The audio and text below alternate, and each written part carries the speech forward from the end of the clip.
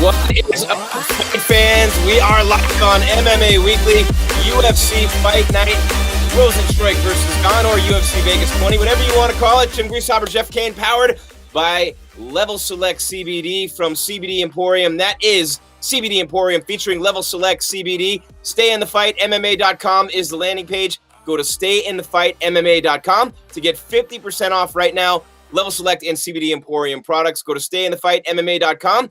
Enter the code MMA50 at stayinthefightmma.com for 50% off CBD Emporium and Level Select CBD products right now, tonight, during UFC Fight Night here on MMA Weekly. Level Select CBD.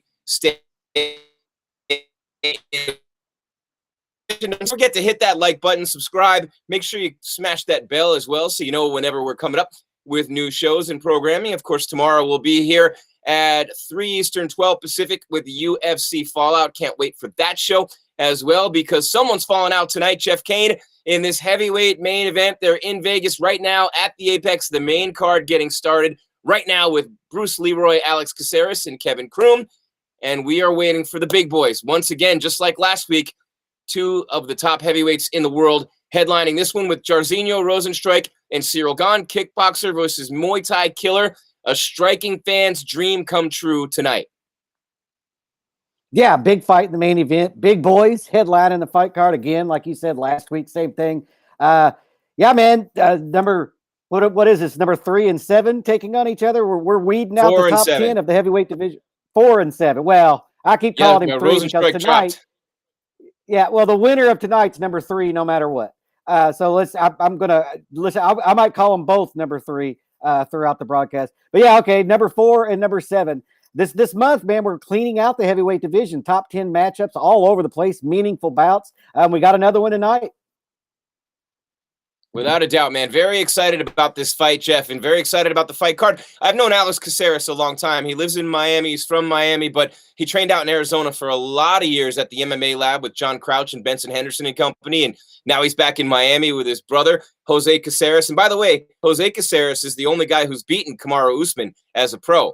Kamaru's only loss was to Jose Caceres back in 2013. There's Alex right there. Always got the hairstyle. Always flying all over the cage. Bruce Leroy is the perfect nickname for him. He loves to be fancy and fly all over the place with fancy kicks and strikes and elbows and knees and all sorts of things. And he's taking on Kevin Kroom in our opening bout of this card. Pedro Munoz, Jimmy Rivera on deck at 135. We're finally going to get number 8 versus number 9 in the bantamweight division, which is jacked and stacked right now. And then Montana De La Rosa and Mayra Bueno Silva. Silva the favorite in that fight. That one is going to be after that. The co-main event, Nikita Krylov and Magomed Ankalaev at light heavyweight. And, you know, Ankalaev is a fighter with tremendous potential, and they're really wanting to push him in that light heavyweight division. Krylov's been there forever, a top 10 fighter, and Ankalaev is just on the outside of the top 10 looking in. And then, as you mentioned, Rozenstruik and Gane in the main event. Caceres and Kroom underway. Caceres just landed a big right, and Kroom went crashing to the canvas, and part of him falling to the canvas was that he had missed with a wild right as Caceres clipped him with his. Yeah, he caught him off balance. It wasn't he wasn't stunned by it. He missed and was off balance, out of position. Got hit with the right hand and kind of just fell over, popped right back to his feet. Yeah, man, tonight's got a lot of good fights. The preliminary fights card is over. They're in the books. I had some interesting matchups there, a couple of decisions. And yeah, man, there's a lot of matchups on this card. A few fell off. That's what I was thinking about, is the fights that fell off. We talked about it in our preview show. We started with 11 that day. We're down to 9. But yeah, man, Alex Caceres kicking off the main card here, and they're just fighting in the clinch along the cage right now. This is, it's a good battle so far. Might see a lot of fighting in the clinch tonight. Yeah. In the main event, if Cyril Gane has his way, you'll see a lot, no doubt. If Cyril Gane has his way. But, this fight here is interesting. Alex Caceres, you said it the other day, not a superstar, but everybody knows who he is. He's been fighting a long time. Bruce Leroy has. And, when you look at the history in the octagon for him, this guy's been here forever. His first UFC fight was all the way back at UFC Fight Night Nogueira versus Davis. And the next one after that was Hardy versus Lytle. So he's been around. His UFC debut was on March 26th, 2011. He's almost hitting his 10th anniversary in the octagon, Alex Caceres. Yeah, he's got a great personality. He smiles. He's having fun. And I think that's why people like him so much, is he's having fun the whole time he's in there. He's smiling. He's got a great personality. He's an exciting fighter to watch because he's so unpredictable. He does high athletic moves, but probably not high probability moves that are going to land. But that's, he draws you in. He's fun to watch. That's why they put him to kick off this main card, because Alex is never in a terrible fight. No, he's not. And Kevin Kroom, obviously what he's trying to do here is get the fight to the ground. He's got 10 submission wins in his career. So he's going to want to get this fight to the ground for sure against Alex Caceres. But Caceres also pretty good at jiu-jitsu himself. And Kroom has got that kind of like, if this were WWE, Jim Ross would be calling it a belly-to-belly suplex he's trying right there. Good old JR. Yeah, Alex has great takedown defense. And so Kroom's going to have to work a lot to get him to the ground. But yeah, right now, this is a stylistic, a conflicting style matchup, right? Alex wants to keep this on his feet where he can work his dynamic striking, where Kroom wants to get this thing to the ground. And you're seeing it play out. He's not giving Alex any space in this fight. Most of it's taking place along the fence to where he's trying to take Alex down and just, like I said, take away complete space where he can't work his striking, his best asset. So right now, this is kind of a technical chess match to figure out who can impose each other's will on the other.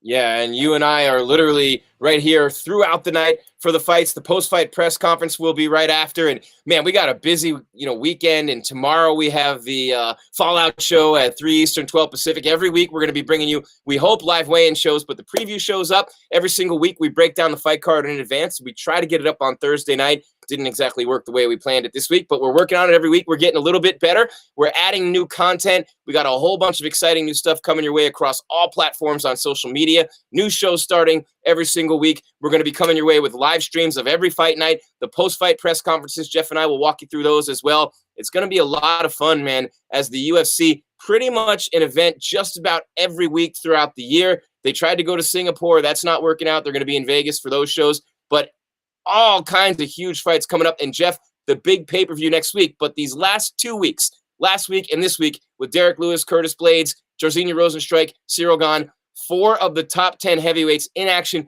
back-to-back weeks. I can't remember the last time that happened, man. I was going back through the history books, and I'm like, man, 2 heavyweight main events, back-to-back weeks, and you have 4 of the top 10 fighters in the world jockeying for position. No one's going to get a title shot in their next fight, barring injuries and unforeseen circumstances. But it's all leading up, as you so eloquently put it in our preview show, to the big boys, Stipe and Francis, March 26th, and then John Bones Jones right after that, coming in to get the winner in the heavyweight division. Yeah, these are all meaningful matchups in the heavyweight division, but none of them are crowning. None of them are getting the title shot. As you pointed out, John Jones is getting the title shot. So all these people are trying to jockey for position to be the next behind John Jones. And you see that kind of like the way they're calling other people out and the way they're kind of just putting fillers out there. You win a fight, you don't want to drop, but you know you're going to have to get another fight in because John Jones is coming into the division. So we're at a great time in the heavyweight division, but the top of the division's kind of log jammed right now, especially with all these fights taking place in the top 10. Yeah, no, we welcome all of you in the chat. By the way, we're going to start giving away prizes in the chat room. We're working with a bunch of new sponsors. We're working with a bunch of people coming our way. Maybe even some cash prizes coming up soon for you in the chat room. We see the same. I don't say the same faces, the same names every show, Jeff. New people coming on all the time. Want to do a roll call like we always do in the beginning of the show. Where are you from? Where are you watching us tonight? And who are you rooting for and why? So we'll hit you up and look at it. The fights are on ESPN Plus if you want to stream them while we give you the live commentary. People still coming here for some reason thinking we're going to show you the fight. We're not in the business of getting shut down and run out of town by the UFC, but we are in the business of breaking them down and giving you the best coverage of these fights while they're happening. And, of course, before and after they're happening, too. We love it here on MMA Weekly. All the recaps and everything will be up on the site. Don't miss out on the work we do at MMAWeekly.com as well. All kinds of stuff on Instagram, Facebook, Twitter. We're starting a TikTok here soon. You want to be on board with our TikTok. The UFC just did a major deal with TikTok where they're going to give their fans behind-the-scenes footage and coverage on TikTok. So TikTok blowing up. All kinds of things going on, Jeff, as Caceres and Kroom start round number 2. Man, Kroom very aggressive, looking to get in there in the clinch and force takedowns. Yeah, look, when we start a fans-only account, I'm done, Jim. That's where I draw the line. So I draw the line on the You're not going to do fans only? Come on, Jeff. I don't know. I could probably talk to do it about anything. But, yeah, we're in the second round of this first fight kicking off the main card. Exciting. Like I said, it's playing out. Alex did land some good ground and pound towards the end of the first round, and then the second round's playing out much like the first. Man, Kroom is trying everything he can to get Bruce Leroy to the ground, but it's not working so well. Bruce Leroy, like you said before, man, tremendous take. Yeah, he's got great takedown defense. He's been around a long time, like you brought up. It's kind of weird because I don't view him as that kind of veteran. But yeah, he's been around since 2011. He's been around for a while. He's seen a lot of stuff inside the octagon, and he's got great takedown defense, and he's showing it at this fight. I think he's actually winning this fight because Kroom's not doing anything. He's not inflicting any damage. He's just trying to get the fight to the ground, and then space happens, and Alex will land 3 or 4 punches, and then they get tied up again. That being said, he just got taken down, and it says in the UFC press, and there's look, it literally 4score and said it's the Gettysburg Address meets the Dead Sea Scrolls when the UFC sends out media information on fight week. And I love it. I'm a geek when it comes to that stuff. But when you talk about Alex Caceres, all you need to know about his fighting style, in the UFC bio kit on him, it says strengths, unorthodox, resilient, unpredictable. That's a great description of Alex Caceres. Yeah, and it's also a pretty good recipe for winning, right? He is unpredictable. He is unorthodox. That's hard to prepare for, and you see it throughout his career. But yeah, right now he's on his back. Got full guard, closed guard. He's not really even trying to get back to his feet right now, Jim. He's just trying to not take damage at the moment. Hang on, maybe he's hoping for a stand-up. No, and Kroom has great cardio, and you're looking at something for him. And he's a freestyle fighter as well. And, these guys are interesting. This is a really good matchup. I mean, Kroom's been a pro since 2009. They've both been fighting forever, and Kroom's still working. Caceres, though, working for a submission here. He's got the legs wrapped around the neck, and now he's looking for he's got the triangle choke on him. And that's in deep. Real tight. That's in deep, man. Yeah. He's either going to go to sleep or he's going to tap out. He's in big time trouble. Oh, that's as deep. He got out of it. Wow, that's so deep. Yeah, it looks like Alex might have just quit on it.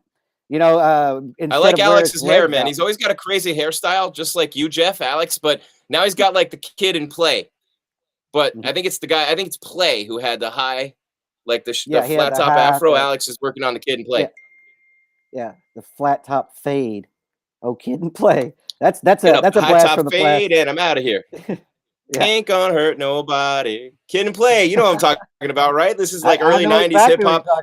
Hello. Yeah. And by the way, before our production team on site, we have cameras everywhere. MMA Weekly. It's amazing, right? Exactly what the UFC is going to do on their TikTok. But we will have post-fight interviews. Not all of them necessarily. We'll kind of throw it up to the podium back and forth here tonight. Maybe get a clip or two from most fighters, and then you'll get all of the main event and co-main event fighters as they do. Unless the UFC does what they've been doing lately, and they put the co-main event winner up there on the podium while the main event is going on, and the media is like, no, we don't have to watch the fights or anything. But, you know, it's kind of interesting to do both at once. So that's what we do. We kind of walk you through it, which is great, right? We're kind of like the maestros here, Jeff. What do you think? We kind of like get those, what are those things called that the conductor has? The little stick? Oh, I don't know what they're called. I just call it the little stick, man. I don't know what it's called. The little stick that the symphony and orchestra conductors. It's the magic wand. Yeah, it's the magic wand of music, man. That's what I call it. But yeah, man, the UFC without fans and these fight night events, they sometimes will throw up the co-main event fighter interview as the main event's going on. I think it's just efficiency, right? To get out of the building as soon as possible. You know, we're not selling t-shirts, we're not selling beers, we're not selling hot dogs.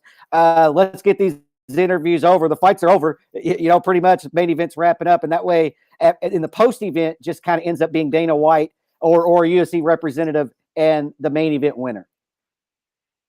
Is that the end of the round? Yeah. Oh my God, Kroom is relentless, but he does look a little bit tired. Both guys with really good cardio, but Kroom is relentless, man, and he's, you know, one of those guys with that, you know, unwavering commitment to takedowns and grappling, and man, his cardio, his tank is incredible. But after 2 rounds, he's breathing heavy.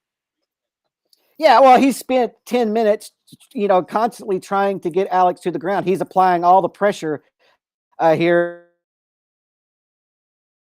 He recovers in this space between rounds. Alex looked fine though. Whenever he got up, he didn't look to be breathing all that heavy. But it does definitely take a toll on you trying to stay on your feet for 10 minutes. And he also got taken down a few times, or a couple of times. Man, he's fought a lot of guys I know. Speaking of Kroom, he's fought Yautsin Meza. He's fought Kamuela Kirk.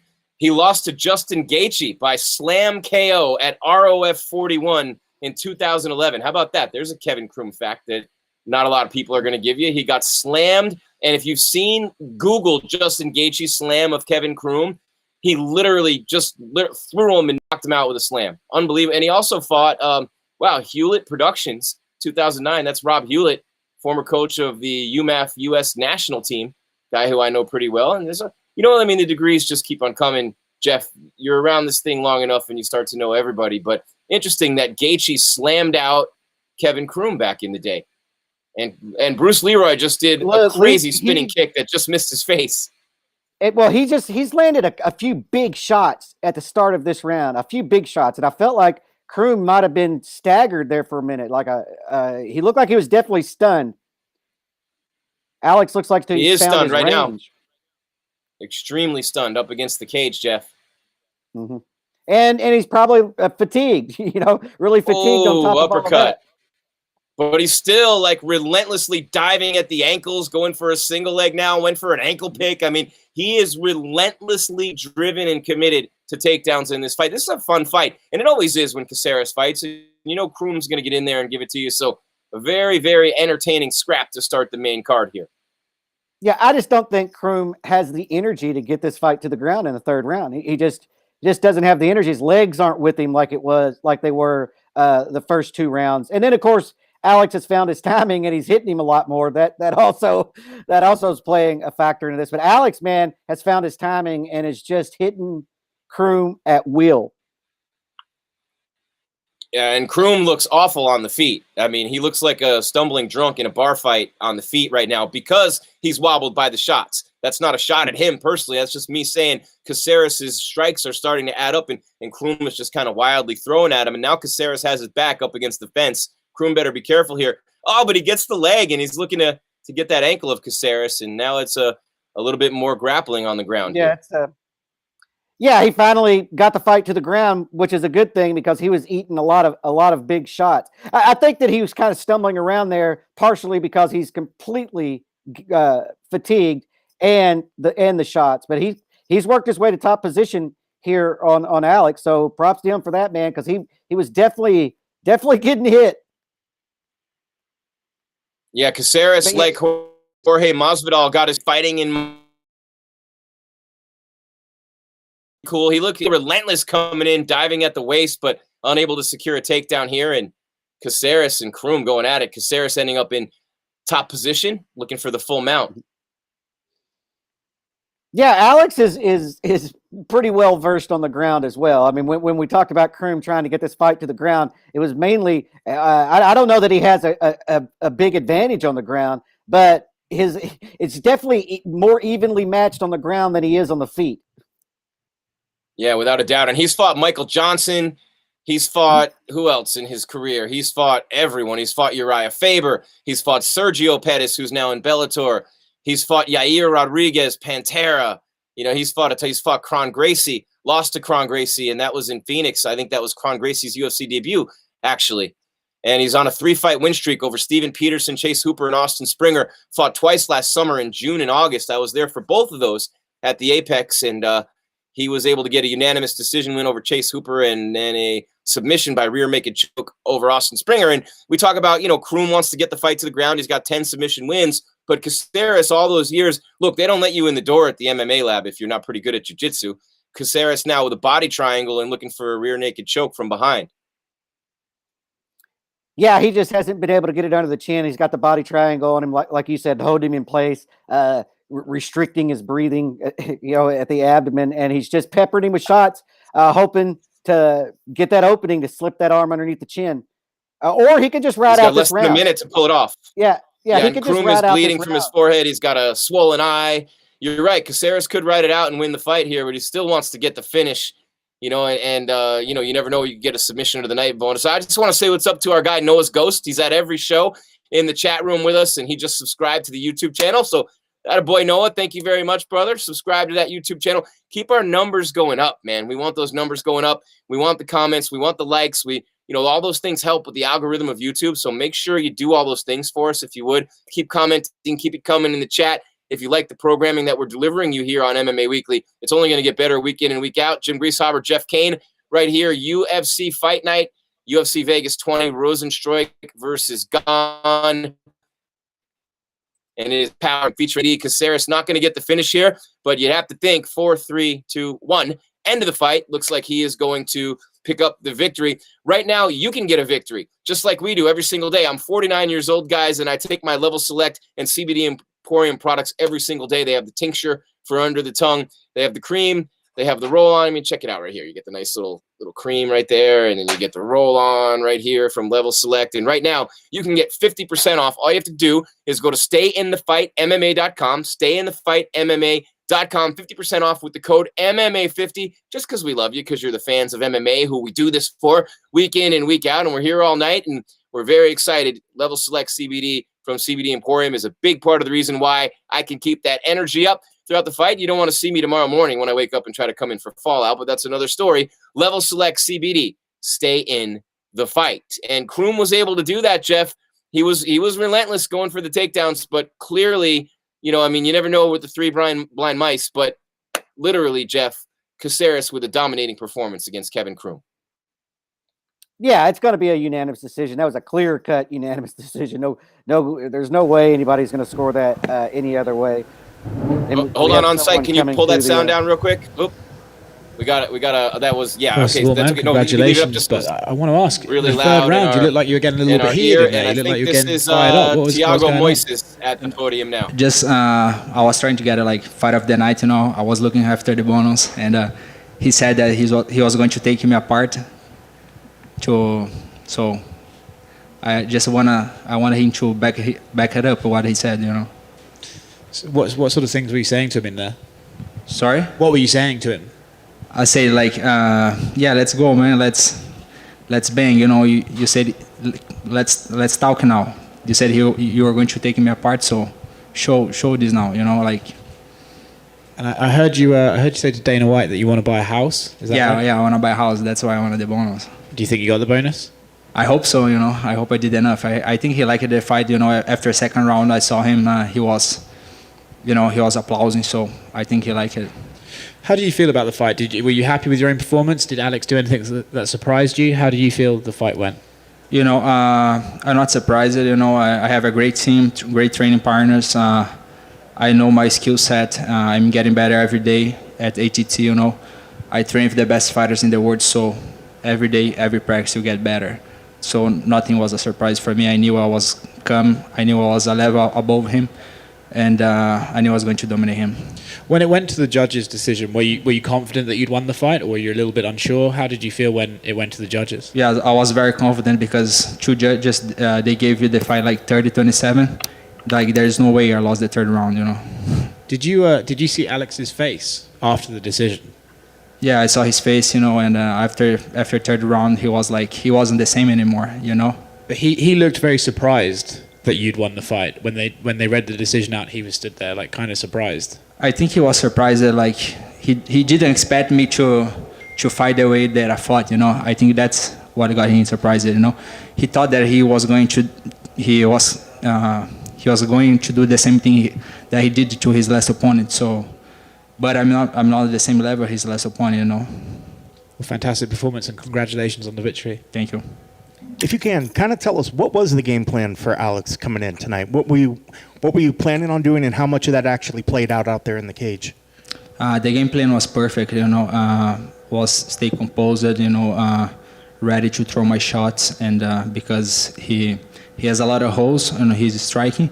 He attacks very well, but he doesn't defend himself very well. So that's what was my game plan, you know, wait him to wait these holes and attack, you know, because he doesn't have a good defense. And he showed this on almost all of his fights, you know. He gets hit a lot. Was there anything that he did out there that maybe surprised you, that he either did well or maybe didn't do as well as you thought he would? He just didn't came as aggressive as I thought he would, you know, because I think he's getting smarter, you know, pacing himself better. Because if he would become like very aggressive and get tired, it would be even worse for him. And at one point, he seemed like the guy that the UFC was building a lot of hype. He was talking a lot and he was moving up. Do you think a victory over him, you kind of stolen that hype from him and maybe pushed your own stock up a little bit? Yeah, of course. I think like I steal his hype, you know, and 3 victories in a row, 3 big names, and I'm in a great momentum in my career. I think he's like overrated. Well, I was going to say, with the three victories that you had, there were some really good name big win tonight opponents. Where do you think that over Alex Hernandez establishes you in the division? I know a lot of fighters don't pay too much attention to the rankings, but personally, where do you feel that you fit within the division? The last 3 opponents that I beat, all of them could be top 15 easily, and I earned a top 15 opponent now. Are there any particular names that you would love to see yourself against next? I think Aulia Quinta would be a great test. That would be a good one. How do you see that Who fight did he playing say? out? Same way as today went. Aulia Quinta. Okay. Awesome. Well, we're looking at Good 2021. job. All right, here we go. Let's take it goals back, and Jeff. setting for That's a yourself. nice job tonight by Thiago Moises to get the convincing victory by unanimous decision over Alexander Hernandez. And as he just pointed out, Jeff, he beat Bobby Green last time out, Michael Johnson before that. He lost to Benil Dariush. That's a pretty big name that he lost to. But for the most part, you know, starting to really put it together when you talk about Thiago Moises. He's only 25 years old, man. He's about to be 26 in a little less than a month. Yeah, and he looked great tonight. I mean, he looked absolutely great tonight. Yeah, I mean, he's going places. I think that maybe he fought some people early in his career that, you know, kind of got pushed against tougher competition than maybe he should have been facing at that time. But right now, man, he's on a roll and looking good. He's got a point. He wants a top 15 opponent now. And was it you who said it in my ear, Jeff? Was it you who said Aulia Quinta? Yeah. Yeah, good job, man. See, Jeff's got those ears fine-tuned tonight. I couldn't tell who he was saying, but Reginal, that'd be a pretty good scrap. I mean, anytime Reginal gets in there, it's a pretty good scrap. The one claim to fame, not one, there's a lot of them for Reginal, but when he went the distance with Khabib, man, stepping in last minute in a title fight, that was a great representation of himself. And then, you know, hasn't really had, you know, the most success in the octagon, had a couple of tough losses after that, but that'd be a nice fight for me to see. And what a win for Moises. I mean, Alexander Hernandez is a kid, Jeff, who was getting a lot of hype coming into this fight. He's 29 years old, and you know he had just coming off a win over Chris Grutzmacher, and that was a guy, or Chris Grutzmacher. That's a guy who I know from Arizona as well. Before that, he lost to Drew Dober, and he also has lost to Cowboy Cerrone. So Hernandez hype train because he was a good wrestler coming in and had a lot of good things going for him. You know, Moises was able to steal it. That's one good thing about fighting a fighter like, you know, Mickey Gall was able to do against Sage Northcutt. You can steal that hype. Michelle Waterson did it against Paige Van Zandt. I mean, the list goes on and on.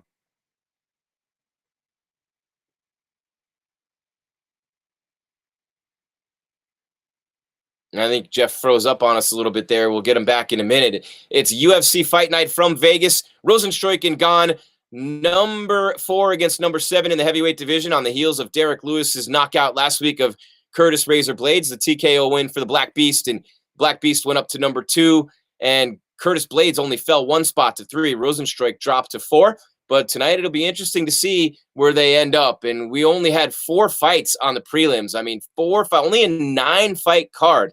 And when we get Jeff back, I want to get his thoughts on that. But a 9-fight card.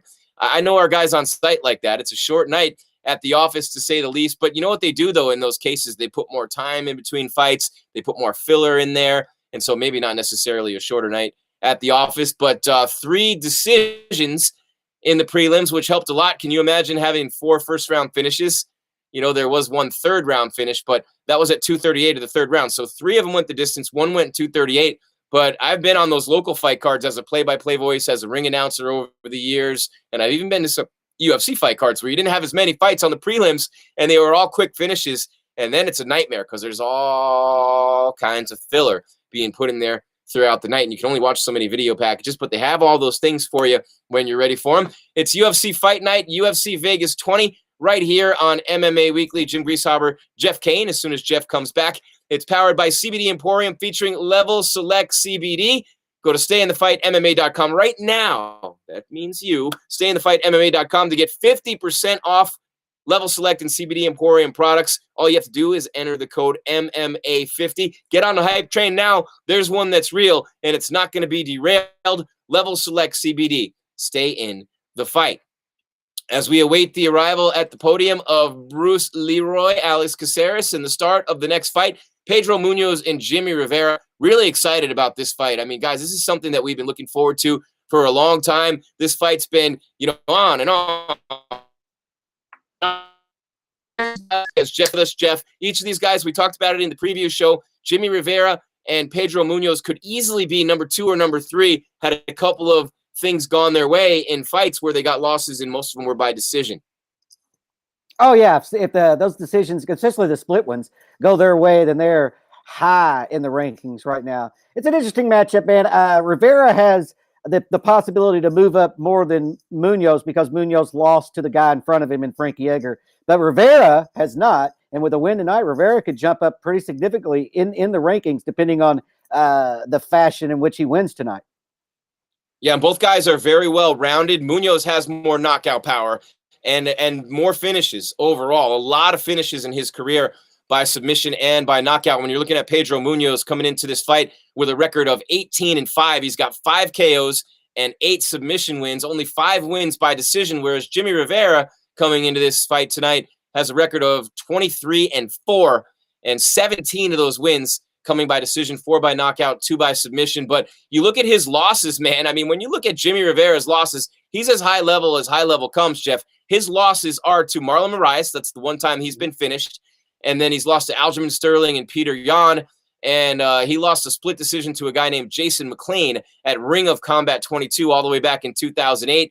Made his UFC debut back in 2015 at a Michael Bisping-Talis Laites fight night and beat Marcus Brimage, but he's already got a win over Munoz, and that was all the way back in November of 2015. He's beaten Yuri Alcantara, he's beaten Uriah Faber, he's beaten Thomas Almeida, he's beaten John Dodson, and his most recent win to snap a 2-fight losing streak and end a skid where he had lost 3 out of 4 was against Cody Stamann. And with that, we are just about set to go to the podium for Bruce Leroy, Alex Caceres with a big win tonight over Kevin Kroom, who kept trying to take him down throughout the fight. Here's Bruce Leroy on MMA Weekly.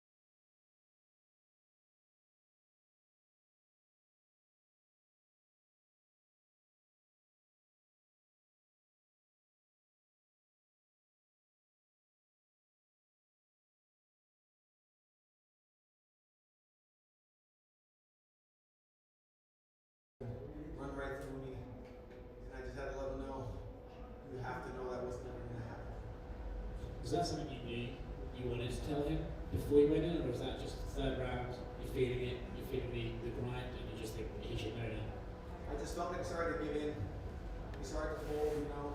Even when I did hit him and he couldn't get the takedown, I felt him give up a little bit. And if anything, I wanted to spur a little bit more fire because I like to fight. Right, so you had that triangle locked in. It looked like you decided to sort of let it go and reset the position. Is that what happened? Did he slip out? Did you let it go? What happened there? A little bit of both. He was slipping out, so I decided to.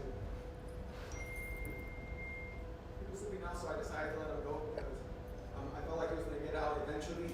And if he didn't, I would have just tired my legs out. So a little bit of both. The last one for me, John Anik mentioned something on the broadcast which I found interesting. He said you guys were sitting together in Manila after you lost a certain amount of fights in a row. And you said that you were worried about getting another fight. Alex Caceres, Bruce Leroy, victorious tonight on the podium here on MMA Weekly. Winning fights. Do you remember that conversation you had with John Anik? I don't know. Honestly, I don't know. And if it's like you said, I changed, then that person that was having that conversation is long gone. Congratulations, man. Thank you. Yeah. Another thing they said out there was that when they were watching you, they said that this was the best Alex they had ever seen. Was it the best Alex that they've ever seen? Do you feel like this version of you right now is the best that's ever been out there in the cage? For now, yeah. But like I said before in previous interviews, I want to get 1% better every day. So even if I lose or win, every time I step in there, I feel I'm a better version of myself, no matter what happens. Is part of that, do you immediately go back and watch tape of this to see if you met that? Or is that something that you could tell already after the fight if you met that sort of goal that you set for yourself? I can tell that after every training session in the gym, that I am meeting my goal, that I am getting closer and closer to that perfection of myself. And no matter what happens, you know, every day at the gym, the work that I'm getting put through, even if it's my good day or bad day, I know that I'm getting better just because I woke up and decided against all else odds to be there. What I like about what you just said, which is maybe it's a little bit different from some of the stuff in the past. You've always been very just your own fight. You go out there to fight for yourself, to prove something for yourself. I like how you said that he said that he was going to steamroll you, so you use that as fuel.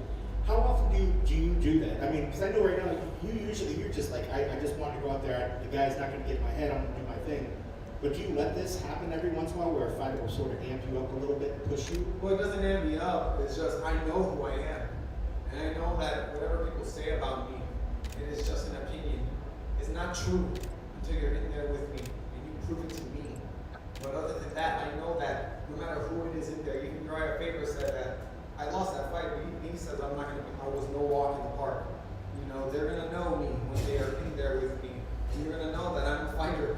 I'm here for a reason, and I'm going to go to the ends of the earth with you if you need me to. If you can, kind of clue me into the game plan. What was it going for? I know a lot of times you go with the flow when the fight goes out there, but was there something sort of set and planned of what you were expecting him to do, and how much of that actually played out out there in the octagon? Well, I just know, no, not really. We won 4 more side kicks, so I did that. We knew he was going to wrestle. I know everybody that's going to get in there with me is going to try and exploit my weakness, which I think is my grappling and my wrestling. So this whole camp, we did work on a lot of wrestling and grappling. So I made my weakness into one of my strengths. So I hope that surprises everybody that gets in there with me. They did happen to mention they thought that outside of Stephen Wonderboy Thompson, you're probably the only person that would open up with a side kick to the head. What I love about it is that you've always kept a close tie to martial arts and traditional martial arts.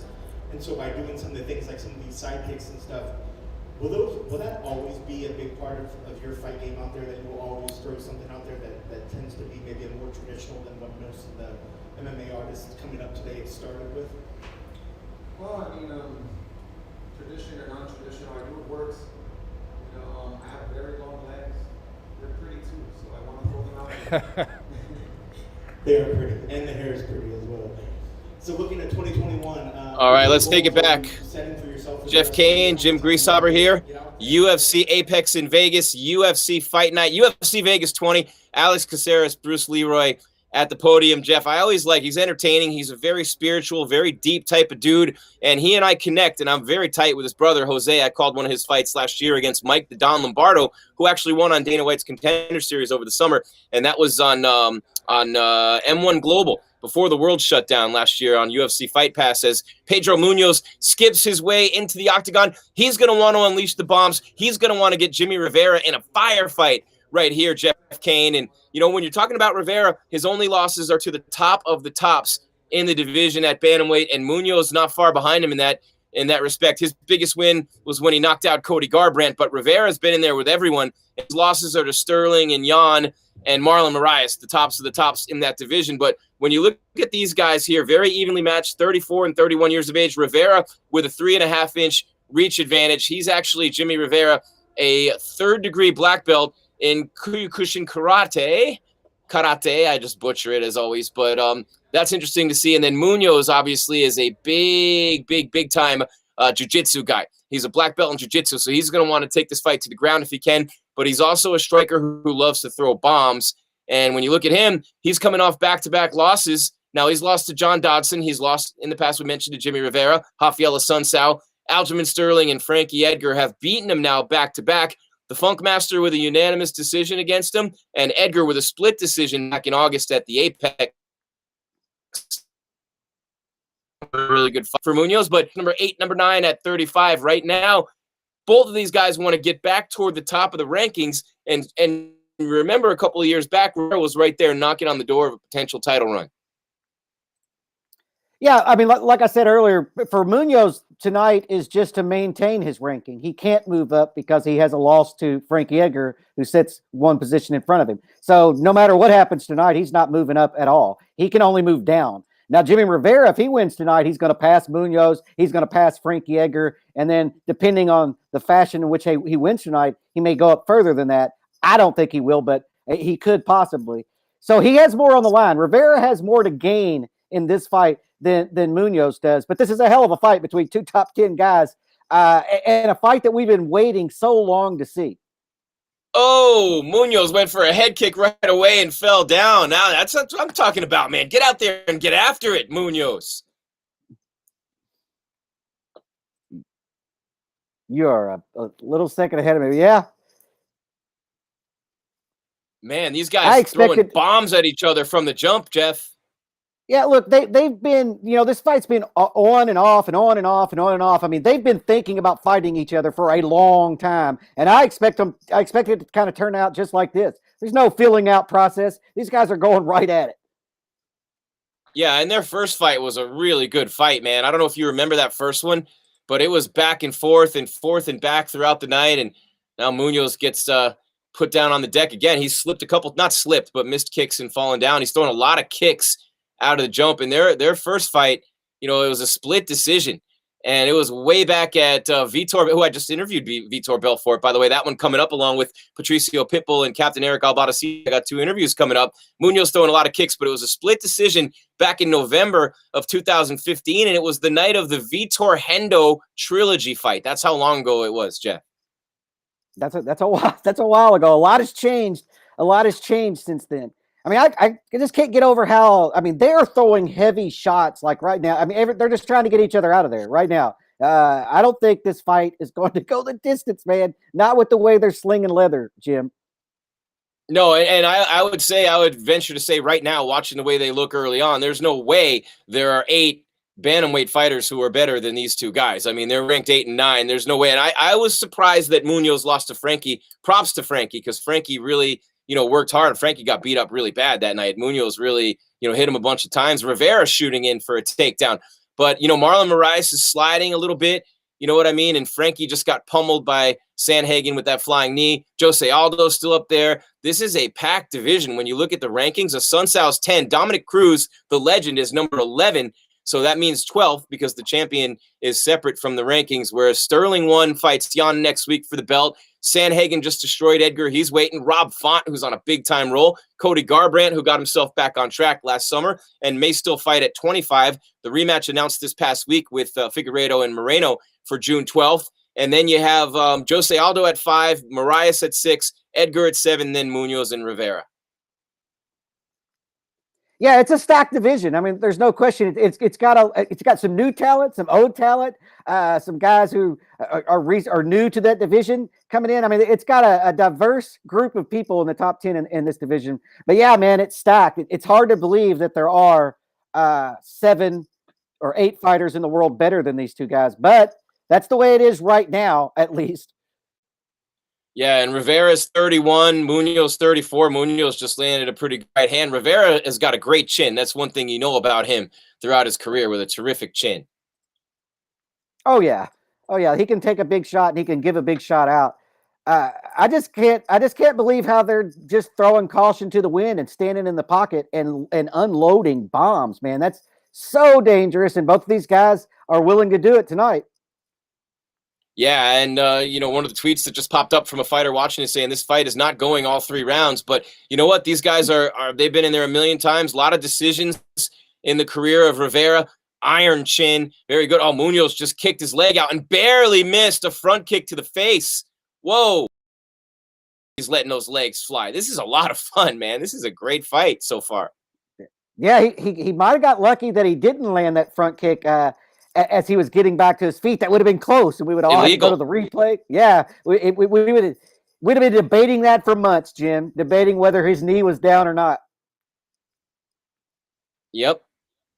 Just like Weidman Musasi, if you remember that one, the knee to the downed opponent, John Jones to Lionheart Smith, but this was actually a front kick. Kind of like when Jones came out on all fours and Vitor threw him a little chin music, if you remember that one. If it had connected, it would have been illegal, but Vitor knew that. He just wanted to send a message with it. Man, this fight is good. You're at 30 seconds of round number 1. Rivera and Munoz. What a division. If these guys are 8 and 9, good God. I mean, this division, you look at this division, you look at featherweight, you look at, lightweight and welterweight, these divisions, and heavyweight we've been talking so much about with the main event tonight. This division, though, is as good as any in the UFC, and it's as good as it's ever been at 135. Oh yeah, it's a stacked division. There's not a lot of room for error. Whenever you were saying that Marlon's kind of fallen off, man, he might not have. He just might have got to the top of the division and found out that, man, you can't make mistakes up there. This is a completely stacked division even further than the top 10. Honestly, you said Dominic Cruz is ranked number 11. So 11. It's at least 11. Yeah, that's crazy. And he's fighting unranked Casey Kenny next week on the last fight of the prelims. And I love Dom's response when people said, hey, you're a legend in the sport. Does it bother you that you're on the prelims? And more people watch the last fight of the prelims than almost any other fight because it's usually always on free TV when it's a pay-per-view. So more people will see Cruz and Kenny next week. And Rivera's outside of his calf and shin bone. They're putting a lot of ice on it right now in the corner. He took some vicious kicks. And, when that happens, Jeff, that's where you check the kicks. You know what I'm saying? Like right there on the outside of your shin and where your calf and, that little where you get the shin splints, that's where you check the kick. So he checked a lot of kicks, but he took a kick from Munoz in round number 1 right on the outside of where that calf muscle meets the shin bone, and he's feeling the effects of that as we head into round 2. Meanwhile, I want to take a peek at the chat and see what's going on in there. Noah's Ghost says, I liked it a lot. I love a Hernandez loss. Noah also says, let's go Jimmy Rivera. Munoz cried like a baby when my boy Frankie beat him. Meanwhile, Rivera now with top position on the ground. Munoz about to lose to another New Jersey guy. New Jersey all day. Oh, Munoz looking to work submissions on the ground. They're in a leg lock battle. He's got the leg lock battle. This is crazy. What a fight, man. I love these guys. You don't see that very often. Oh, yeah. They're back to their feet now and separated. This is a great fight. And yeah, I think why his leg is hurt, it's hard for him. Munoz is doing a really good job of timing it because Oliveira puts those power punches and he puts a lot of weight on that front leg. And so he's having a hard time checking some of these. Right there is a good example of it. He planted to throw a punch, and as soon as that punch didn't land, Munoz comes right back with a leg kick with all that weight on Oliveira's front leg, man. It's devastating, and you can see the damage.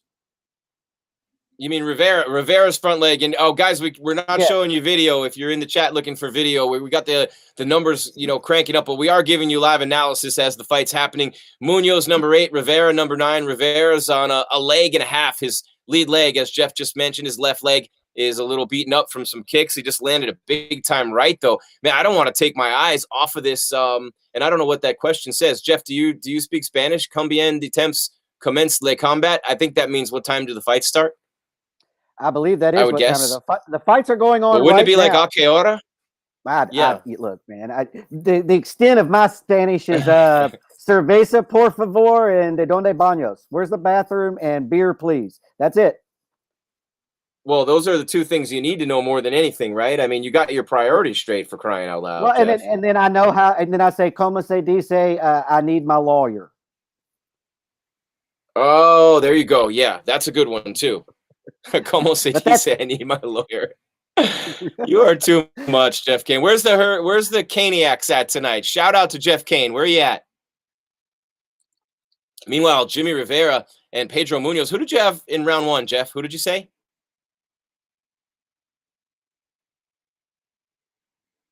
I think Jeff's frozen in time. We always call him Han Solo.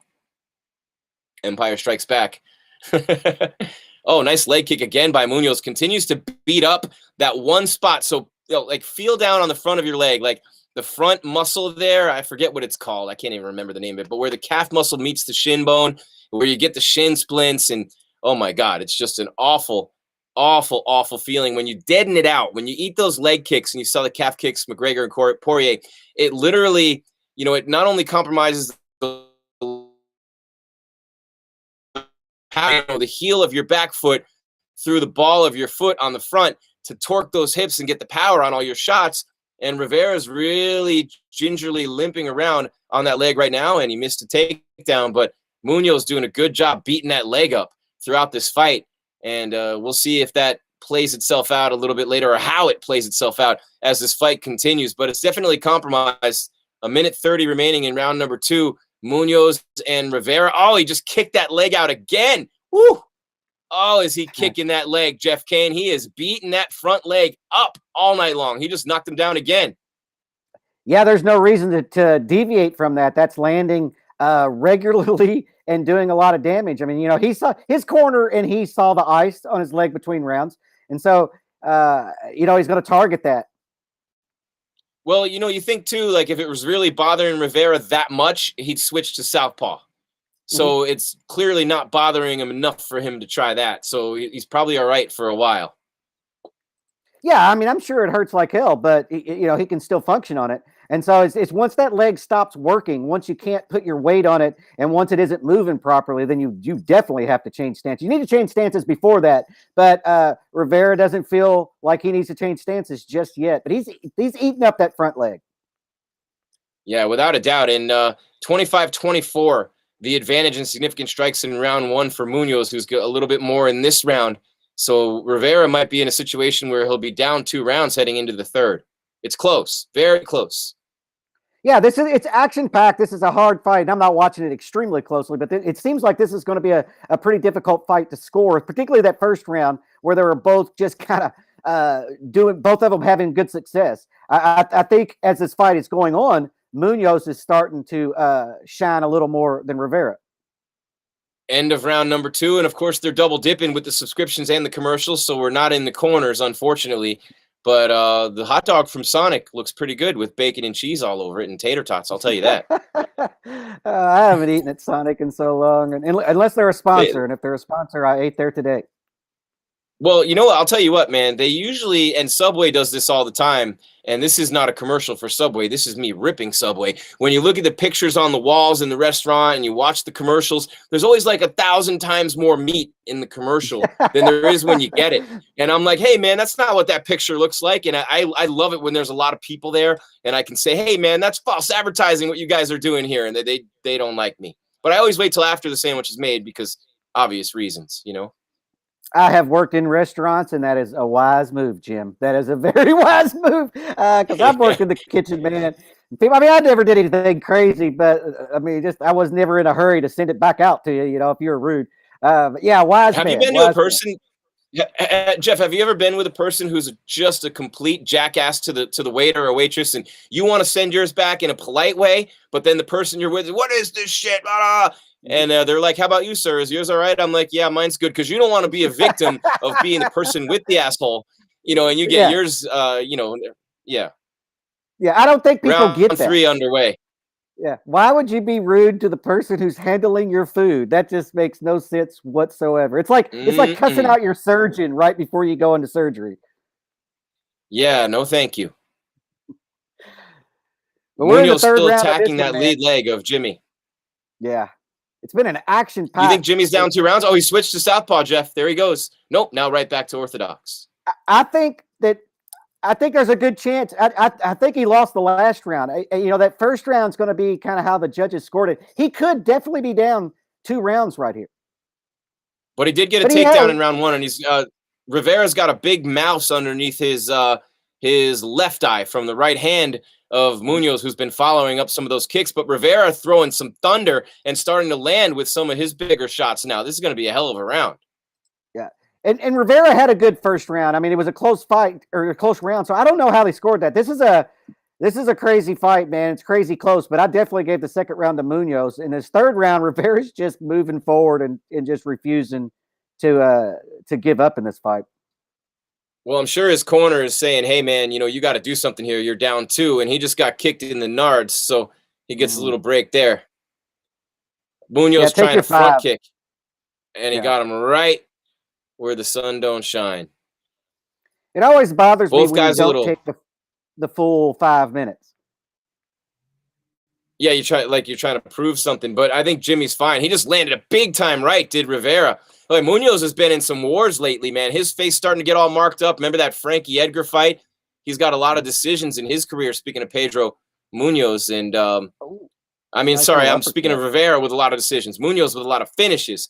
But his last 2 have gone the distance against Sterling and Edgar. And you remember both of those fights were wars. But Munoz has cuts and black eyes under both of his eyes. Rivera's got one under his left eye. I mean, you got to love it when fighters are all beat up and marked up like this because, they were in a scrap. Yeah, we love it. They don't love it. But, yeah, both these guys are showing the wear on their face. Rivera's leg is all bruised up and swollen. His left leg, his lead leg. Yeah, this is a crazy fight, man. And both these guys have landed big shots, and they just keep coming. Yeah, this is a good fight, man. Really entertaining. I'm surprised it's so far down on the card. I thought this should be the co-main. But both guys have been, especially Rivera, out of action a lot. And wait, why is Herb stopping it now? Did he get him again there? Is that too? Because he could deduct a point if you hit him again there. He could if he wants to. Let's see. What's Herb going to do here? I don't know if he's going to take a point or not. He definitely can take a point. No. That's a second infraction within 15 seconds, or 30 seconds for sure. He didn't take a point. Okay. They were both ruled accidental, Yeah, he'll have to on the next one. I mean, I don't care if they're accidental or not. You land 3 low blows in a round, you've got to take a point. Rivera just went for a takedown, slipped down, and as he went to get up, Jeff put all the weight on that left leg, and it gave out. I see that. Yeah. He's a gamer for sure. We know this, Jimmy Rivera. El Terror. You don't get the nickname El Terror for nothing. Yeah, his leg went limp whenever he tried to get back up. And he's southpaw now. Southpaw stance with 1:40 left. All the way. Yeah, those leg kicks are crazy. Now he's back orthodox. Wow. Nope, southpaw. And now Munoz working the inside of the right thigh with his kicks now. So he went from the outside of one leg to the inside of the other. Now the inside of the lead leg. Makes sense, right? Oh, Rivera caught his leg. Watch. Thought he was going to get a takedown for a second there. It's so hard for me. I'm a play-by-play announcer my whole life. I just want to call this fight right now. Yeah, yeah. And we're in the final minute of this fight. Action. I mean, every second has been filled with action. Oh, we just missed with a question mark. Jimmy Rivera. I mean, neither guy can feel too confident here that you're going to get the decision. You got to let it all hang out and go for a finish. Both guys. I mean, you're 8-9. You don't want to be outside of the top 10, although I can't imagine either guy would be. Yeah, a loss here is going to drop them all the way down to probably 13. Honestly. That sucks. Neither guy's that. I mean, come on. You mean tell me there's 12 guys better than either one of these guys? No way in hell. Dominic Cruz is 11th. You know, I That's think they true. will go in True. right above Cody Stamen. Oh, Rivera with a big left and then a right uppercut, man. Oh. Under 20 seconds left, Jeff. They're throwing down. This is a close fight. A very, very close fight between Pedro Munoz and Jimmy Rivera. Yeah, and Rivera just Inside 10 presses seconds. forward. Well, they're all smiles All now. the way to the end. To the horn, they're Jeff. all Wow, smiles what a fight. because I think that they think they're going to get a fight of the night bonus. Oh, they should. They absolutely should. That was a hell of a fight, man. And we knew this coming in, and you didn't want to curse it on the preview show. You said, hey, man, I want to wait and see them, make sure they fight. This has been worth the wait.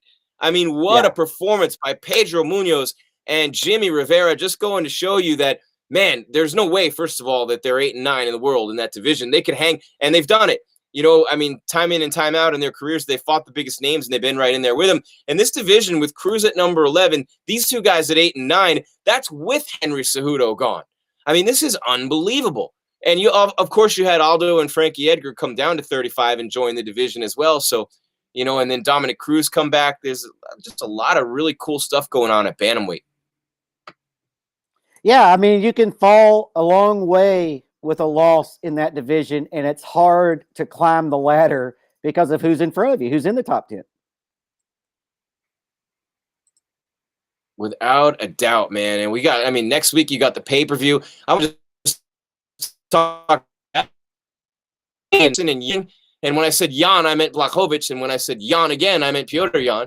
So you have Jan and Jan with a J and Jan with a Y on the same fight card. 3 title fights, 4 champions. Thiago Santos on that card. And then we get to see Islam, too, at lightweight. Everybody talking about him. What a week next week's going to be. I can't wait to hear this decision. Buffer's got the mic. Who do you think, Jeff? I'm going to say Munoz.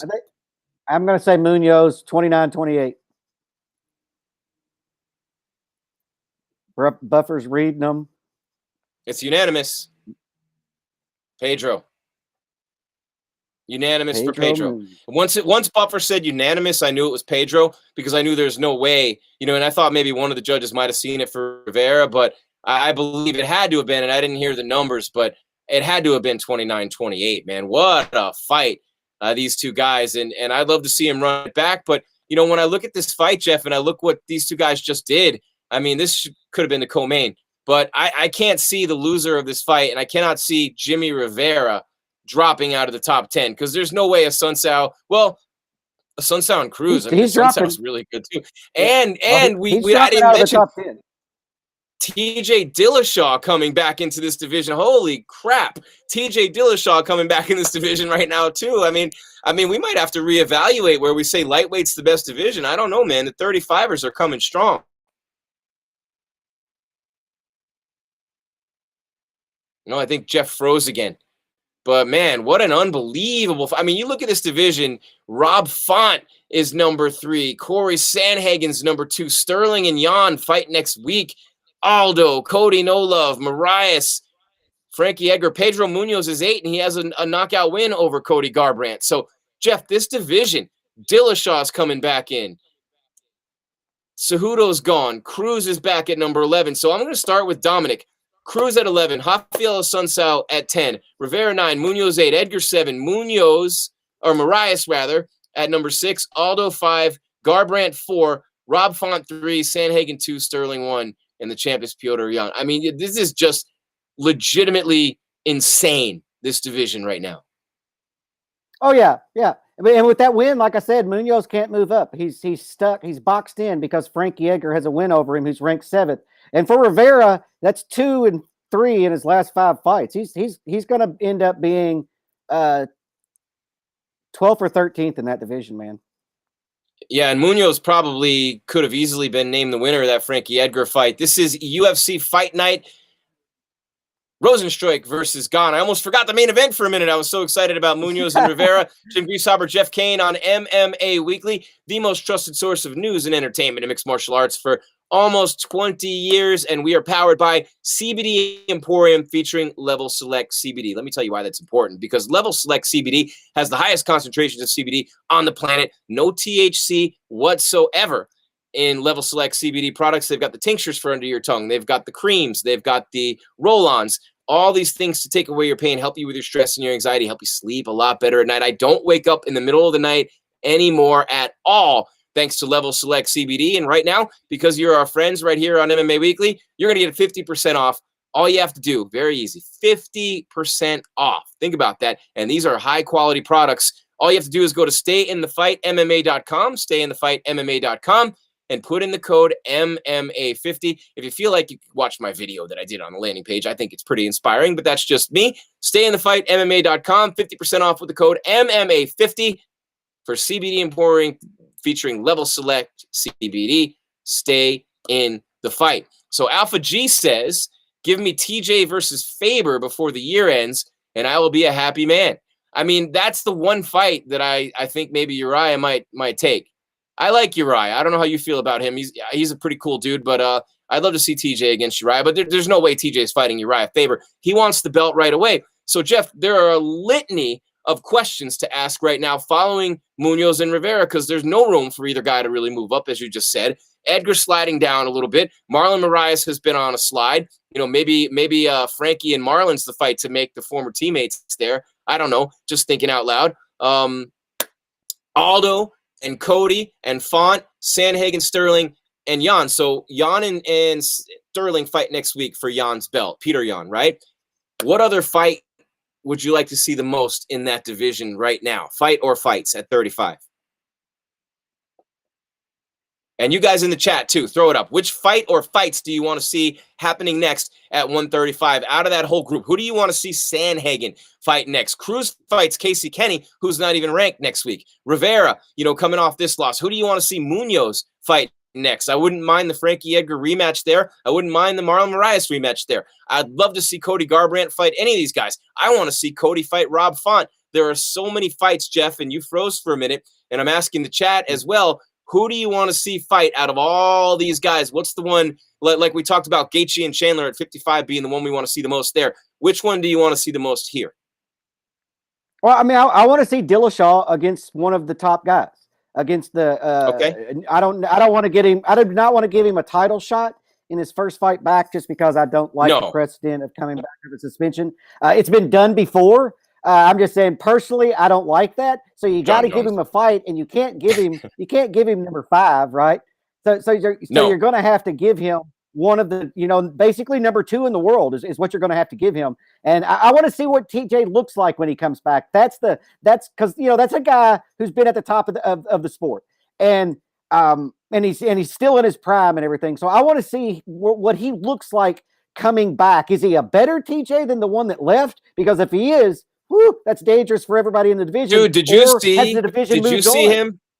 Unless the division move on. And it's so much better than the one he left. But he was dominating, man. And look, he got crushed by Henry Cejudo, and he was on PEDs. And I don't like him being on PEDs and coming back getting a title shot. I'm with you there. But he was dominating at 35. He had a horrible weight cut down to 25. So don't judge TJ by that Cejudo performance. And plus, Henry Cejudo's from another planet. We've already figured this one out. Legendary career of Triple C. But when you think about Dillashaw and how he looks coming back, Google TJ Dillashaw and his workout against Juan Archuleta. And so it's literally, I'm not Juan Archuleta. The Bellator fighter, is it David Archuleta? I don't know. Yeah, wait. No, David Archuleta's the singer.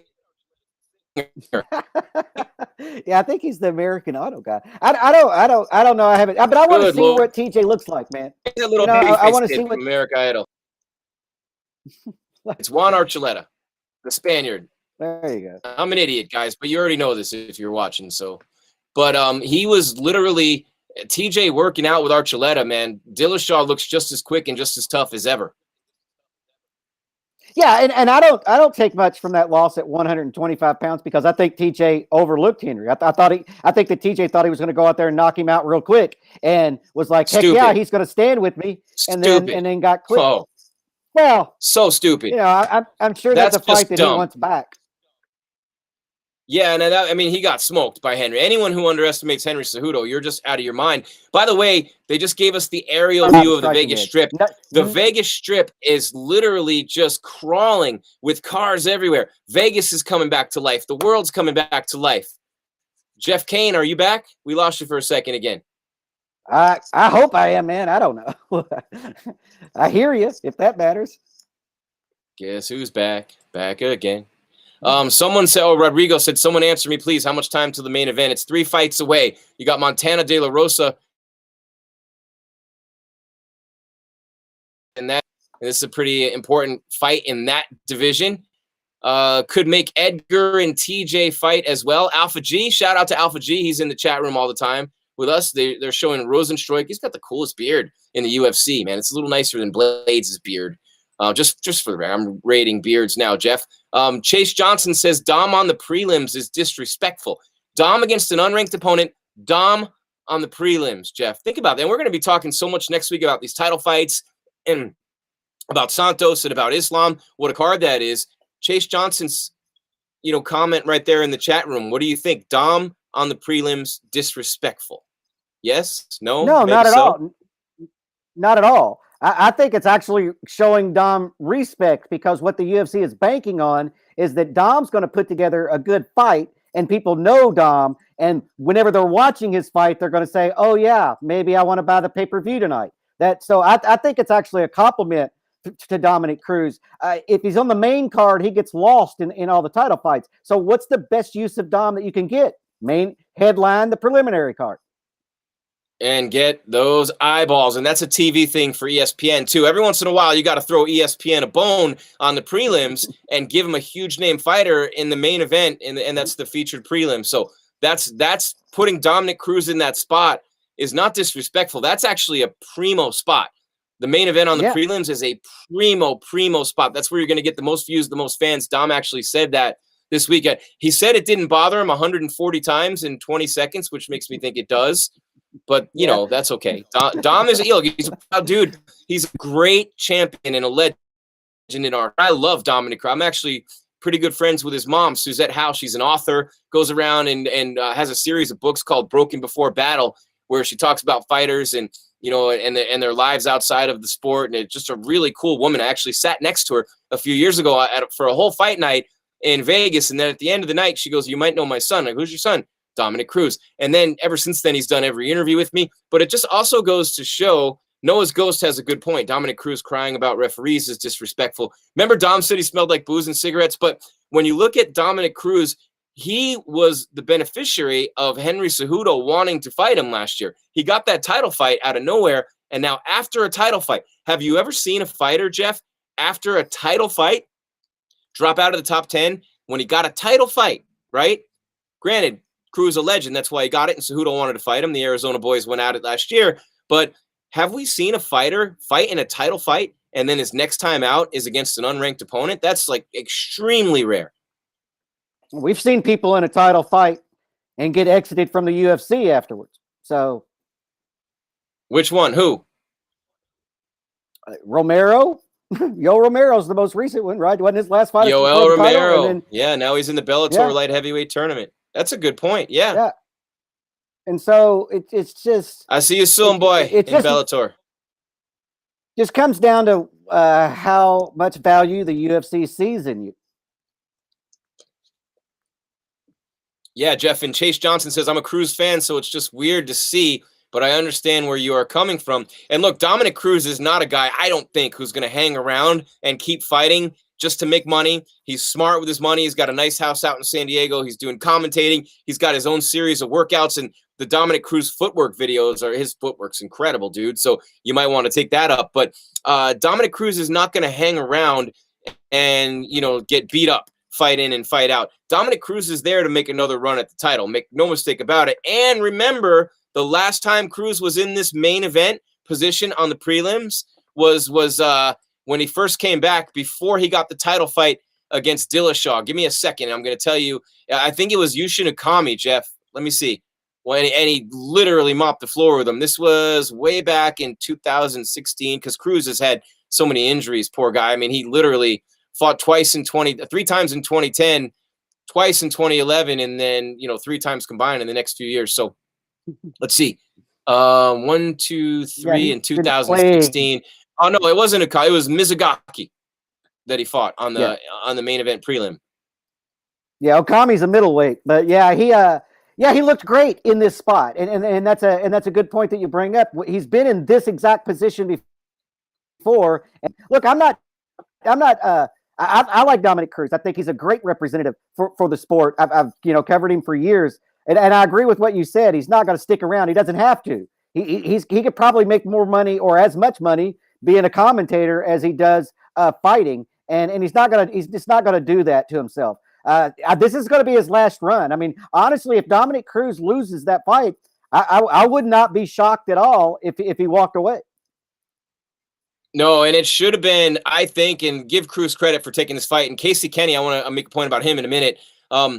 Dominic Cruz, I thought the fight there was Cruz versus Aldo, man. I think they missed the boat. I wanted to see Cruz and Aldo. I mean, imagine just the number of title wins and belts in that fight. It's just absurd. That was the one that I wanted to see, Jeff. But I want to make a point here about the MMA lab and the new guns coming up through the MMA lab. You know, Benson Henderson, co-owner with John Crouch, and you've had a lot of really good fighters over the years coming out of the MMA lab. Jared Cannonier, for example, is there now. But this younger group and the group of up-and-comers with Sean O'Malley, Kyler Phillips, who fights in a couple of weeks, and he's really exciting. Mario Batista and Casey Kenny are both on next week's card. Those are all the training partners of Kyler Phillips and Sean O'Malley, group of up-and-comers coming out of the MMA lab in Arizona. Yeah, it's a good gym that's producing some really nice prospects right now. I don't know what I think that Dominic Cruz and Frankie Edgar could be an interesting fight. I think that with Dom, you don't want to throw him back in there with somebody high up, in my opinion, right now. Give him a fight, let him get back comfortable, let him get his feet back under him, and then if he wins this, which he should, because he's fighting an unranked guy, he should technically win that fight on paper. Then you throw in those interesting matchups, like you said, legends with Aldo, legends with Edgar. But I don't think I'll be shocked if Dom gets back to a title shot. But you never know, man. You never know. No, and if you lose to Casey Kenny, obviously you start to think about, hey, man, maybe I need to move on. But Dominic Cruz is not going to lose that fight. He's way too much of a gamer. He gave Cejudo a little bit of a scrap, and, that's interesting. But I think about it right now, and we're just getting started with our co-main, De La Rosa and Bueno Silva. Bueno Silva, a big favorite in this fight. Let's see where the odds are right now. Oh, no, actually the line moved a lot. It was she was a favorite coming in, but actually Montana De La Rosa minus 120 and Mayra Bueno Silva at minus 110. These two girls fighting in the UFC's women's division. Of course, they are lightweights, or not lightweights, rather. They're flyweights. Lightweights. Flyweight. Looking at the wrong. They're flyweights. I'm looking at the wrong. And they're coming out swinging right from the jump, by the way, too. And when you look at flyweight, the champion Valentina Shevchenko is going to take on Jessica Andrade, the former strawweight champion. And then you got Thug Rose and Wei Lee on that same card coming up in May. That's going to be kick-ass. And Uriah Hall and Chris Weidman also on that card. I don't know if it's April or May, but that's a big-time card. It's a pay-per-view. I think it's April's pay-per-view, Jeff. It might be. We've got 2 pay-per-views this month. We've got great fight cards coming. Every fight card that's been announced so far are stacked in my opinion, especially the ones coming up, man. 3 title fights, and then we move on to the heavyweight title fight.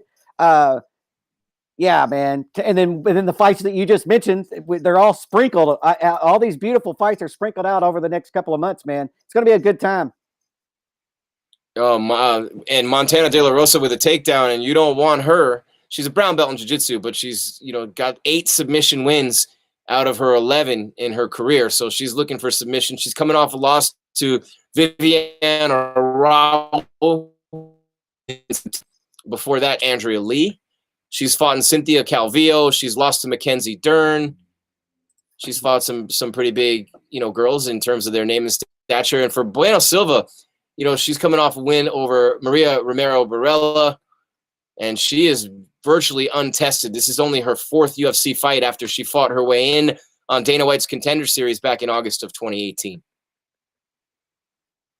Yeah, this is a big opportunity for her, though, on the main card, taking on a girl that has a name and a girl that's been in there with very high level competition. This is a great opportunity for her. But Montana right now is working for this takedown along the cage, working on a single leg. Why'd he stop it? Why'd he pull him apart? What happened? I do not know. Is there a warning there? What just happened? She grabbed the fence. Montana had a takedown, and Silva just grabbed the fence. I mean, bad. Oh man, that's blatant. Yeah, see, I say That's you start blatant. them back. I say you start that fight, restart this fight with Montana in top position. That was a crazy fence grab. They're showing the replay. I mean, that's as blatant as it gets. Yeah. Yeah, and well, it actually really helped her because now she's not on the ground, and then she gets nothing. Yep. I mean, then at that point, you just call it smart. Well, you call it shady as hell is what you call it. I mean, I don't know if I call it smart. I mean, I guess it's smart, Well, if but the ref's it's not going to do also anything, shady. Well, I mean, just because nobody sees you steal something doesn't make stealing okay. It doesn't make what you did no. okay. That was an infraction. That was an infraction and was blatant. I'll give her the benefit of the doubt and say that it was the heat of the moment. She grabbed it, you know. It was the heat of the moment. We started playing 80s music before the show. That's how we know we're getting old. We got a little Cool in the Gang going. Yeah, that's for showing our age now. 80s music. Yeah. Well, I think This we're is an showing our age exciting anyway, fight. both of us with our gray Yeah, beards. yeah, you're probably right. You're probably right. Oh, They were nice probably elbows. Little thinking, couple 12 sixers there. yeah, they might Sorry, think Jeff. that. I was saying that we actually might be thinking they might have been wondering why we weren't bringing up 70s music. No, That's not how me. old we are. De La Rosa was in on a single leg and great takedown defense by Bueno Silva. Bueno. Mm-hmm. By Bueno. Oh, now shooting in on a double leg. Oh, man, she's strong. That was a nice sprawl by Bueno Silva to stop that takedown. Who's next on the podium? Oh, man, it's going to be a while. I mean, Munoz. Yeah, Pedro Munoz will be next up at the podium. And we'll have Pedro Munoz post-fight commentary or press conference, I should say. And all night long, we'll keep it right here, MMA Weekly. Don't forget to subscribe to our channel right now. Smash that bell so you know, ding, every time we have a new show coming your way. Every week, we're adding programming.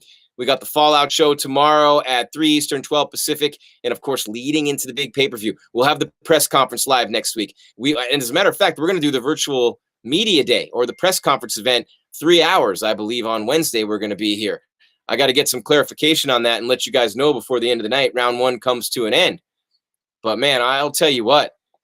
Jason Hayes says Joanna has been quiet lately. Man, that was an incredible fight, Joanna and Wei Li. One of the best I've ever seen. Joanna's very active on social media. She hasn't really been quiet, and she's back training right now. She's so nice. I love her. She's such a cool girl. And yeah, she's nice until you face her, man. That girl is a beast, man. Yeah, I imagine that she gets her way right in her relationship. She gets the remote. She gets to she gets to pick where she's they. a smart where cookie, they get though, man.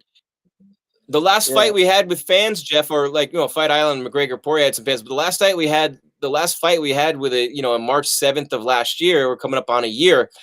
I was there, and it was Yoel and Izzy, and the co-main was Joanna and Wei Li. Well, media day, we circled around the fighters. I got one-on-one interviews with all the fighters on the card that day. That was so much fun. Izzy Adesanya, the style bender, gave me props on my style. Called my jacket Nipsey Blue for Nipsey Hussle. It was a big day, but none bigger than my interview with Joanna Jacek. She had the red heels on and the red dress, and I went up to interview her.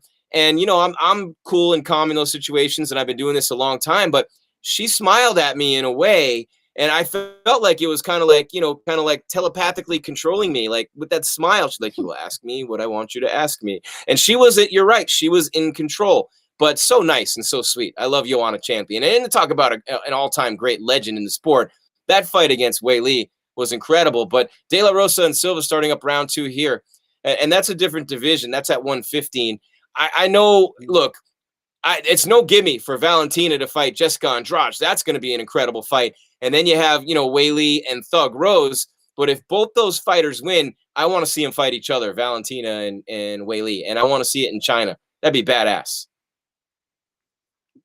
Yeah, I think that Valentina's going to have her way with Andrade. I think Andrade moves straight forward, and Valentina's going to work the angles that she always works, and gonna put on a clinic.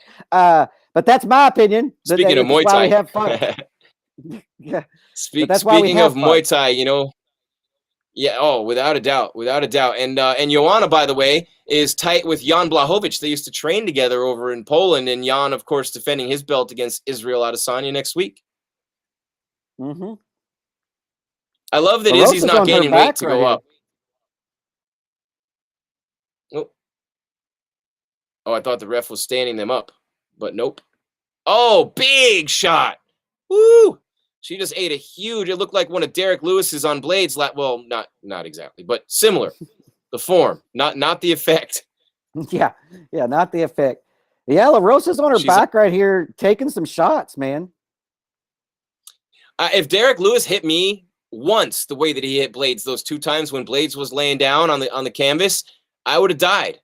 They would literally, I mean, there'd have been no time for last rites. I would have died right there on the spot. Yeah, yeah, I don't want to take those shots, man. And if you do, will you ever remember? Or like you said, man, it might just kill you. Blades only dropped a spot. We got Rozenstruik and Gane tonight. It'll be interesting to see. You said it on the preview show, Jeff. You said that Cyril Gane doesn't have a ton to lose. Rozenstruik has a little more to lose because he could tumble down in the rankings and get out of the top 5, whereas Gane has everything to gain, and a tough loss, a close loss to Rozenstruik, he won't drop at all. Yeah, he won't drop. No, I don't think, no matter what happens in the loss. I don't think he drops if he gets knocked out in 5 seconds. But Rozenstruik will definitely drop down to the next guy that he's beaten. Each girl here landing some pretty good knees in the clinch in the middle of the cage. Now they're up against the fence. Round 2, about 2 minutes left between Montana De La Rosa and Myro Buena Silva. Nikita Krylov and Magomed Ankalaev coming up in the co-main. Big one at light heavyweight, especially for Ankalaev. Ankalaev. I got to remember Bruce's voice. Ankalaev. And then Rozenstruik and Gane. That's how I remember it. I said that's exactly how I remember his name. As I just listen, I just hear Bruce in my head, and I'm like, Ankalaev. But the problem is I can't say it quickly because every time I mention his name now, I got to go Ankalaev, because when I try to say it quickly, I'm like Ankalaev.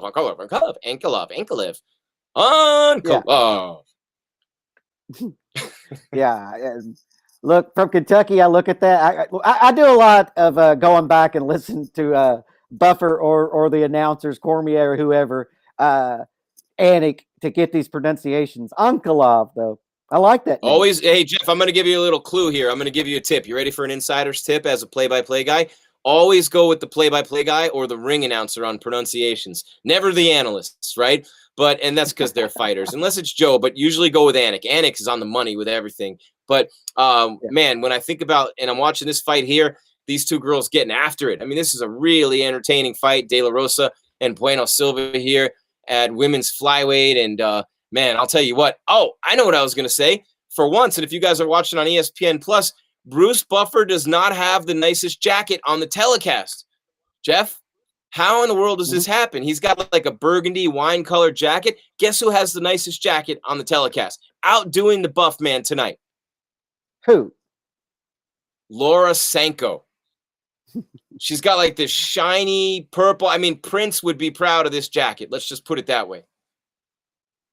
Nice. Yeah, I don't pay too much attention to the jackets, but I'll start. Well, Bruce, you do, because he's in the center of the cage, right?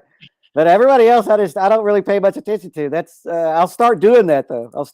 Maybe we'll do a fashion segment, Jim. We'll do a fashion segment on it. Laura Sanko brought the A game. I mean, I don't know if we're fashionable. I got the Hugo Boss thing on. I guess I'm all right there. I have a tie-dye on. You have a tie-dye. Yeah, I love Jeff. Jeff's a hippie, right? Would you say that's accurate? You're a hippie. I'm a vippy. What's which a vippy? Means I'll preach. Well, I preach peace and love and everything, and we can all get along. But whenever we don't, violence will solve everything. So you're a violent hippie. Vippy. Exactly. I love it. This is an MMA show and an MMA channel, after all, right? Yeah. Like I said, it's all nice. It's all fun and games. We can all get along. Peace, love, happiness. Until we don't get along, and then somebody's getting their ass kicked. Somebody's getting their ass kicked, and they might need to recover, which, by the way, would be aided by Level Select CBD from CBD Emporium. UFC Vegas 20, Rozenstruik versus Gane, live on MMA Weekly, is brought to you by, powered by CBD Emporium, featuring Level Select CBD. You get 50% off right now at stayinthefightmma.com. The full line of CBD Emporium and Level Select CBD products. Stayinthefightmma.com. Put in the code MMA50 and you get 50% off. Third and final round between De La Rosa and Bueno Silva. As we remind you, 50% off with the code MMA50. Stayinthefightmma.com. CBD Emporium featuring Level Select CBD. Level Select CBD. Stay in the fight. And on a very thin fight card, Jeff, only 4 fights on the prelims tonight. Lost a bunch of them coming in as usual, as par for the course, the way it's been with COVID. But 4 prelim fights, and now this is the third of 5 on the main card. So when you have only 9 fights, you're very happy when 5 of the first 6 go the distance, all won by decision. And then the one that did get finished by TKO was at 2:38 of the third round. So sometimes you get lucky. Imagine if they were all early stoppages, it'd be a short night of fights. Yes, but if you're on this fight card, you're through the roof, right? So if I'm looking at what's taking place earlier tonight, heading into these last 3 fights, I'm thinking I got $50,000 check about to be cut in my name. Speaking of cut, Montana De La Rosa is bleeding like a backyard spigot right now. Yeah. It's just pouring out of her. I can't see where because she's in like a front face lock, but man. Oh, look at this. I don't know. Jeff. Ooh. I mean, the right foot of Bueno Silva is completely covered in blood dripping off the face of De La Rosa. Yeah, I don't know where she's cut. We can't tell, but she's definitely she might have got hit with a knee in the clinch, but she's also taken some elbows right here along the cage. She just ate a big right hand too. She got a takedown, and then Bueno Silva got back up and crushed her with a right. There's under 3 minutes remaining, but Montana De La Rosa is seriously bleeding. It's got to be a nose. With that amount of blood, it's got to be the nose. There's no other way. It's the nose. It's got to be. It has to be. Well, no other part of your face has that much blood. Yeah, there's that vein right in like the center of your forehead. I've seen people leak really bad when they get, so it's either that, I agree with you, it's either her nose or it's high up on her forehead. We just can't tell yet. Oh, they're in the clench, Jeff. And for the fans who aren't watching, De La Rosa's face was right above the ear of Bueno Silva, and her blood poured into her ear, and it held it like a reservoir and started leaking out. Just amazing. I love it. Nice. Yeah, like I said, we can't tell where she's bleeding from, where she's cut, or if she's got a broken nose. We'll see. Lucky for her, this is in the last round, because if this weren't in the last round, if it is a broken nose, then they could stop the fight. Oh, she just got crushed with a knee too, right in the face. Oh, this is violent. This is very violent. And the blood is all over the top and the shorts of Bueno Silva. This blood is everywhere. Yeah, this will make you consider your career choices. Man, she's beat up pretty good, and she's still working for that takedown. And do cornrows protect the head? Palooka Palooza wants to know. Do cornrows protect the head? A little bit of padding, maybe. Yeah, I've never had cornrows. You can see I'm bald. Yeah, I've had cornrows before. I don't know. I've had dreadlocks. Dreadlocks would definitely protect you from hair pulls. I can tell you that. I'm a genius. They protect you from hair pulls. Yeah. Yeah, I don't know. I mean, that's an interesting question. I don't know. That's a great question. Palooka Palooza coming strong in there. Yeah, it's interesting. I've never had in all the years covering the sport, I've never had anybody ask me that. You know, as you used to sit cage side all the time, I've had so much blood splattered on me watching all this bleeding over the years. And you get like a new expensive shirt. I had a Robert Graham shirt one time, and this fighter came up and dapped me up and bled all over my new Robert Graham shirt. But I've been splattered and spattered, and I've actually had notes in front of me where you take them home and you're like, wow, it's like an autograph with DNA. Yeah, no, I've definitely been hit with blood on my, wipe off the camera lens and blood on my face. Actually, I think my Twitter background picture is blood dripping off of the cage. And she has blood. Speaking of Bueno Silva, bleeding right into her chest through the middle of the top. It's real. I mean, this blood is everywhere, and I think that's the end of the fight. Wow. I mean, Montana De La Rosa, it's her nose, Jeff. I knew it had to be the nose, but wow, her right eye is completely, or her left eye completely swollen shut. Her nose has been bleeding all over the place for the whole entire third round, and Bueno Silva is going to pick up, I think, an easy decision win there. Meanwhile, Boma Patriote says, and we asked this question a while back, which fights do you want to see in the bantamweight division? And the answer there is TJ Munoz, Frankie Rivera. Frankie Edgar and Jimmy Rivera is sign me up. Sign me up. Right now, sign me up. That's a great matchup. And then TJ Dillashaw and Pedro Munoz. Maybe you make Dillashaw beat a guy like Munoz before you even think about giving him a title shot. I would say if I'm, look, I don't, and they want what sells, but I'm not giving TJ a title shot anytime soon with the logjam they have at the top of that division right now, because I wouldn't make Sanhagen wait. I wouldn't make Sanhagen fight another fight. I mean, I think he's earned his title shot. So I think that TJ should not fight Sanhagen. I mean, maybe Rob Font, but you don't want to have TJ take an L that quick back. But he's going to get a top name guy, but I would make him fight twice before a title shot after what happened. No, I'll just make him fight once. I just make him fight once. I mean, he's already been punished. He was suspended. I mean, yeah, but that's not the promotion's job to hand out punishments. The commission's already done that. No, I'm not saying to punish him. I'm saying because it's so jacked at the top, not as a punishment, but because Sanhagen deserves it more, Rob Font deserves it more, Cody Garbrandt, you could argue, deserves it more. Well, Cody Garbrandt, there's no way he deserves it more. He's got 2 losses to TJ. TJ's he's got the name. TJ is going to be able to step right. They could step him right into a title fight, and people would only complain because of the suspension, but they're not going to complain because TJ Dillashaw is in a title fight. So I don't know, man. It just kind of depends on what the UFC wants to do.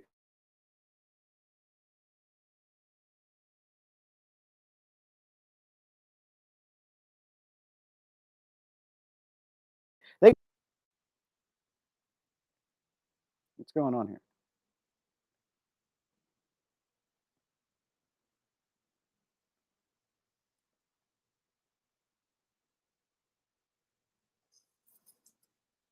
Majority draw, Jeff. Can you hear me? Majority draw? Yeah. Majority draw. Oh, there's where the nose got busted open. She took a leg kick and a knee, both right off the nose in this fight. 2 big knees off the nose and 1 big kick. Wow. Tough cookie. Whew. Yeah, she just eats them and walks straight through them. That's pretty impressive, to be honest with you. That's pretty impressive. Yeah, and you know, Jeff, I want to see TJ fight Cody because I think TJ was cheating, and I think that Cody deserves a shot if TJ wasn't clean. Whenever someone tests, you know what I mean? Like I definitely think, and I give both TJ credit, but I mean, whenever someone's dirty, I don't really count any of their wins until they start getting them clean, in my opinion. Except John Jones. TJ was tested in those fights. He was tested before and he was tested after. He was tested the day of. He passed those tests. He only failed the 1 test. And they weren't surrounded by Cody.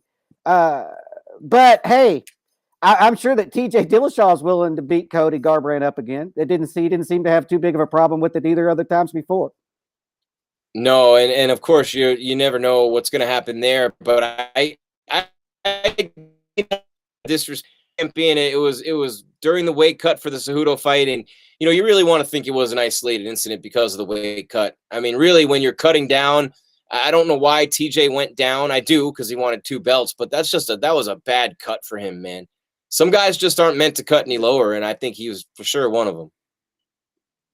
No, I didn't think he should have went down there. I don't know why people feel the need to go after 2 belts. That's kind of what I liked about Khabib, and that's what I liked about John Jones. There's no reason to clear out other divisions. I can just be the greatest light heavyweight of all time. But now Jones is going up and going after 2 belts, and we don't even know what Khabib's doing.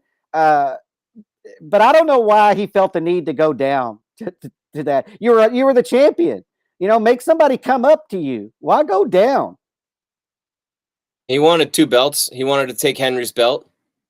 Remember Henry came out with the gold jacket and the rubber snake? I mean, that was kind of fun when the Triple C thing was just starting. But, I mean, look, with TJ coming back into that division, Jeff, and we're going to be talking a lot about bantamweight next week with Jan and Sterling on that fight card. And, when I look at this division with Cruz at 11, Rivera and Munoz, Edgar and Aldo, the legends, think about, does it get any bigger?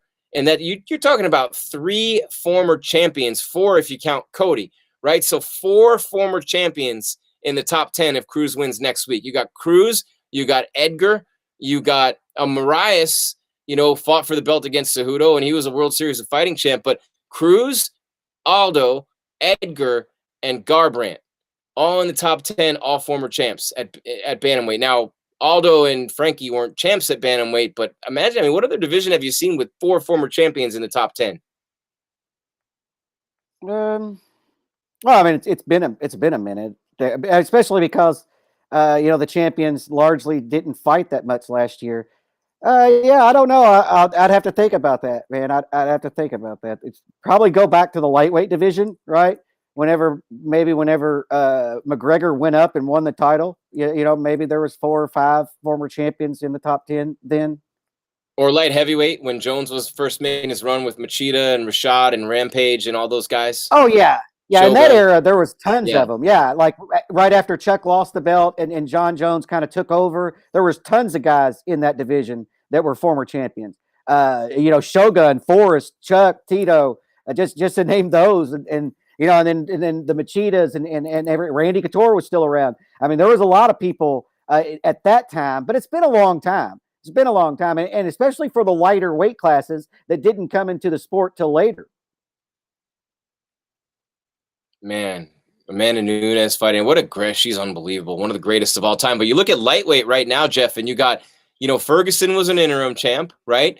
But then you got Gaethje and Chandler, who were World Series of Fighting and a Bellator champion. So at lightweight right now, Conor, Dos Anjos, and Ferguson, if you count the interim, they're former champions. Gaethje was an interim champ. So there you go. There's 4 right there, but that's counting interim. And Poirier is a former champ too, interim. So that's 5 if you count the interims in lightweight. Yeah, I don't. And then if you count Bellator and World Series, you're at 7. Yeah. How about Poirier saying on Joe Rogan that he wouldn't rule out fighting Oliveira? What'd you think of that? I didn't know if you caught that. You've been saying Oliveira deserves a shot. Poirier saying he's definitely open to fighting him right now for the vacant belt, which would be sensical, extremely sensical in terms of just fighter versus fighter.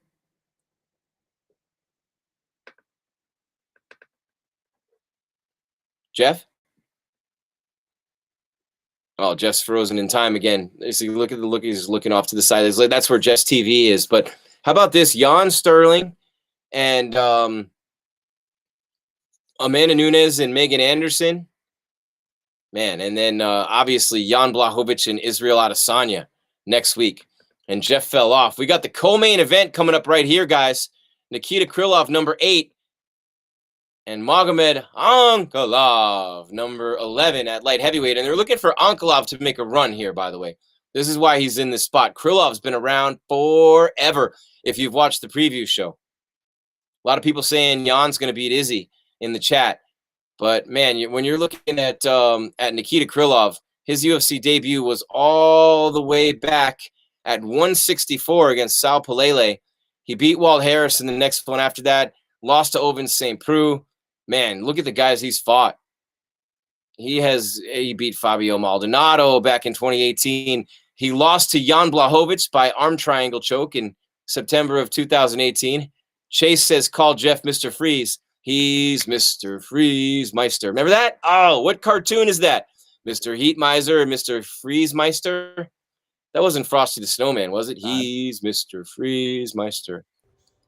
You're back. I have no idea. I might be back, man. The year without a Santa Claus. Yeah, our man on location. The year without a Santa Claus. There you go. The year without Santa Claus. So DJ in the chat says Gaethje versus the guy who just beat Ferguson. Jeff, what do you think of that? Gaethje versus Charlie Oliveira. Oh, But to get back to your question, Jeff? you asked about Oh. Poirier. I think it's interesting that Poirier is willing to fight Oliveira. I think that's a a risky matchup. I think that what hurts Oliveira is his style. I think if he were a knockout artist, everybody'd be all over the world, but he's not. No, he's not. He's not. And Jeff, as I look at this fight with Krylov, and we're going to get to Pedro Munoz in just a second, but his last two losses have been to Blachowicz and Teixeira. As we go to Pedro Munoz at the podium, victorious over Jimmy Rivera tonight. Over the years, that the body kick, boxing, I just try every time that, be a complete fighter. Also, I went to a heel hook, very tight. Jimmy is such a incredible, tough opponent, tough guy. Yeah, it's a great performance. I feel very happy, to be able to do what I love to do during this pandemic and give the fans at home this incredible fight. Do you think one of the hardest things to deal with a calf kick is that you just can't hide the fact that it hurts, right? Every time we see someone get hit with a calf kick, they can't hide it, it just hurts so much. Yeah, that's true. The calf kick is something that hurts a lot, not just for the person that's getting the kick, but it hurts me too because, it's shin to shin. How is your leg doing? Super sore. Yeah, I saw you and Jimmy talking after the fight, and it was almost like you were comparing legs. Is that what were you guys saying to each other? No, he threw me a good ones too. He throws good calf kicks. But few years ago when he beat Raya Faber, and he was using a lot of the calf kicks on Raya, and so I already expecting that he throws that kicks too. So I was ready to block, but even though it hurts, he's strong. He throws a lot of power in the punches and the kicks. He's a really good fighter. And for me, it feels even more special, that victory, for the fact that it was against him. He's for sure one of the best fighters in this division. He did land a couple of good punches on you. Were you hurt at any point? Pedro Munoz on the podium. I was not hurt, but I felt it. Beat I Jimmy felt Rivera it, the punches. tonight. He punches hard. I already knew first time we fought, he knocked me down, and I knocked him down as well. So it's something that I was already expecting, that the power punches that he has. Obviously, you're going to go on to fight other people, and so will Jimmy. But I think anytime there's a couple of fights like this, everyone always wants to know, will we one day see number 3? Could be. I never choose any of my opponents. Whatever UFC, bring to the table, I always going to say yes. Congratulations. Thank you. I know you said that if they did bring Pedro that to you, Munoz on the you would podium. consider at the Send time. us But your is there a part questions of in the you chat. that, Maybe our guy on site that will fight ask had one happened so long of ago, one of the fighters. and then So this send one us happened? questions Is there you a have for the part of you that fighters just in the says, chat. okay, that chapter's done, I got the win back? Or is it the matter of that you know how good those fights are and what he brings out of you? Is that the kind of thing that you would welcome that fight again?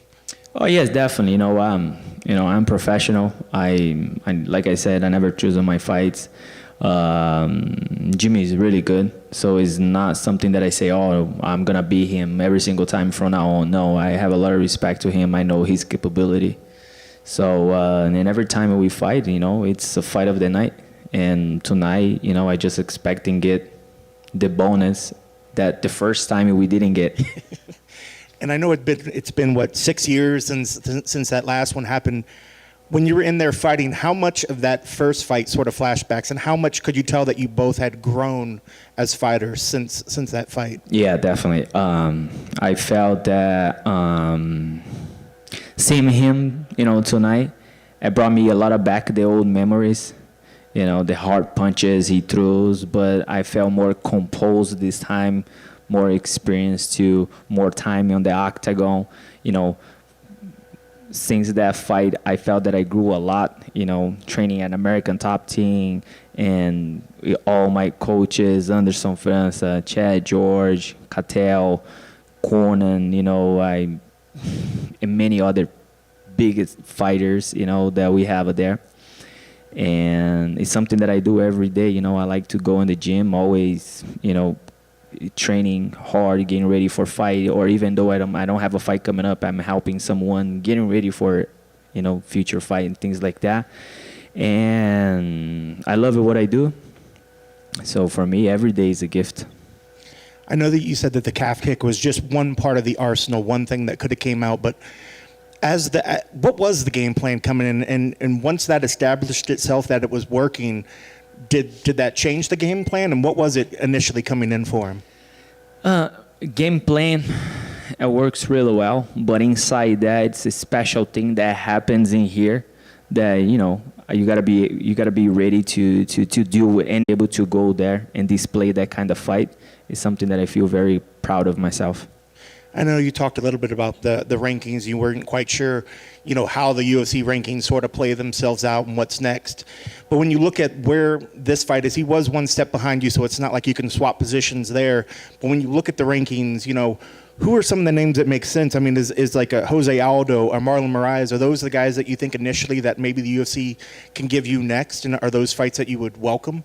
I heard some rumors that TJ Dillashaw is coming back.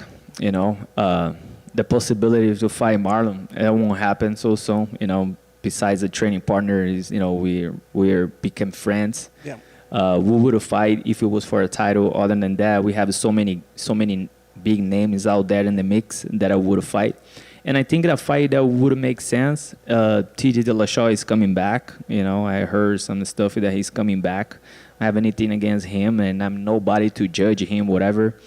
If UFC thinks that's the fight that makes sense, I will be willing to fight him or anyone else. Well, that's interesting because a lot of people bring up TJ's name, but you're up there in the rankings quite a bit. He was a former champ, but do you feel it's fair for him to come back and immediately jump so high into a possible fight with the top 5 guy? I think so. I think so. Like I say, I'm not looking for the point of judging him for anything. When he got off of the game, he was a champion. So him coming back, I think they're gonna give him a big name or a big fight, and I'll be willing to fight anyone UFC offers me. So what's the next step? You take a little But bit you of time want off, TJ. and I love it. What's the rest TJ. of the goals There you for 2021? Just growing as a person, as a human being, as a fighter, as a father, as a husband. Going home right now, cruise a little bit in my boat. South Florida is 70, 80 degrees every day now. And chill a little bit, drink some beers, be happy, and go back train again once my shin doesn't hurt. Are you a good boat captain? And what's your boat's name? Yeah, I didn't give a name for All the right, let's boat take yet, it back but here. I think it's going to be We don't need to know about his boat. That's Pedro Munoz calling out TJ Dillashaw post-fight from the Apex in Vegas. Jim Greasehaber, Jeff Kane, UFC Fight Night Live on MMA Weekly, powered by CBD Emporium featuring Level Select CBD. 50% off right now at stayinthefightmma.com with the code MMA50. Level Select CBD, Jeff, stay in the fight. And we're trying to stay on, I don't want to say the air, on the stream right now for this co-main event. Krylov and Ankalaev going at it. And Krylov hit an early takedown, but the big boys at light heavyweight warming us up for the heavyweights. Rozenstruik and Gane. Pretty good fight so far with Krylov and Ankalaev. Yeah, it is a good fight so far. They're standing and trading right now. A lot of action. Like I said, I think that they saw the other fights and thought that they have an opportunity for a bonus here. Munoz called out Dillashaw. Then he said he's going to get on his boat, drink some beers, and wait for his shin to feel better. But what do you think of Munoz calling out Dillashaw? I mean, I like that fight. Well, I think it's smart on his part, because he gets to take out probably the highest ranked guy that in most people's minds. Jay is not in. I think it's a smart move for him. You get the champion, the former champion, off of a long.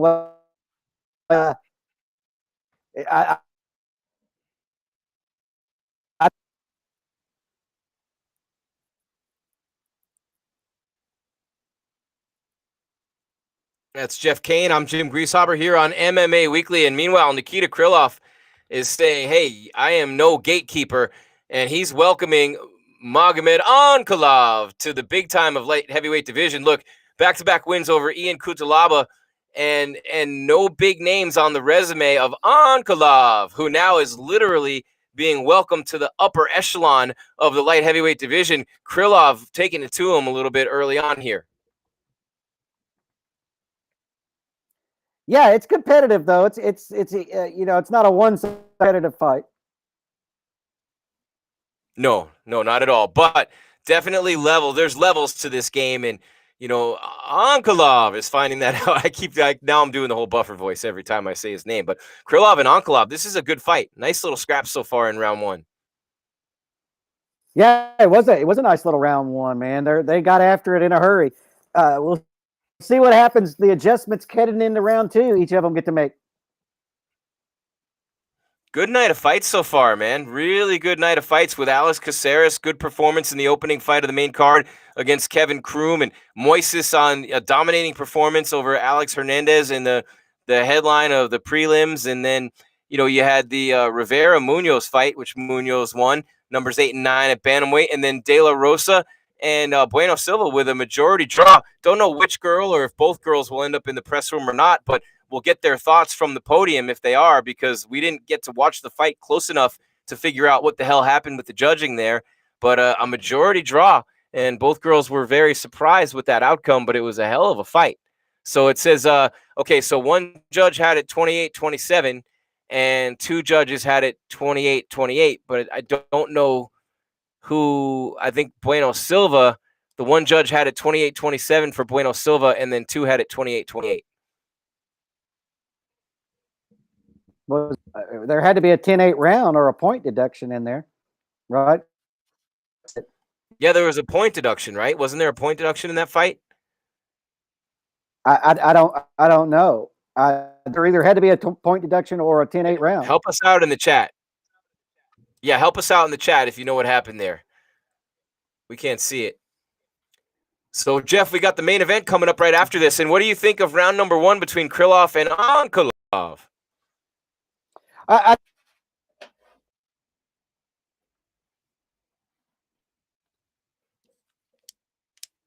Uh-oh. Now Jeff's definitely got the Han Solo face. They won't be bringing so the girls we're making back. it. We're going the distance here tonight on MMA Weekly. They won't be bringing the girls back. Okay, for so the press girls are conference. not. We're just our guy on site. Okay, there you hear it right there on MMA Weekly. The girls are not coming back for the press conference or to do any press work tonight. So no Bueno Silva and De La Rosa. And De La Rosa, her eye was swollen shut and her nose was bleeding uncontrollably. And so we're awaiting the start of round number two between Nikita Krylov, number 8, and Magomed Ankalov, number 11 at light heavyweight. And, Jeff, I think you're back in. As I take a look at the rankings at light heavyweight. So Jan Blachowicz is the champ. He defends against middleweight champion Israel Adesanya coming up next week. John Jones vacated the belt. Glover Teixeira is the number one contender, Jeff, in this division. And guess who? Almost beat Glover very recently, Nikita Krylov. It was a split decision that he lost to Glover. So Glover's number 1, Krylov number 8. Thiago Santos at 2 is fighting next week, and that's a big fight for Thiago next week, trying to get back in the win column after Glover beat him. Dominic Reyes is fighting in a few weeks against Yuri Prochaska. That was supposed to be on this card. Yuri, of course, is a former champion in his own right, although not in the UFC, obviously. But, man, this division, the light heavyweight division, has been, a little emptied out, shall we say, with Volkan and Anthony Smith at, Volkan's number 7, Smith number 6. I want to see the one wild card in there, Jeff, and, of course, we're talking about Ankalov tonight, but Yuri Prochaska with a win over Dominic Reyes. He dominated Volkan Ozdemir. He's a former champion in another organization. I want to see where Yuri ends up this year in the light heavyweight division. That's the guy that intrigues me there the most. Light heavyweight division is a little thin, but because the ending his belt against the light heavyweight division gets a chance to build up until somebody stands out, and that's kind of what we're doing tonight and in these other fights. But yeah, man, it's a thin division, but that's like Ankalov and new names, right? It's a big opportunity division. Yeah, it is. And when you're looking at Yuri and Dominic Reyes coming up, and Reyes with a disappointing loss to Jan Blachowicz, everybody just about gave him the belt before that fight. I mean, literally just gave him. And Yuri's, by the way, Yuri Petroska is the former Risen champion, and he fights Dominic Reyes here coming up soon, and that's interesting. See where he ends up this year. Yeah, it's going to be interesting to see where a lot of these guys end up at the end of the year as this year plays out, because there's so many matchups with implications in the rankings and in the title pictures. It's going to be, these divisions aren't going to look like this at the end of the year. No, and one that's not going to look like this at the end of the night is heavyweight. After what Derek Lewis did last week against Curtis Razor Blades, and Blades looked really good in that fight, and we've talked about that until he got caught by Lewis when he went in for the takedown, ate the uppercut, and 2 bombs on the ground.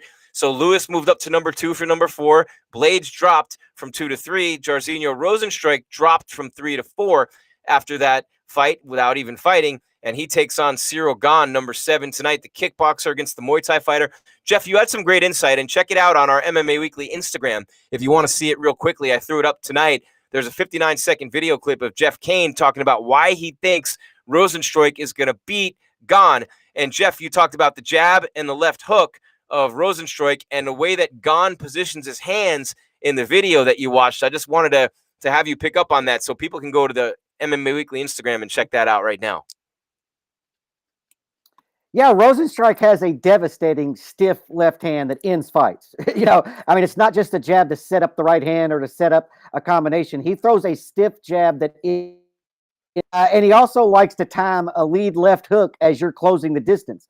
And he's incredibly accurate at both. And Gane low, down here, and his left hand's up high. Rozenstruik's going to be able to land his jab, but will it be enough? And will Gane stand in there long enough without shooting for a double leg and trying to get this fight to the ground or closing the distance and clinching and not allow Rozenstruik to do that? But that jab is going to be a big factor in the fight. Ends it, Gane could be in a lot of trouble quickly. And we've seen that. We've seen that. All right, so there's Jeff Kane right there on the MMA Weekly Instagram. Check him out, telling you why he thinks Rozenstruik's going to win the fight.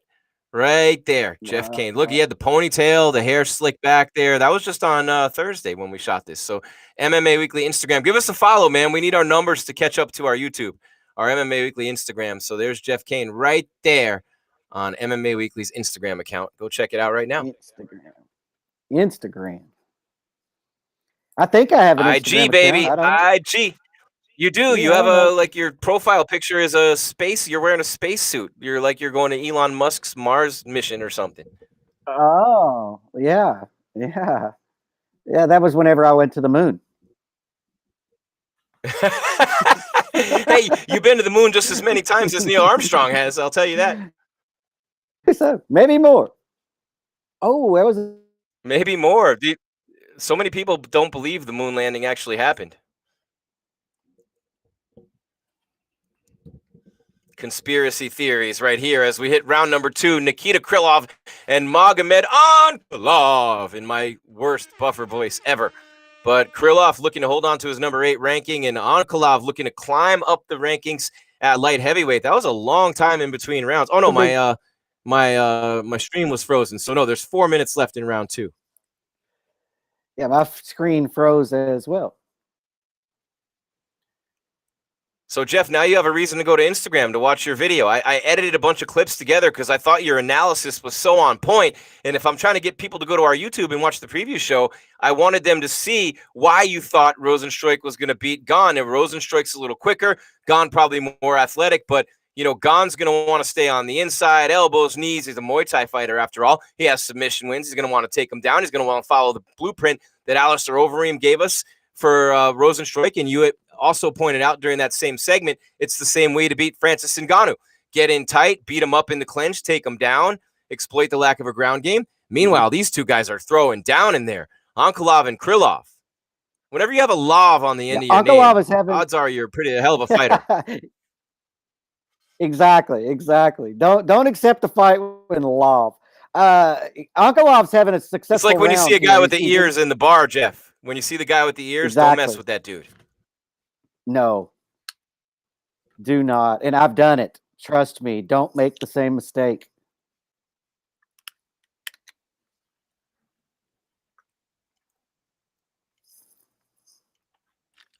They're back to their feet, though, Jim. I love Ankalov's beard, man. You can't mess with the beard game either. From that part of the world, when they grow beards, like those are legit beard. Look at that beard on Ankalov. Yeah, no, nobody can grow a beard like they can over there, man. No, nobody except for maybe Kimbo. Nice. Kimbo, or Rozenstruik's got strong beard game. He does have a strong beard game going. Blades has a strong beard game as well. He does. But I mean, Rozenstruik's, you can't even see any of his face. Like his beard is thick, man. Yeah. Now, so we already rated fashion like tonight. Now we're rating facial hair. Like, what else are we gonna do? I like, hey, full service here. We cover the whole. We run the gamut. Nothing's off limits, Jim. Nothing's off limits. Man, someone's gonna get. I agree with you, Ian Heinisch. Someone's gonna get clipped. Ankalov, where he wants to be right now in this fight, though, is I mean, look, you can't, like, you can spar all you want, but when you finally hit that level where you're fighting, and Kudalaba not chopped liver, without a doubt, but you're in against an elite fighter for the first time in your career. Krylov, a veteran, he's one of those dudes been in there against everybody, and now Ankalov working from top position here. It's the first time in his career. I mean, look, it's a level. It's the next level of fighter that he's facing now. And that's no disrespect to Kudalaba, because obviously, Kudalaba is a pretty decent fighter in his own fight, in his own right, but he's not ranked. And this is the first ranked opponent fought by Ankalov when there's under a minute left in round number 2. Yeah, and we know Nikita's been around for so long. That's why this is such an important fight, because after this, if Ankalov pulls this win out, then we know exactly where he fits in that division, because we've seen where Krylov has fit in for years. We know exactly who wins this fight. Yeah, and he's a Sambo fighter. That's all you need to know about him, Ankalov. Yeah. Don't mess with the Sambo dudes. Not really. But Krylov in his own right, I mean, he's a military guy and trains military, in hand-to-hand combat. And, oh, man, just this is a great matchup. And a big elbow from the top by Ankalov. There's a couple of big blows inside of 10 seconds remaining in round number 2. Ankalov had a big round right there. Had a big round. Talk about saved by the bell there, or the horn. Yeah, the end of round 2, like the elbow was about to be thrown by Ankalov when the horn sounded. Okay, I didn't know if that was the end of the fight of round 2, because it's kind of hard to keep up with it over there a little bit. Yeah, my TV's a little behind now. I don't know where you're at. Well, I'm streaming. Oh, good Lord. And it's... Yeah. Is the stream having trouble? Is your stream having? Yeah, mine too. It is what it is, man.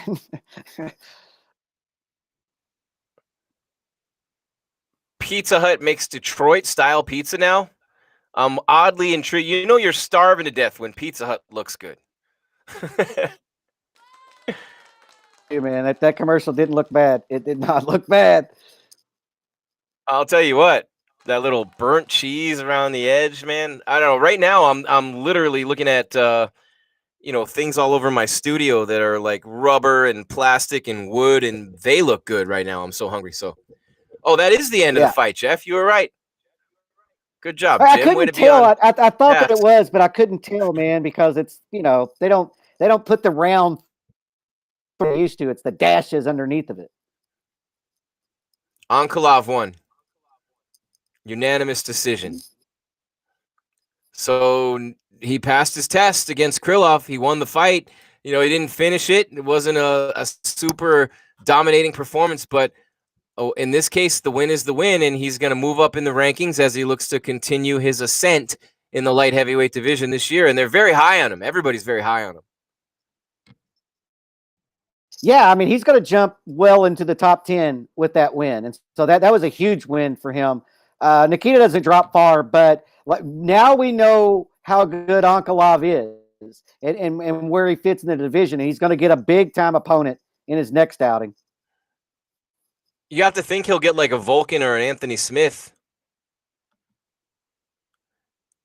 Reyes and Rakic fight next week. Yeah, I mean, he could. Yeah, I don't know where he's going to fit into the rankings right here. I mean, he's definitely going to jump at least 8 because that's where Nikita was, but he could go a little higher. He could go a little higher depending on how other ranking panelists saw this. I probably won't. I'll probably put him at 8 or even maybe 7 because while that was a solid win, he didn't finish and he didn't dominate him.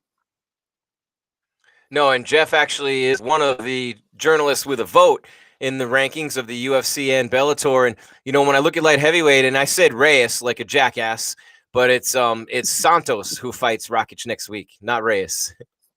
Yeah, man, there's Reyes so many fights fight cards. Prochaska coming up. Yeah, there's so many fight cards and fights that are falling apart. It's hard to keep up with it. I mean, earlier I called, I said the wrong name of the fighter that was in the fight, but they both ended in Vera instead of Rivera. So let's see here. Yeah, he's got 6 consecutive wins, which is one of the longest win streaks in modern UFC light heavyweight history. Chuck Liddell had 7, Machida 8, John Jones obviously 13. And a lot more than that when the DC was a no contest. They ruled it a no contest in 2017. But we're just moments away from the main event, Jeff. We've been waiting for this one for a long time, man. Rozenstruik and Cyril Gane. I mean, when we saw Cyril Gane fight Junior Dos Santos, we actually did a live show, you and I, that night, if you remember, and we wondered who he would get next. I didn't think he would get a top 3 or 4 opponent in his next fight, and he's got one now, Rozenstruik. So welcome to the big time Cyril Gane tonight, just like, Ankalaev. See, I can't say it if I don't do the buffer voice. I just told you. I can't do it. Ankalaev. I'm fine, but then when I try to say it without, I'm screwed.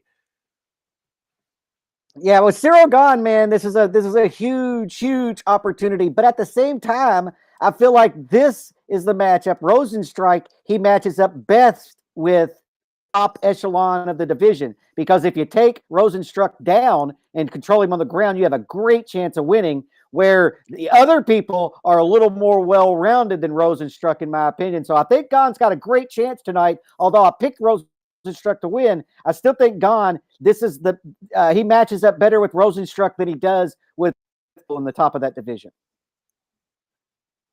Yeah, man, and they're showing a little teaser vid for Adesanya and Blachowicz. I cannot wait to do all our shows next week. We're going to pick it up tomorrow. UFC Fallout will obviously, wrap this week up and talk about what happened tonight, but then we turn the corner looking toward next week. UFC Fallout right here on MMA Weekly's YouTube channel is tomorrow at 3 Eastern, 12 Pacific. Make sure you subscribe, hit that like button, the bell, let you know when we put our content out. Keep those comments coming in the chat. Who do you guys think is going to win? We got Noah's Ghost says Gane over Roz, and I want to know what you guys all think. The chat room's heating up right now. Who do you think is going to win this fight? How and why? Rozenstruik, the kickboxer, Gane, the Muay Thai killer. This is going to be unbelievable at the UFC Apex right now. Number 4 and number 7 in the heavyweight division, right on the heels of Lewis and Blades last week. We're going to get some more title ramifications cleared up here tonight, and we're going to find out how good Cyril Gane is and maybe how good Rozenstruik is tonight. This is going to be very exciting, Jeff. I cannot wait for this fight. I've been waiting so long. Get the big boys in there. And it's, oh, man. And then, you got Jan and Izzy next week. Just some huge fights, man. What a nice run this has been to start the year for the UFC. And, I mean, so many high-level matchups with highly ranked fighter against highly ranked fighter coming off of last year. And, most of the top names in the sport didn't fight all that often because of COVID, or very many times because of COVID. But now to start this year, as a result, you had everybody. I mean, you got Costa and Whitaker coming up. You got Valentina and Jessica Andrade. You got Weili and Thug Rose. You got Jan and Sterling, Amanda and Anderson, Stipe and Gane. I mean, just crazy matchups, man. And this one, Rozenstruik and Gane, is right up there with almost any of them. Yeah, this is a huge fight. This fight on Monday is ranked number 3 in the division. And with John Jones coming in that's a pretty sweet place to be because it does put you in eye shot of being the next guy behind John Jones. So this is a huge fight in the heavyweight division. Shout out to my friend Andrew watching in New York City. I love it when people hit me up and say they're watching from around the world. Where are you guys at tonight? Roll call in the chat room. Where are you watching from tonight? Hit us up. Let us know right there in the chat room. Also, who do you think's going to win this main event and how? Rozenstruik? Rozenstruik likes to strike. And Jeff, you talked about it in the preview show.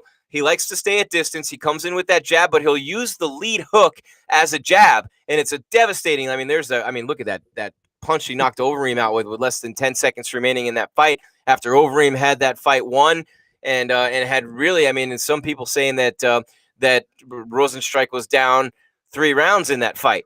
But man, what an unbelievable night tonight. Good fights, and we're finishing up with a really good one. But as I watch the highlights coming into this fight, Rozenstruik comes in with the jab and the lead hook, likes to use that speed, that quickness, hit you from the outside, whereas Gane likes to get in tight for a 6'5" giant and dominate you, and the dirtier the fight, the better for Ciryl Gane. And by dirty, I don't mean rules dirty. I mean dirty and grimy and nasty and in just in tight with elbows and fists and kicks and knees and taking you down. He is a mauler and a beast of an individual who is actually walking out toward the cage right now at the UFC Apex. We're ready for this fight. Let's go. Walk first. Hey, getting back to the Montana De La Rosa fight, I believe they took a point for that fence grab. For the fence grab, yep. I just now remembered Silva it. Cost herself a win by grabbing the cage, so she wasn't smart after all. It was a big grab. Watching from Northeast Texas, Rozenstruik for the win. How do you say Surime? How do you say that? I don't know. This poor guy all night long has been telling me that he lives there, and I can't pronounce it. Throw it up there. Suriname? Is it Suriname? Suriname? It's in South America. I know that. I just don't know how to say it. Yeah, I believe it's Suriname. Only because of the World Cup and stuff like that. I don't know, man. Jail, can you throw it up phonetically for me for the mentally challenged host in the group? So Ciryl Gane, Jeff, undefeated. He's never lost a Muay Thai fight. He's never lost an MMA fight. So he's undefeated. Rozenstruik was undefeated, and he tasted that bitter defeat against Ngannou. So if you're looking for anything that might separate these two dudes right here in terms of competition, it would be just that. Rozenstruik has fought Arlovski, Overeem, and Ngannou in JDS, and Ciryl Gane did fight JDS, so that you give him credit. It's a former champion, but that's the biggest name he's fought, and he has not been in a main event. Rozenstruik has. Gane has not been in a 5-rounder. Rozenstruik has, but Gane has been a champion. Now, not a UFC champion, obviously, but he's been a champion in TKO overseas. So there you go. So Suriname. Thank you, Lonely Wizard. Say it like that. See, they're helping me out in the chat, Jeff. They phonetically put it in there. Suriname. There you go. I did not know how to pronounce that. God, Ciryl Gane is a massive human. Massive. He is a holy shit. Yeah, he's a big man. That's a big man right there. Powerful. 6'4", 247. He's a defensive end, Jeff. That's crazy, man. That's crazy. Now Rozenstruik is going to make his walkout. He's also a beast, but now Rozenstruik is 6'2", 255. So he's giving up a little bit in height and reach here. Yeah. It's going to be interesting, man. I think that it's going to be distance. This fight's going to come down to distance.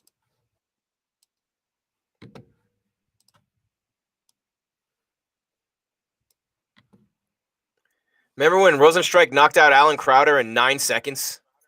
Look at him. Crowder walked right into that left jab, and that was it. Set him down and then finished him. That's the left you were talking about. So Rozenstruik averages almost 2 knockdowns per 15 minutes, Jeff. Almost 2 knockdowns per 15 minutes he averages. Wow. I didn't realize That's the that. highest rate among active heavyweights. So 1.85. Yep. 4th highest among all UFC fighters. That's impressive. That did not know that stat about him. He's got quick hands and he's accurate, man. And I haven't seen people use the jab like he uses it. Every time I see anybody do their jab, it's I think of Larry Holmes, man, because he used to sit people down with his jab in boxing. No, and Cyril Gane comes out of the same gym that Francis Ngannou until the Stipe fight. When he lost, he switched camps and went to Extreme Couture. But Fernand Lopez and MMA Factory, that's the coach who got Ngannou to the UFC. That's Cyril Gane's coach coming out of France, in case you were wondering that. And yeah, Rozenstruik, 7 first-round finishes. He's finished 10 of his 11 wins, and shocker, all knockouts. Man, this dude is a freaking look at him. Just look at Rozenstruik. He's dangerous, man. Jeff, I swear to God, I'm literally going to come out of my own skin right now. I can't even. This fight, I've been so excited for this damn fight. Holy crap. Yeah, I mean, these are 2 big boys in there throwing down, man, with a lot of implications. And this thing could end in the first exchange, or it could go 2nd round or 3rd. Yeah. And how do you beat a guy like Rozenstruik, or one of the ways to beat a striker like Rozenstruik is to kick that lead leg? Cyril Gane, I think he landed 29 leg kicks in 7.5 minutes against JDS. Think about that. 29 in 7.5 minutes. He's got an 81-inch reach, about a 3-inch reach advantage there. This fight, meanwhile, look at the odds of this fight. Minus 220 for Gane, plus 205 for Rozenstruik, and the odds vary by site. But good Lord, man, it is literally just unbelievable. It's these. You got the Muay Thai striker and the kickboxing striker. Buffers in the center of the octagon. We're getting ready to get this thing going. The judges are Derek Cleary, Sal Diamato, and I didn't have time to read the 3rd name. Herb Dean is the ref. Shinny Hardwarzing says Rozenstruik, Biggie boy. We don't need the judges in this. We are getting going with the main event. They can go home. Wow. I mean, this is just these 2 guys. Ooh. A reminder that we'll have the winner post-fight from the Apex right here live on MMA Weekly with the post-fight press conference. You're watching MMA Weekly's live coverage of UFC Fight Night Rozenstruik versus Gane, powered by CBD Emporium, featuring Level Select CBD. You're going to get 50% off right now. CBD Emporium and Level Select CBD products. All you have to do is go to stayinthefightmma.com. Stayinthefightmma.com. 50% off with the code MMA50. Feel great and be great with CBD Emporium featuring Level Select CBD. Level Select CBD, stay in the fight. Something neither one of these guys will do for too long if the other one connects. Jairzinho Rozenstruik and Cyril Gane. Unbelievable. Yeah, these guys are huge. Yeah, it doesn't matter who the 3rd judge is, Jim. We're not going to need them. Not going to need them, man. I mean, when you're a judge, man, you might as well just just put your feet up, just chill. Yeah, for this fight, not just gonna need the judge. kick back. Yeah, order some popcorn and kick back. Juste Uganze says in the chat room, Gane will easily win. His footwork is extraordinary. There's that European soccer football. Yep, his footwork is extraordinary, by the way. Derek Brunson's tweet was pretty cool. The evolution of some new era heavyweights. I like the way Derek Brunson just put that. He's got a big fight coming up against Kevin Holland, headlining in a few weeks. Wow, Gane's much taller. There's no way he's 6'4" and Rozenstruik 6'2". That is not a 2-inch height advantage. He's a 3/4 of a head taller. Yeah, it's hard to tell. This is unbelievable. He's definitely taller. And what's funny is the UFC graphic they put on the screen had him listed both at 6'4". Rozenstruik is not 6'4". Both of them looking quick and athletic. Cyril Gane, man, just so athletic. Rozenstruik very quick with the hands. Either guy can put the other one's lights out in the blink of an eye. Rozenstruik missed with a big right there. Came with a right hook as opposed to that left that he likes to lead with. Yeah, he's got to be careful overcommitting because he doesn't want Gane to clinch him. What are you guys thinking in the chat so far? It's blowing up numbers-wise in there. Oh, nice jab by Gane. Popped the head back of Rozenstruik. Yep. They're just filling each other out a little bit right here, trying to get the range, not put themselves in a bad spot early. Rozenstruik looking to counter in this fight.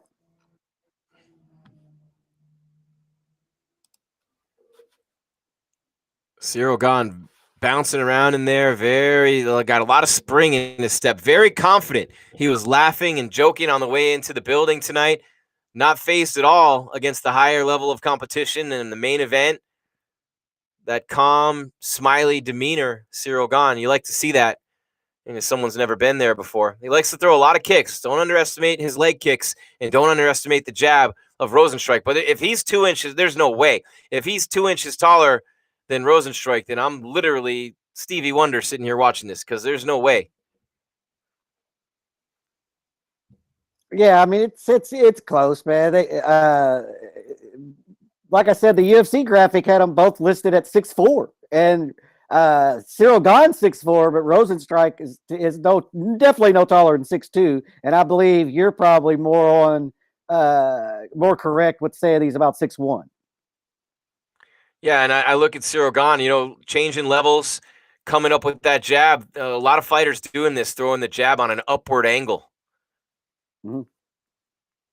It's deceptive. You don't pick it up, you don't read it, and it lands. And of course, they could dance around each other all night, and one shot could end at any time. Tavian Dale says, Gone by TKO. Rozenstruik tried that hook, the lead hook you were talking about, Jeff. Gane working the jab.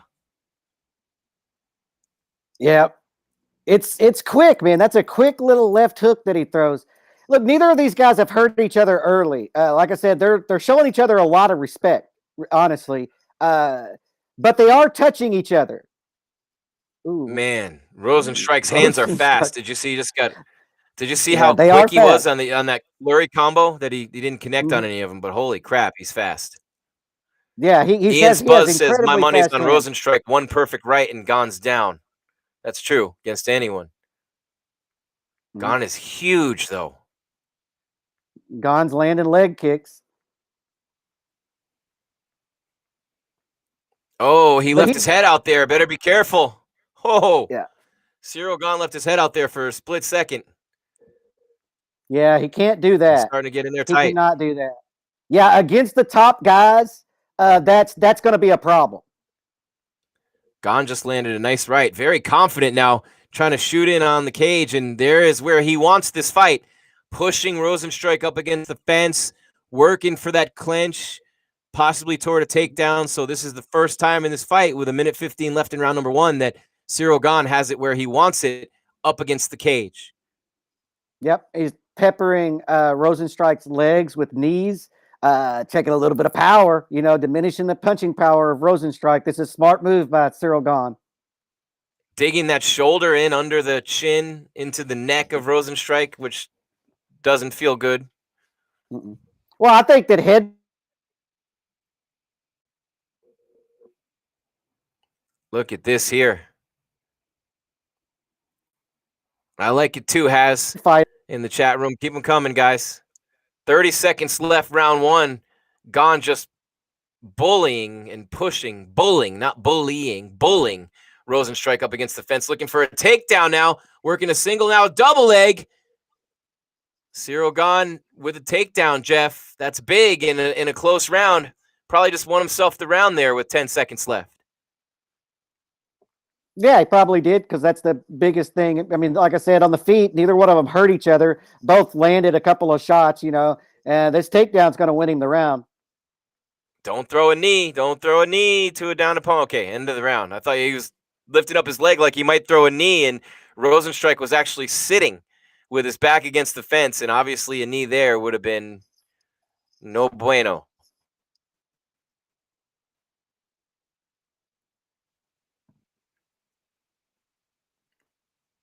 Okay. What a nice round for Ciryl Gane. Landed a lot of Yeah. kicks, some knees, and then with a takedown late, Jeff, I got to think Gane won that round. Well, he took it with the late takedown. That was a good round for both guys. I feel like they fill each other out. Gane knows he can get the fight to the ground right now, and then also I think that Rozenstruik saw some openings. Gane left himself open a couple of times. He wasn't able to capitalize on it, but those openings were there. No, and Gane landed a nice clean jab and a big right, landed a body kick under the ribs with his left foot, and also the takedown. So he, and Rozenstruik isn't a guy who's going to beat you by volume. I mean, he is, but not in his UFC career. He is a it's all about the power, and it's all about that one shot, lights out. So Cyril Gane and Jairzinho Rozenstruik in round number 2 of main event UFC Vegas 20. Start of round 2. Gane still bouncing, light on his feet. Rozenstruik standing in the middle of the cage, kind of flat-footed, waiting to counter. He is dangerous, man. Anytime you think, look, Gane can win this fight every second of every round, and it won't matter, just like Overeem. And that was with less than 10 seconds remaining in the fight. Cyril Gane just destroyed Alistair. You can watch it live on ESPN Plus, guys. You get our commentary here on MMA Weekly. Jim Grieshaber, Jeff Kane. Subscribe to our YouTube channel. Check it out. Hit that bell. Hit the like button. Help us with the algorithms there. We're growing our brand. Don't forget UFC Fallout tomorrow, 3 Eastern, 12 Pacific, right here on MMA Weekly's YouTube. Make sure you subscribe, though, guys. Just hit it right there, right now, while you're watching. Easy peasy. Give us those numbers if you appreciate what we're doing. Thank you. We appreciate you. Just like we appreciate CBD Emporium featuring Level Select CBD, and we damn sure appreciate Cyril Gane and Jairzinho Rozenstruik. Gane number 7, Rozenstruik number 4 in the heavyweight division. Each guy looking to make a title run. Gane's undefeated. His 4th fight of his career put him in the UFC. Rozenstruik has 1 loss, the 22nd TKO to Francis Ngannou. There's Level Select CBD. Stay in the fight, MMA.com. The code's MMA50 for 50% off. Level Select CBD. Stay in the fight. Jeff's not in the fight right now. We got to get Jeff back. I said Gane instead of Rozenstruik. What do you mean, Andrew? Well, how did I misspeak? Let me know, buddy. Oh, you said that Gane had finished Overeem when you meant Rozenstruik, I think is what he's saying. Oh, yeah, Gane trying to fight like Overeem did. Yes, okay. I did. I might have. Entirely possible. No, yeah. I know Gane never fought Overeem. Thanks, Andrew. I appreciate that. Gane needs to follow the blueprint of what Overeem did. It was Overeem knocked out late by Rozenstruik. Yeah. Gane's doing a good job of landing his right hand and getting out of there before Rozenstruik can counter with that left hook. This is kind of a little bit of a snooze fest, man. You always, when you have 2 powerful guys, and Lewis and Ngannou, sometimes it doesn't work out the way you think it's going to work out. Rozenstruik's not getting close to Gane, though, with those big rights. He's missing by a lot. Can't, Psycho Joker. Wish we could. I would love to do the commentary, but we can't. We're doing the best we can. We're just analyzing live for you. Yeah, we're not allowed to do play-by-play, guys. It's all kinds of copyright infringements. Yeah, it looks like, of course, Rozenstruik has been knocked out, and so it looks like he's being real careful and he's looking to counter, but in doing so, he's just getting outworked. Gane is peppering him with leg kicks and landing jabs, and Rozenstruik's not doing a lot. Man, Gane keeps his hands low, though, Jeff. You noticed that when you were watching video. You pointed it out on the preview. Should keep him low, but now he's right back where he wants to be. He came in so quickly, so athletically, and now he's got Rozenstruik pushed up against the fence again. But you're right about those hands, man. He keeps them low, especially his left. Yeah, it's scary, like if he were to face an Ngannou or Stipe, for his hands to be that low. They can reach him. Rozenstruik doesn't have the reach those guys have, right? So, yeah, you're right. 78 inches. Oh, wow. Gane so strong. Just threw him down with his left and immediately went in on a choke. Wow. Cyril Gane, just Herculean strength. He threw him down with one arm. Huh. And that's a 255-pound man. Yeah, they had a nice exchange of knees to the body in the clinch right there. Yeah, and Rozenstruik getting a little closer with that right. Man, he's got some serious heat on that thing. Holy crap. Yeah, Wow, that was as some this fight serious wears chin on, music. yeah, as this fight wears on, you might see Rozenstruik start landing those as Gane slows down a little bit. Yeah, and Rozenstruik doesn't throw a lot of punches volume-wise, so he's not going to gas himself out. Mm-mm. But Gane is throwing a lot of kicks. He's starting to work those kicks again, and that jab is so long for Cyril Gane. 81-inch reach. 10 seconds left in round 2. But if you can slip that long jab, Gane's kind of left there unable to get back in a defensive stance. So that's something that maybe somebody else will be able to exploit. Rozenstruik's not able to do that right now. Neither guy even breathing heavy. Look at Cyril Gane. What a specimen. He threw him down with one arm. He literally just hooked him and threw him down. Yeah, he got like an underhook and then flipped him over. Yeah. He's a strong guy. Wow. They are staying with it. They're here. Of course, we can't have the audio turned up at the corners, or we could hear the corners right now, Jim. I'm going to mute myself. There you go. The chat Jim's room, gonna go listen to the chat room corners. erupts in applause. Yeah, go check out what the corners are saying.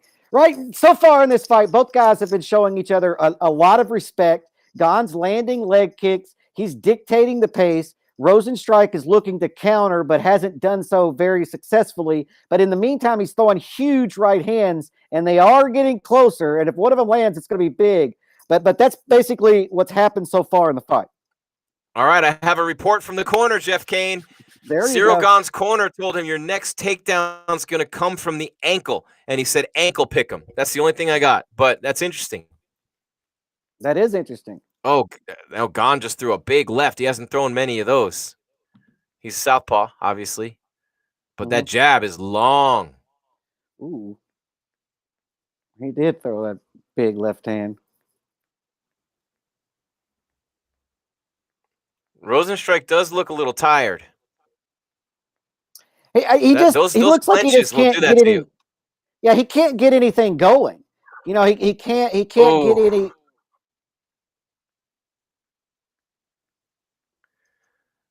Gane just threw a violent head kick. It was blocked, and Yeah, now he's been switching it up. Now he's orthodox. Yeah, Gane's starting to loosen up a little bit, gain his confidence.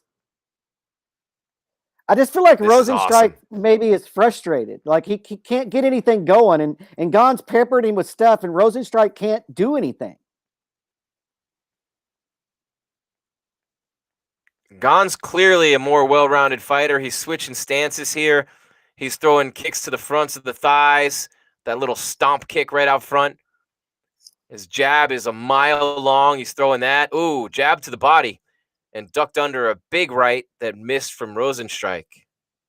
See, Rozenstruik is going to have to just let his hands go. He's going to have to. What's weird is he's the one that can't get in distance. I thought he would control the distance out long, and actually Gane's the one that keeping Rozenstruik out of range.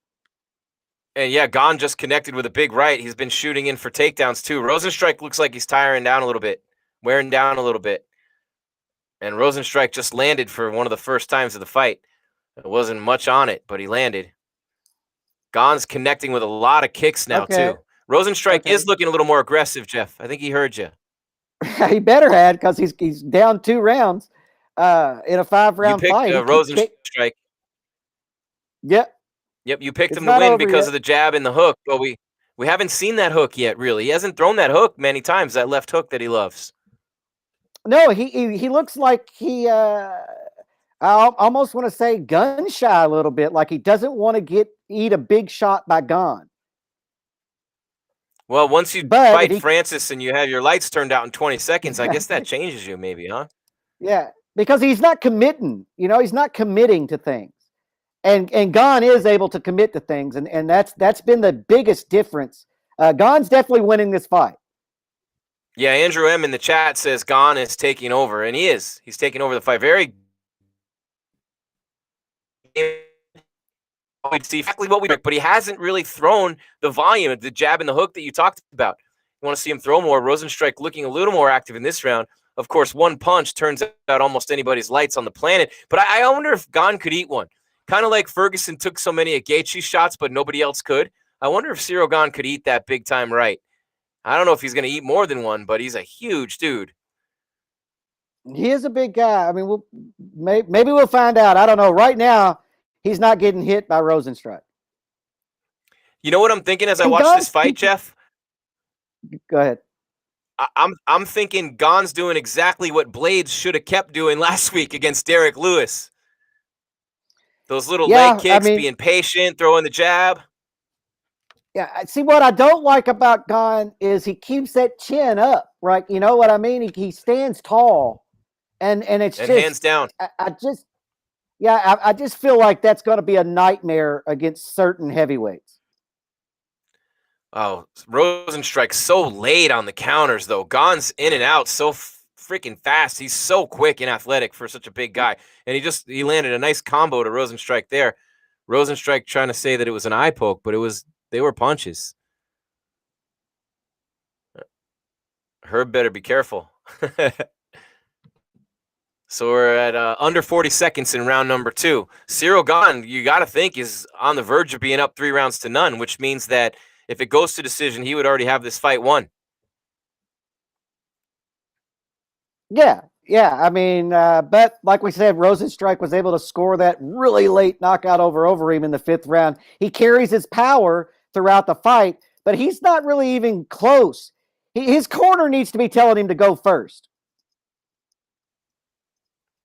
My God, Ciryl Gane is so fast, though. By the time the punch is there, he's 3 feet back.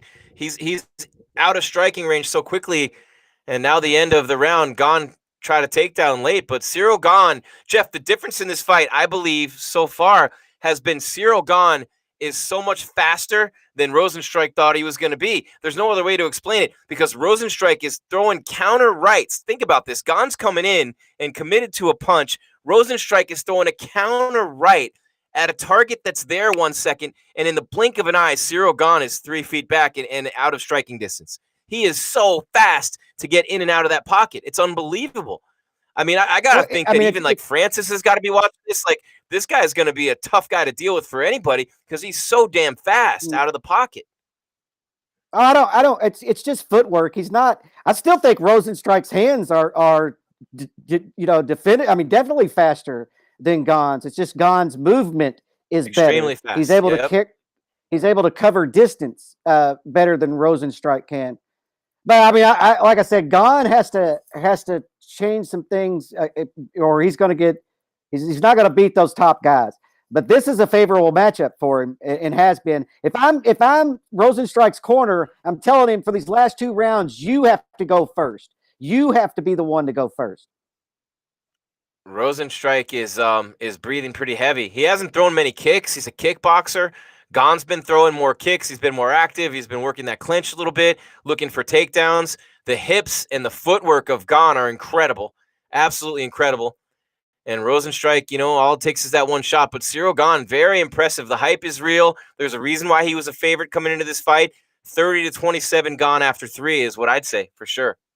Staying on the outside, frustrating Rozenstruik. But I would say, yes, staying on the outside for the most part. But he's so quick to get in and out. And it is the footwork, Jeff. Look, if you're watching the fight right now, he's got light feet.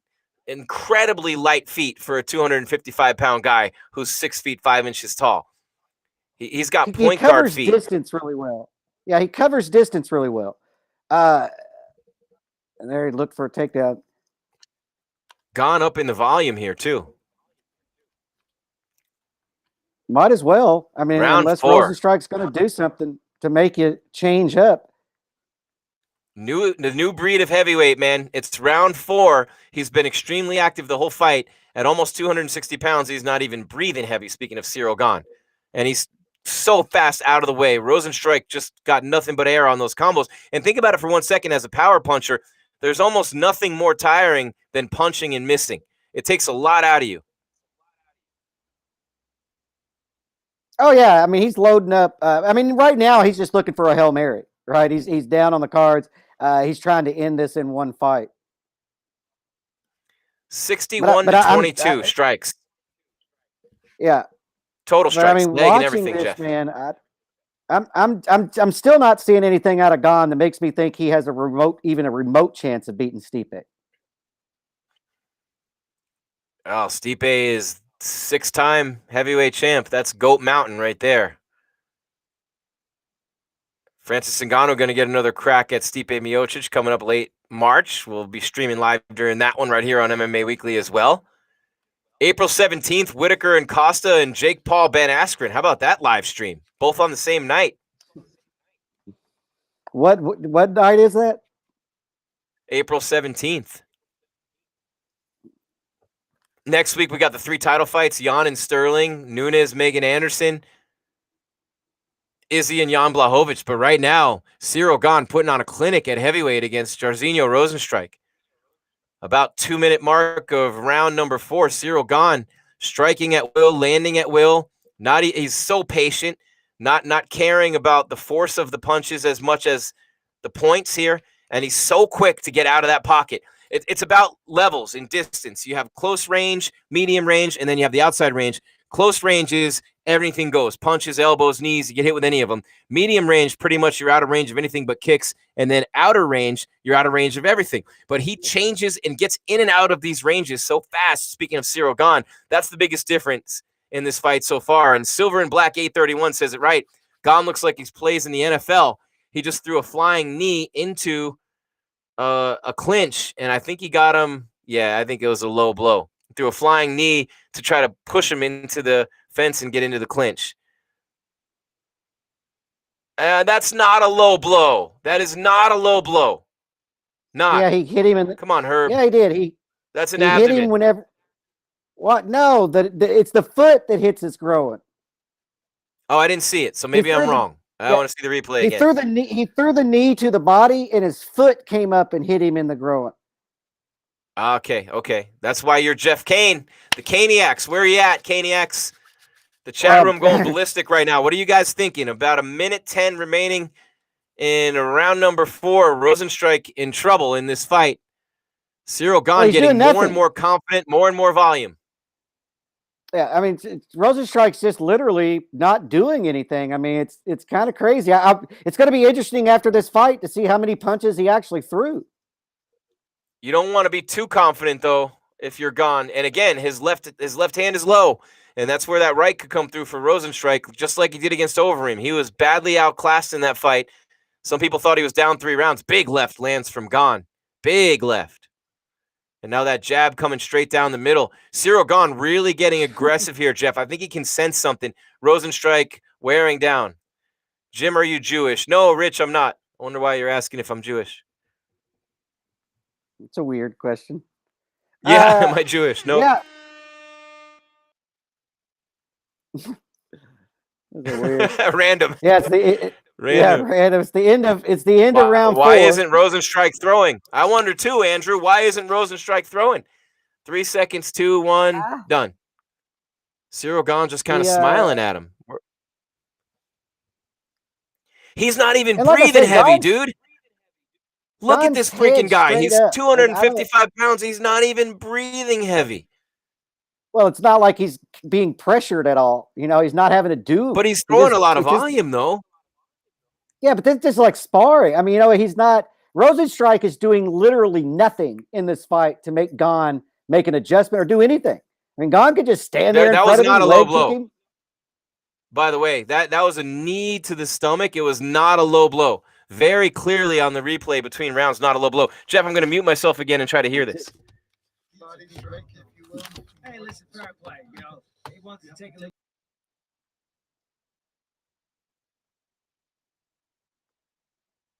Let's see the replay. But what I got was Michael Bisping saying, "Hey, it's fair play by Rozenstruik. If he gets it, he gets it." Wanted a little rest there because it was clearly not a low blow. It was a strong knee right to the midsection. Right? I just have a huge problem with people saying that it's okay to cheat. That's Andrew, well, like I said, I can't force integrity on people. No, you can't. But it looked like his foot close though, hit him on Rozenstruik.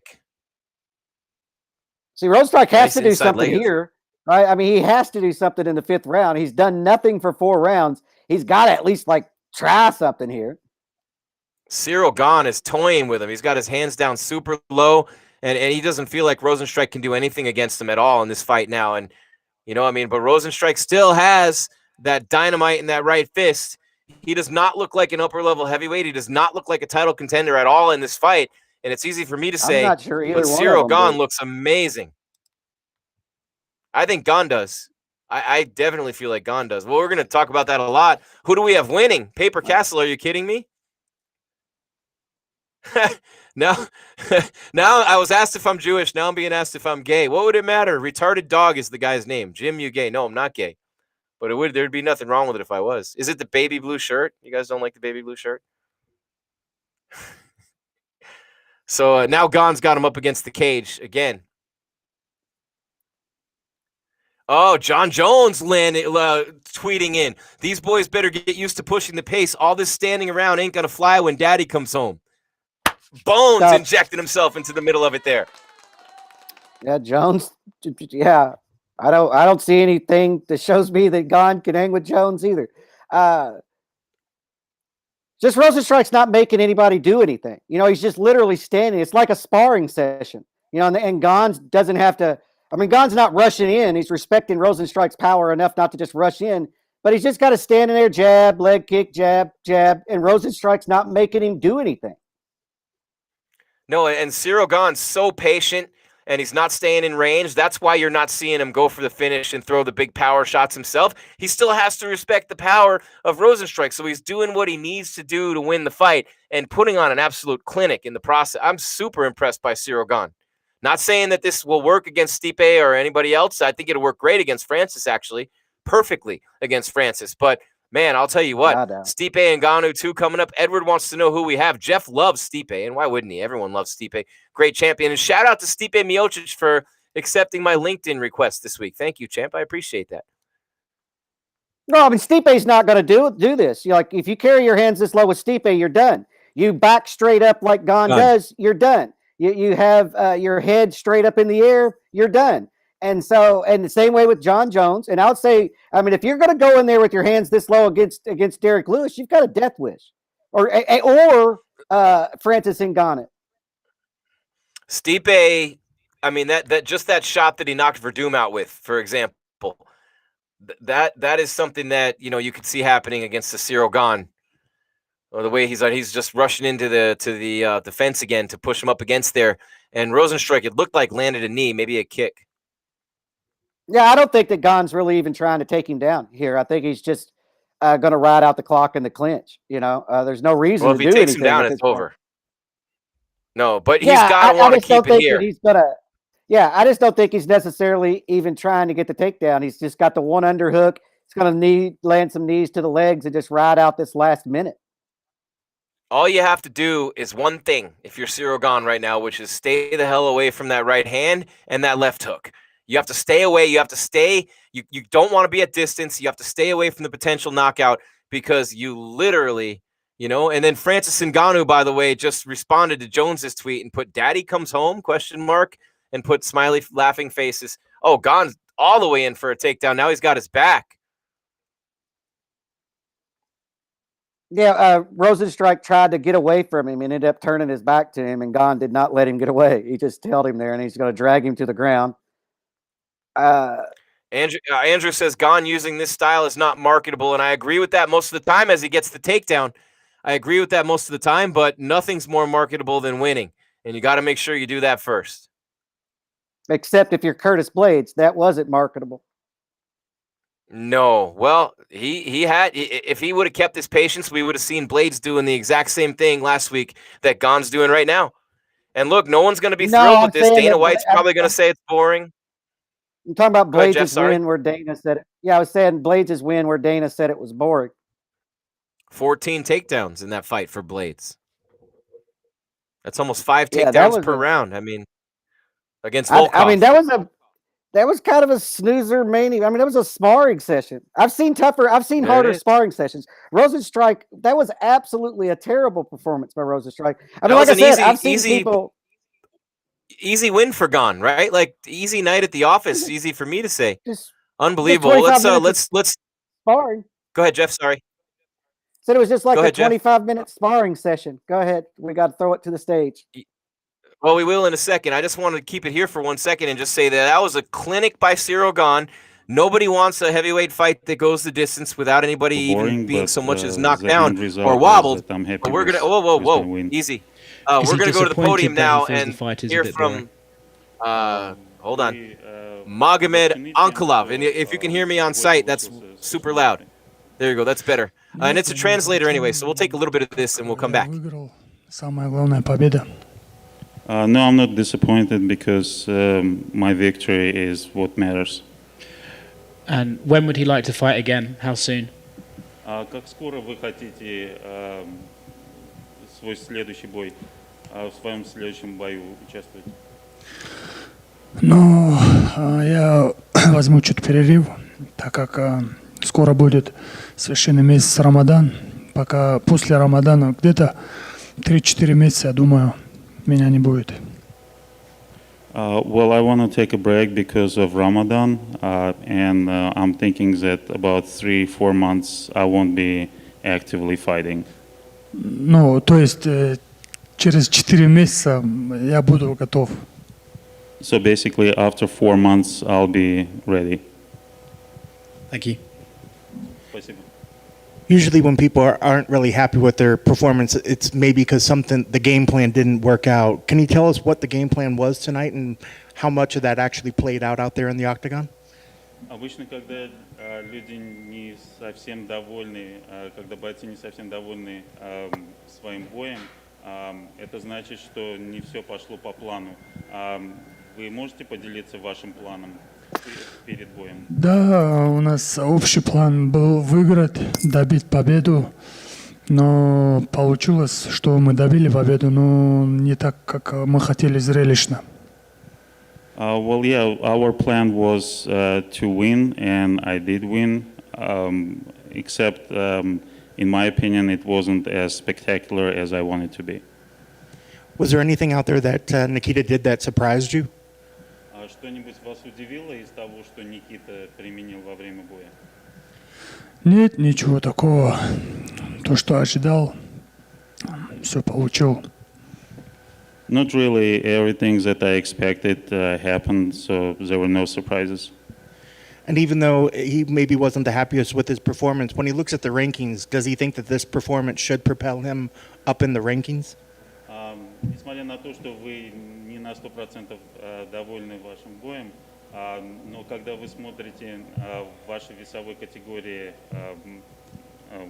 кто стоит выше вас по рейтингу, вам есть кто-то, с кем бы вы хотели бы сразиться в следующем? Да, конечно. Я первоначально не хотел этого боя, так как Крылову, ну, как бы российский боец. Я ждал другого, повыше. Я просил топ-5, но получилось так, что топ-5, топ-6, они дерутся между собой. И Крылов остался без соперника, и поэтому мне дали его. Мы вынуждены были драться, поэтому бой прошел. Но я доволен, я выиграл. Так что будем ждать, кого дадут UFC. Well, Krylov wasn't my ideal opponent because I was expecting for me to be propelled in rating in my division. I was expecting someone higher up. But right now, top 5, top 6 fighters in my division, they have fights scheduled. So depending on who wins, I'm hoping to pick an opponent among those winners. How do you celebrate the victory? А как будете праздновать? Ну, как обычно, да, я долгое время не был дома. Сейчас приеду, отдохну с родной, да, с семьей. Ну, как обычно, да, уже это, можно сказать, уже обычно. 5-я победа, 6-я. Так что это обычно. Well, this is my 5th victory, so it will be business as usual or rather celebration as usual. I haven't been home in a while, so I'll go back to my family and we'll celebrate with my family. Sounds good. Congrats on the victory. Спасибо. All right, let's take it back, Jeff, from the podium there with Magomed Ankalaev, 50-45, all three judges for Cyril Gane. I just watched his interview with Paul Felder, and he started off the interview by saying, hey, Rozenstruik's dangerous. I didn't want to. I had to respect how dangerous he was. I wanted to win the fight. I won the fight. And Paul Felder was talking about how he has the attention of the heavyweight division. I think you're going to go back and watch this fight, and I think if you're thinking that was that boring or that Gane wasn't that impressive, I think if anyone feels that way, you're going to go back and watch that fight, and you're going to realize you just saw a damn near flawless performance and a clinic put on by a guy who's been fighting for less than 3 years, right? And he took one of the most dangerous strikers in MMA completely out of his game plan. Rozenstruik didn't come within 5 inches of landing any of his strikes tonight. Cyril Gane was in and out so fast. His knees, his kicks, up in the clinch. He had a takedown. He almost slid in with a rear naked choke. His toolbox is full of tools, and his repertoire is strong. This guy is going to be in a title fight before you know it, Jeff. Cyril Gane will be in a title fight. Stipe and Francis, I think right now Cyril Gane's better than Francis Ngannou. Right now, he's better. I'll say it right now for the whole world to see. He's better than Francis Ngannou right now. I won't say he's as good as Stipe or Jones, but you're talking about the two best big men who ever stepped foot in the octagon or a cage for that matter. So when you're comparing them to Stipe and Jones, let's realize, right? That's Stipe and Jones. That's literally GOAT Mountain. But as far as anybody else in that division, and he's only been doing it less than 3 years, he is better than everyone else in the heavyweight division right now, in my opinion. And that includes Francis.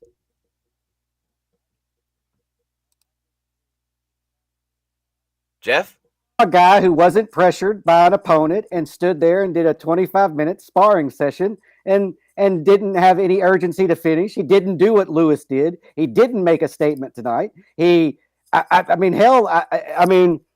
I'll go back and watch the fight again, but I mean, largely what stood out to me in that fight was the lack of enthusiasm by either of the guys to stand out. That's not the performance that's gonna make me go, wow, man, I want to see him against Stipe or Francis Ngannou or John Jones. That's kind of performance that makes me want to say, looked a lot like an Overeem or something like that. I didn't see it. And he does have holes in his game. We did say before the fight that was the blueprint, right? That was the blueprint that Overeem gave us on how to beat Rozenstruik, and Gane followed it better than Overeem did. Yeah. No, I think that what we saw tonight was more of a. I'm not taking anything away from Gane. I'm saying Rozenstruik did nothing. It looked like he showed up not to fight. We said that about Dan Hooker in that one fight. I felt like Dan Hooker looked 10 times better than Rozenstruik did tonight.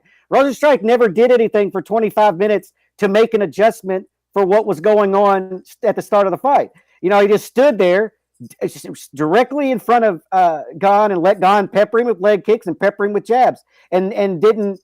I don't know. I feel like Rozenstruik literally did nothing. There's no way the UFC's happy with Rozenstruik right now. I don't think you can blame Gane because whenever you're Gane, I take that fight right there, right? I mean, if you're just going to stand here and let me pepper you for 25 minutes, man, I'm going to take that route, and I agree with that. So maybe I'm being critical of Gane, but totally disappointed in Rozenstruik, man. I mean, because he did literally nothing. There was no sense of urgency even in the 5th round. Whenever you're down 5 rounds, he didn't do what he did against Overeem, where you just throw caution to the wind and throw a huge hook and follow it up. He just accepted the loss like in round 2. That was a bad performance by Rozenstruik. Gane did what he needed to do. I don't know if he's ready for those top guys, man. I don't know if he's ready. And like I said, Francis Ngannou's mouth's watering when somebody sees somebody with their hands that low. His mouth's just got to be watering at that. Yeah. I think Francis better show me that he has a ground game before his mouth starts watering, because I don't know. Jeff, I want to say, and I'm going to go back and watch it again too, because I might be drinking a little bit of the Kool-Aid here, but I thought that was as flawless a performance as you'll ever see in a fight that big, based on who you're fighting, based on what that opponent's strengths are, based upon how you need to execute in order to win the fight. I thought that was perfection. It reminded me of like Ryan Bader against Rampage in Japan. It just pops into my head where it bored the hell out of you. But Ryan Bader put on a clinic in that fight, and that was exactly what he had to do against Rampage. So Cyril Gane knew coming in, he had to stay out of the pocket. He had to get in and out. The one way Rozenstruik can beat you is with that big shot. And he avoided it throughout the night. And Rozenstruik threw a lot of punches, man, but he missed with everything. And he missed horribly. He missed by that much most of the time. And I just think you chalk that up to the athleticism of Cyril Gane. Did Gane go for a finish? I mean, he went for the choke the one time. He did throw some big shots. He didn't unleash and throw caution to the wind. But if he does that and he loses the fight, he's Curtis Blaydes. Ask Curtis Blaydes right now if he wouldn't go back and do what he did in round 1 for 4 more rounds to beat Derek Lewis and not try for the takedown. I think that you have to win the fight. And I agree, Jeff. You need to be impressive in doing it. But in this case, for Cyril Gane, number 7 in the world, less than 3 years into the sport, his first big-time UFC opponent. No disrespect to JDS, the former champ, but he's a little long in the tooth now, and he's kind of like that gatekeeper to a title shot. That's just, or to the title picture. It is what it is, right? But Cyril Gane getting the win was what mattered the most here tonight. Is I think right now he goes. I know. Here's the question: he's going to pass Overeem in the rankings, but will he leapfrog Volkov at number 5? And do you give Gane Derek Lewis right now, or do you give him Alexander Volkov? Which one? No, look, Gane's going to be ranked 3rd in the world. He's going to pass Curtis Blaydes, who just lost. Is he going to pass Volkov? Yeah, he's going to jump right into the 3rd position. I'm telling you, on Monday he's 3rd. He's 3rd. Because he just took out the previously 3rd ranked guy. So no, 3rd. Do you mean 4th. 3rd including the champion, or 3rd after the champion? Because Lewis is 2 after the champion, and Ganu's 1. So you mean he'll pass Lewis too, or? No, he's going to be 3rd, because the champion is the champion, and the number 1 contender is number 1, which is Francis Ngannou. Number 2 is Derek Lewis. Number 3 right now is Curtis Blaydes, who's off of a loss, and then you had a Rozenstruik and then whoever. 4. Yeah, so Gane, Volkov and Overeem. Overeem is off of a loss, but Gane's going to jump over all of them, including Curtis Blaydes, because he's off of a loss. He's going to be 3rd in the world right now with that win. Now, where does that put him? Because John Jones is coming in and the titles drawn up. Now, do you do Lewis and Gane? I don't know, man. I wouldn't do that to Gane right now. You know, I don't know what you do with them right now, because you don't want to waste him or Lewis. You know, especially because they have Lewis has the win over Ngannou. So if Ngannou wins, that's kind of there, right? So you kind of want to leave Lewis in the background, just in case. And then Jones is there, but Jones is not the easiest to work with in contract negotiations and all that. And so you also have Lewis there in case that doesn't happen. But you got to do something with Gane, and I don't know who you put him with. You don't put him in there with Blaydes, because Blaydes just lost. I mean, I think you give him Volkov. Why not Volkov? Probably He's at 5. He's 2 spots ahead, and he's coming off a very impressive win over Overeem. Yeah, I mean, you're going to have to give him somebody like that, because he's going to have to fight. You know, because there's people in front of him, and those people in front of him don't even include John Jones. And yeah, man, I think that Gane did what he needed to do to win. I think that Rozenstruik didn't make Gane do any more than that. You know, and maybe that's what happened. You know, and Gane was fine with that. But Rozenstruik had to know at the end of the 1st and 2nd round that my counter-strike strategy is not going to work. I've got to come out here and do something different. And he never did that. And so that never did that. Like I said, I was really disappointed in Rozenstruik out there. I didn't feel like he showed up to fight. And then Gane, you've been saying that since the fight ended, Jeff, that Rozenstruik didn't show up to fight. And that's who I'm disappointed. I'm not disappointed in Cyril Gane. He stayed active throughout the whole fight. He did what he had to do. But you're right. I mean, Rozenstruik did not look aggressive at all. Not even in the second half or even the last minute of round 5. No, I'm just baffled. And so, I was definitely being too critical on Gane, because Gane did what he should have done. right? I mean, if you're not going to pressure me, and especially in the heavyweight division, because Gane just went through a 5-round fight. He'd never been in a 5-round fight, never been in the main event. He's got those two things under his belt now, and he got the win over the 4th-ranked guy in the world without taking any damage. And so I think Gane did what he wanted to do and needed to do, but I just really disappointed that Rozenstruik did next to nothing. I mean, next to nothing. I was just dumbfounded that he's willing to accept that loss like that. But I could see why Gane did what he did. There's no reason for Gane to do more than he did. Sure, he could have went for a finish, and I would have liked to seen him do that. But why? Why? If you're just going to let me stand here and jab you, leg kick you, and then every now and then clinch and elbow you, then why would I take a big risk? Rozenstruik did not make Gane do anything. So props to Gane for even making that a fight.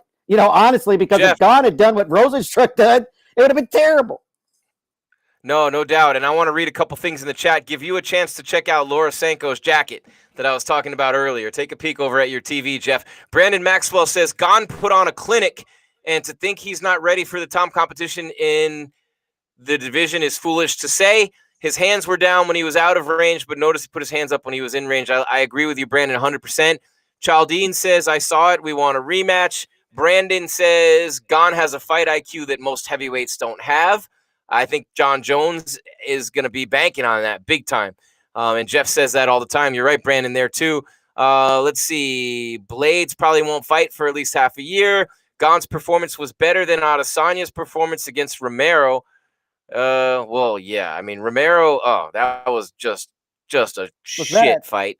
Was that a title and then fight? Noah's Ghost says, Roz versus Blades, Gane versus Volk, Lewis versus Jones. Not going to happen. Jones is going to get the winner of the title fight. Lewis is the backup for that. But I agree. I think Gane versus Volk, Roz versus Blades. Yeah, why not? I like Rozenstruik versus Blades. I think that's a good fight to make after the two performances. But I'll tell you what, Blades will maul the crap out of him if what I saw tonight and what I saw last week. I mean, Blades made a mistake in that fight going for a takedown. His execution was flawless early in that fight, and it looked like he was on his way to dominating Derek Lewis. The Blades of last week and the Rozenstruik Blade. No, Blades looked good. Blades looked good. Blades just got caught by one of the biggest power punchers in the promotion's history. Rozenstruik did nothing. I think that Blades looked a hell of a lot better getting knocked out and taking 2 shots while he was laying on his back than Rozenstruik did tonight, losing by decision. I think that Blades looked a hell of a lot better. Rozenstruik showed me nothing tonight. I mean, absolutely nothing except that, man, you're on the cusp of a title shot. You're at the cusp of the top of the division, and you showed up and gave that effort. That's what Rozenstruik showed me tonight.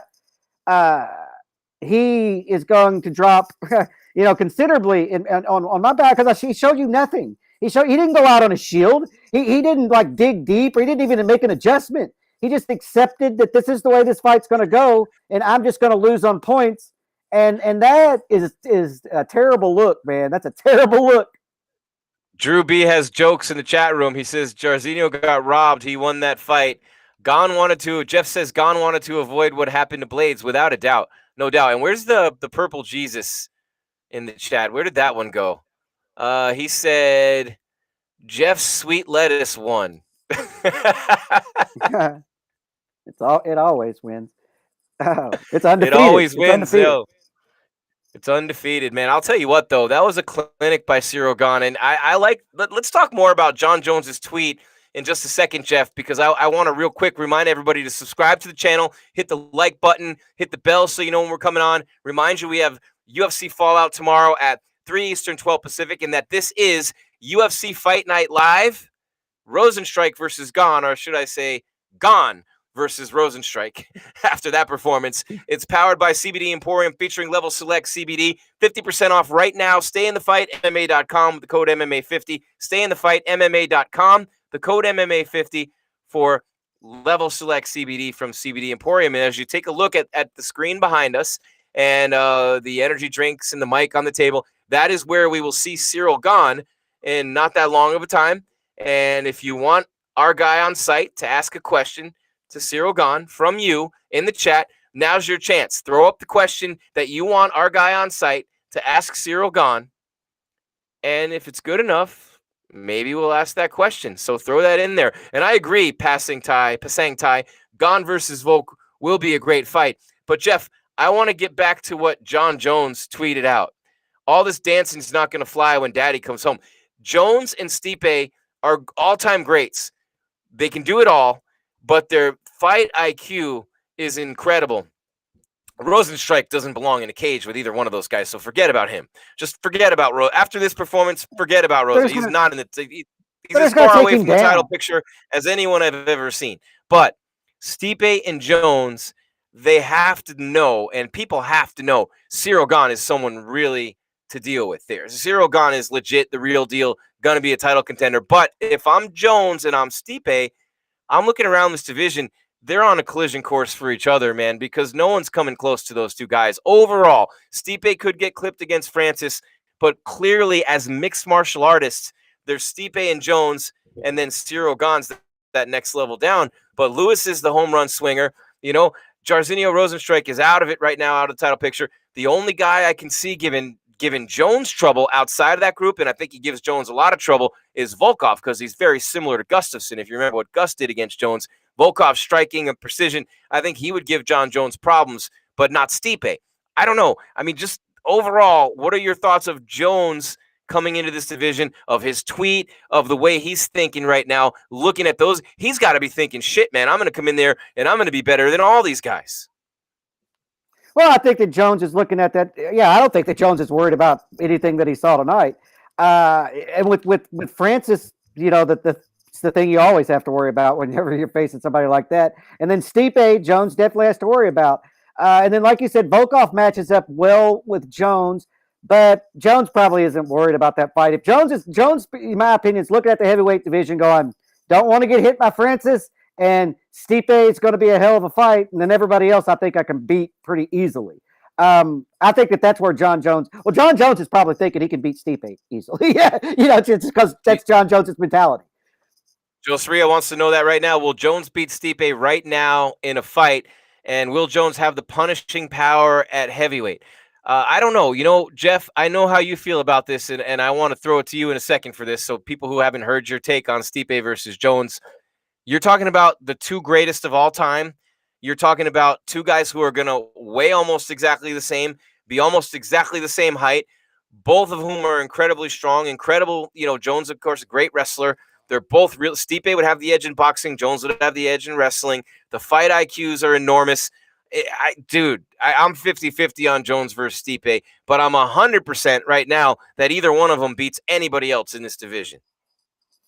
Well, I mean, I want to see Jones at heavyweight. But if Jones didn't put on weight and just moved up from 205, you know, like literally walked out of the octagon after his last fight and walked into the heavyweight division, I would pick him over a lot of those people. I think Stipe is a terrible matchup for John Jones. I think Stipe is putting John Jones to sleep, and I think he does so pretty quickly. Now, where John Jones matches up with everybody else is another question, because John Jones can just take Francis down. Like, that's not a compelling matchup to me. Does Francis land a big shot? Sure. But if Stipe schooled him on the ground like that, imagine what Jones would do to him. Yeah, and I feel that, and I don't feel like Gane has a lot. I feel like Gane has a lot of holes in his game that John will exploit. The back and straight up, the chin up in the air, the hands low, and then he's not the wrestler that John Jones is. He's not the submission fighter that John Jones is. And so Wally Georgiou 350. Go ahead, Jeff. Sorry. No, go ahead, man. Go get in the comments. No, I was gonna read. I didn't know you were done. You skipped out for a second. One of the people in the chat just asked, who TF are these homeless guys? I feel homeless sometimes because I'm at the studio so much working. Meanwhile, Jeff, we have a great question from Brittany Jackson, and I don't want to lose this one. I'm actually going to screenshot this because this might have a chance of being asked by our guy on site. And if you're listening, nameless producer who's on site in Vegas, my question: how was the sparring between you and Francis? Do you feel you match up well with Francis? And of course, that question is for Cyril Gane, who comes from the same gym. same camp. Yep. And Francis left that fight team a couple of years ago after the loss to Stipe, and Gane's been doing this less than 3 years. So, Gane would have been nowhere near this level when Francis was. Would probably be. What do you think, Jeff? No, I think that's a great question. I mean, that's the obvious question. I agree. Is how well did you do in sparring with the number one contender? And because they could fight each other relatively soon. But like I said, the heavyweight division is different. Gane got a win tonight. Lewis got a big win last week. But what could hold up that division is if Ngannou knocks out Stipe, which is absolutely a possibility. And then we have a rematch. Right. Then we've got a rematch between those two. Do you think you think there'd be a rematch if he knocks him out? I'm not so sure. Yeah. Yep. You think right away? No. I take that back. No, I think that John Jones and Ngannou fight. But if things, Jones, I don't know what the time frame is that he's looking at making it. And especially if it's a war. If it's a war between Francis and Stipe and Francis ends up winning that fight, I could see them doing that again. But honestly, probably not, because Jones is a bigger name than either one of them. Like Jones is a bigger star than Stipe or Francis. And people are going to pay to see John Jones fight either one of them. And so I don't think it falls off any. So they'll probably do Jones. No, and Jeff says Jones is overrated. Reyes won that fight. If he can barely deal with Reyes, he can't deal with Stipe. I mean, styles make fights. It's almost unfair to say it like that. I mean, Stipe is an incredible fighter without a doubt, but I don't think you can look at what Jones did against Reyes and think it'll have any bearing when he's 15 pounds heavier. I mean, I just don't. But Jeff says, my question is, what do you think of a matchup with Volkov? That was what I thought right away is, I'd say Gane and Volkov. I guess you run a risk there, Jeff, of having Cyril Gane lose to Volkov, and then a potential title run is derailed. But both of them look phenomenal right now, and I actually think that what Volkov did to Reem and what Gane just did against Rozenstruik, that could be a title eliminating matchup, and I think Gane kills Volkov, for the record. I mean, that's an interesting fight. Volkov's got reach. And so he's going to touch Gane, and exiting the pocket's not going to be, and he's not necessarily a counter striker like Rozenstruik. I don't know. I'd have to look at a bunch of films and break that down. That's an interesting fight, but I don't think that Gane's like a next level striker. Like he's not Israel Adesanya out there. So let's relax on that. He's a solid striker, but he's not. And so whenever we talk about how he matches up in striking, I don't know, man. Volkov has different things than Rozenstruik has, for sure. It's an interesting fight. I don't know what you do with Gane, because Gane's undefeated. And so you want to keep that, right? It always looks good to have an undefeated fighter. And so I could kind of see them putting him on the shelf or giving him like an Overeem or somebody down the list just to keep his streak alive. So when the top of that division plays out, I think that Volkov and Gane would ruin. It's too dangerous of a fight to put Gane in right now. And I'm not saying that. Go ahead. Noah's Ghost wants to know what percentage of takedowns did Gane get over Francis in practice? Brittany says, Jeff, Volkov, great fight idea. I think Gane Volkov is the fight to make, although it doesn't move the needle. It doesn't make anybody any money. So I'm not so sure Dana's going to feel that way. Noah's Ghost says, Jim looks like Les Stroud, Survivor Man. I just Googled him. I don't wear the bandana around my head. And then Pat Rod says, Jimmy looking like RVD. Do you mean Rob Van Dam? I have a good Rob Van Dam story if you're talking about Rob Van Dam. I'm not sure if I'm going to tell it or not, but I actually might. Brittany says, Noah's Ghost too specific. You need to know the right way to ask him to get the right answer. Look at Brittany giving press conference advice in the chat room. Josria says, Jones versus Gustafsson. One is like Reyes, and look at what happened at part 2 between them. So Reyes would be KO on a second fight. Let me see. Taki says moving and using 2 stances, feints, knees, and elbows. Yeah, I mean, interesting. Very interesting, man.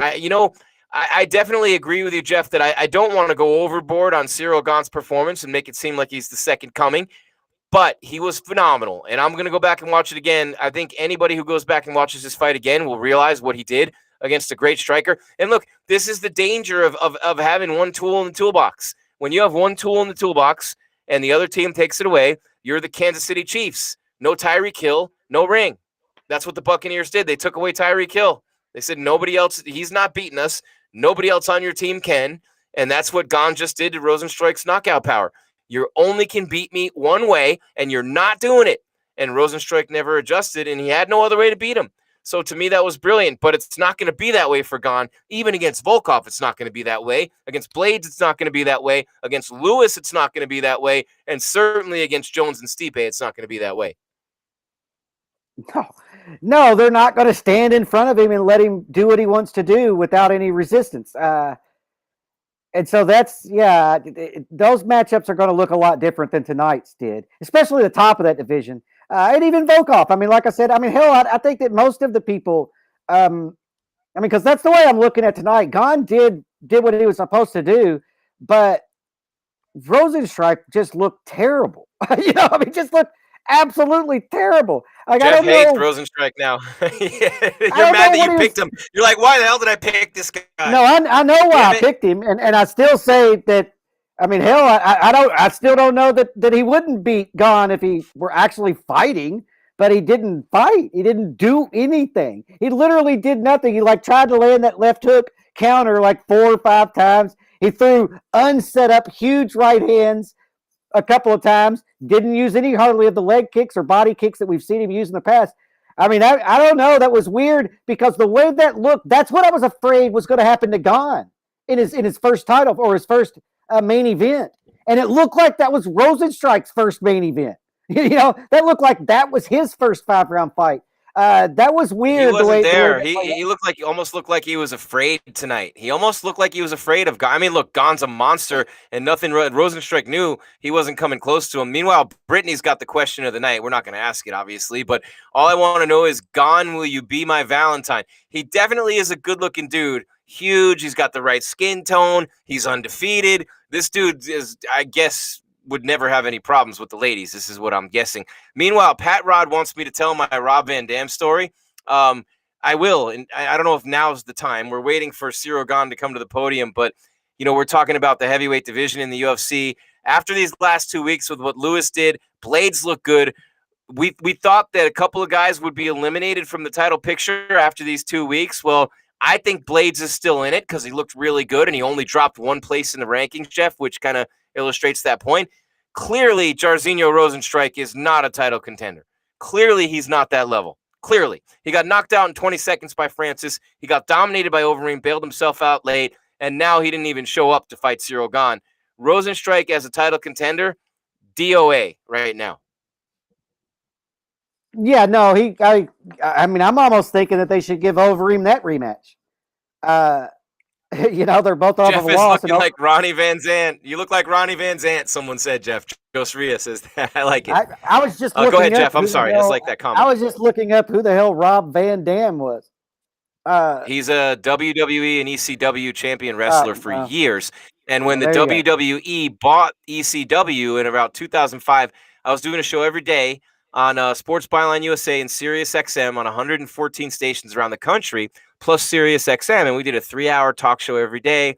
We went to all the big fights, all the boxing fights, MMA fights, everything. So my partner on the show, who's now doing really well at Nesson in New England, his name's Mark James. Well, Mark was a big wrestling guy. So we went to Atlantic City to broadcast our show. I think it was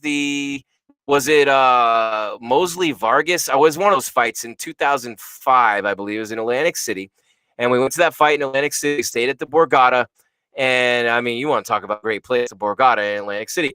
Well, we took a day and we went over to Mitchell and Ness in Philly, went and got a couple of cheesesteaks. And they had an ECW one-night stand pay-per-view right after Vince McMahon bought it. That night was awesome. I ended up meeting John Cena, The Big Show, had a lot of fun. Wasn't a wrestling fan after really the Hogan days, and then The Rock, I went to college with him. But then that night, we're all hanging out, and they had, Sandman, and they had Sabu.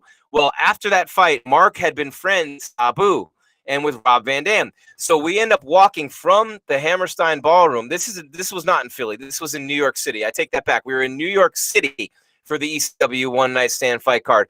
And you know how sometimes in New York City, and sometimes you guys might not know this, but in New York City, there are secret like hallways and passages behind buildings that look like they're separated. You can walk internally through them. And so we walked to the hotel from the back of the ballroom and ended up in the same hotel room. So we were in Rob Van Dam's hotel room with Rob and his wife and Sabu and myself and Mark and all these people. Rob Van Dam rolls up like 3 baseball bat joints and starts passing them. I'm like, why the hell is he rolling up 3 joints for like 4 people? I got the highest I've ever gotten in my entire life that night with RVD and Sabu. So there's my RVD story. I hope you like the story. Who was it? There was Pat Rod. There's my Rob Van Dam story.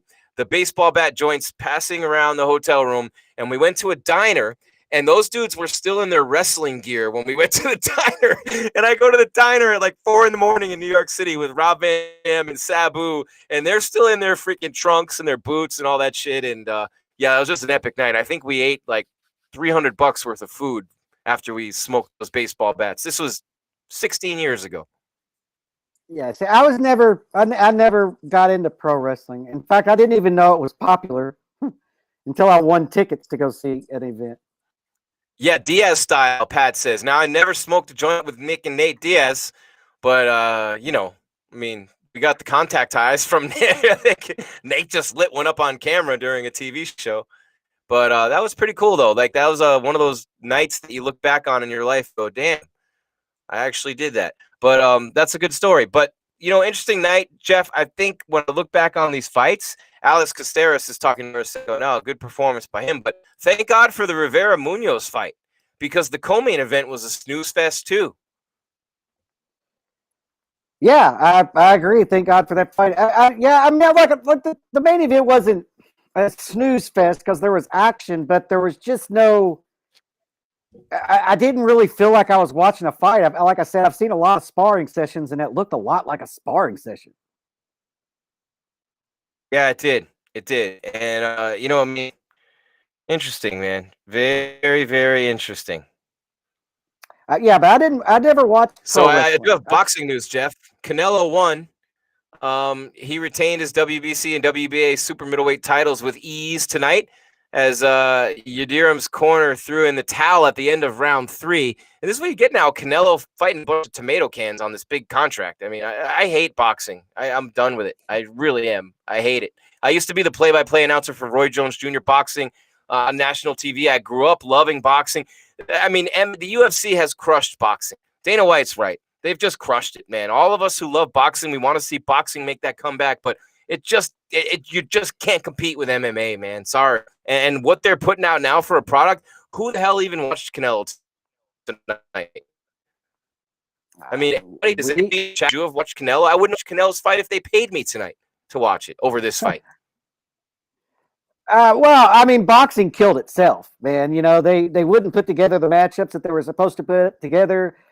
We never got to see these people in their primes face each other. Boxing killed itself, man.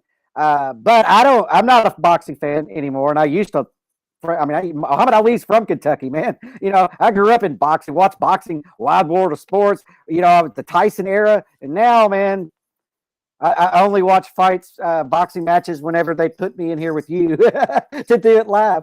Oh my God, Jones and Tyson! I wanted to hang myself. I knew going into that fight, and we got 1.9 million views. So obviously, and it's probably going to be the same for Jake Paul and Ben Askren.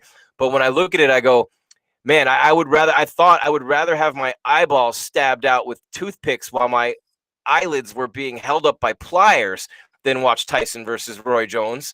And we ended up doing 1.9 million views. So obviously, people care about it. And Josria says, hey, Canelo destroyed his opponent. Next fight versus Saunders will be much better competition.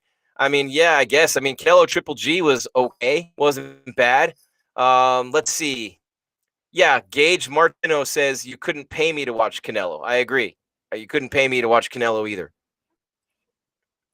Yeah, I know who Canelo is, but I don't even know who's any good at boxing anymore. You know, I don't follow it at all. Max Holloway. yeah. Frank Mir. I saw Frank Mir is going to box. He's going to fight. Who's he fighting? Frank Mir. Help me out here, guys. Why am I drawing a blank? He's fighting a former big-time boxer. Who the hell is Frank Mir fighting on that card? Who the hell is Frank Mir fighting? It was just announced. Why am I drawing a blank? Frank Mir boxing. Who in the hell? I'm gonna cheat and Google it because I'm a lame-o.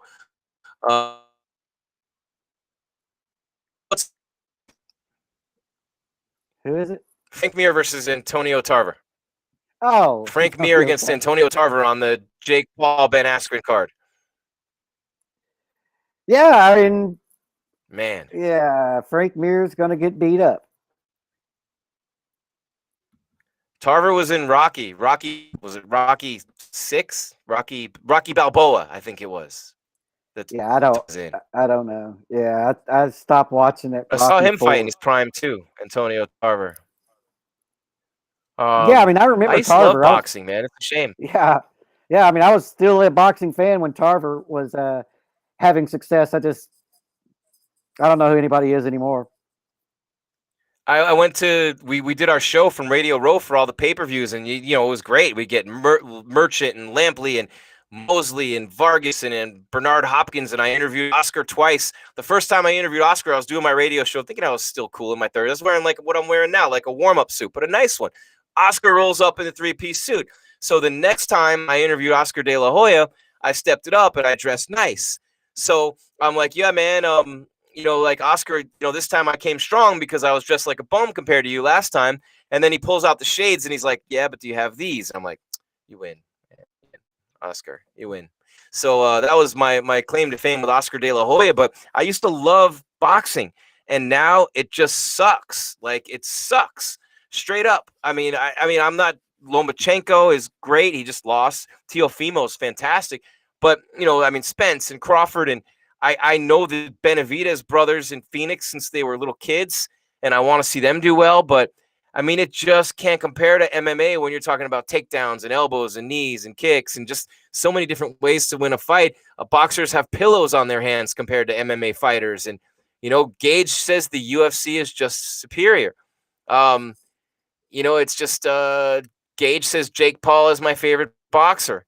And that's the state of boxing. You need these. I mean, when Roy Jones, Mike Tyson's the biggest fight of the year by far, and then you're going to have, you know, Tyson Holyfield 3. I just don't know. I mean, are you going to have Tyson with a knife and fork and a plate going, this time I'm going to finish it? I mean, with the ear? How are you going to I don't understand. I don't understand. I just don't.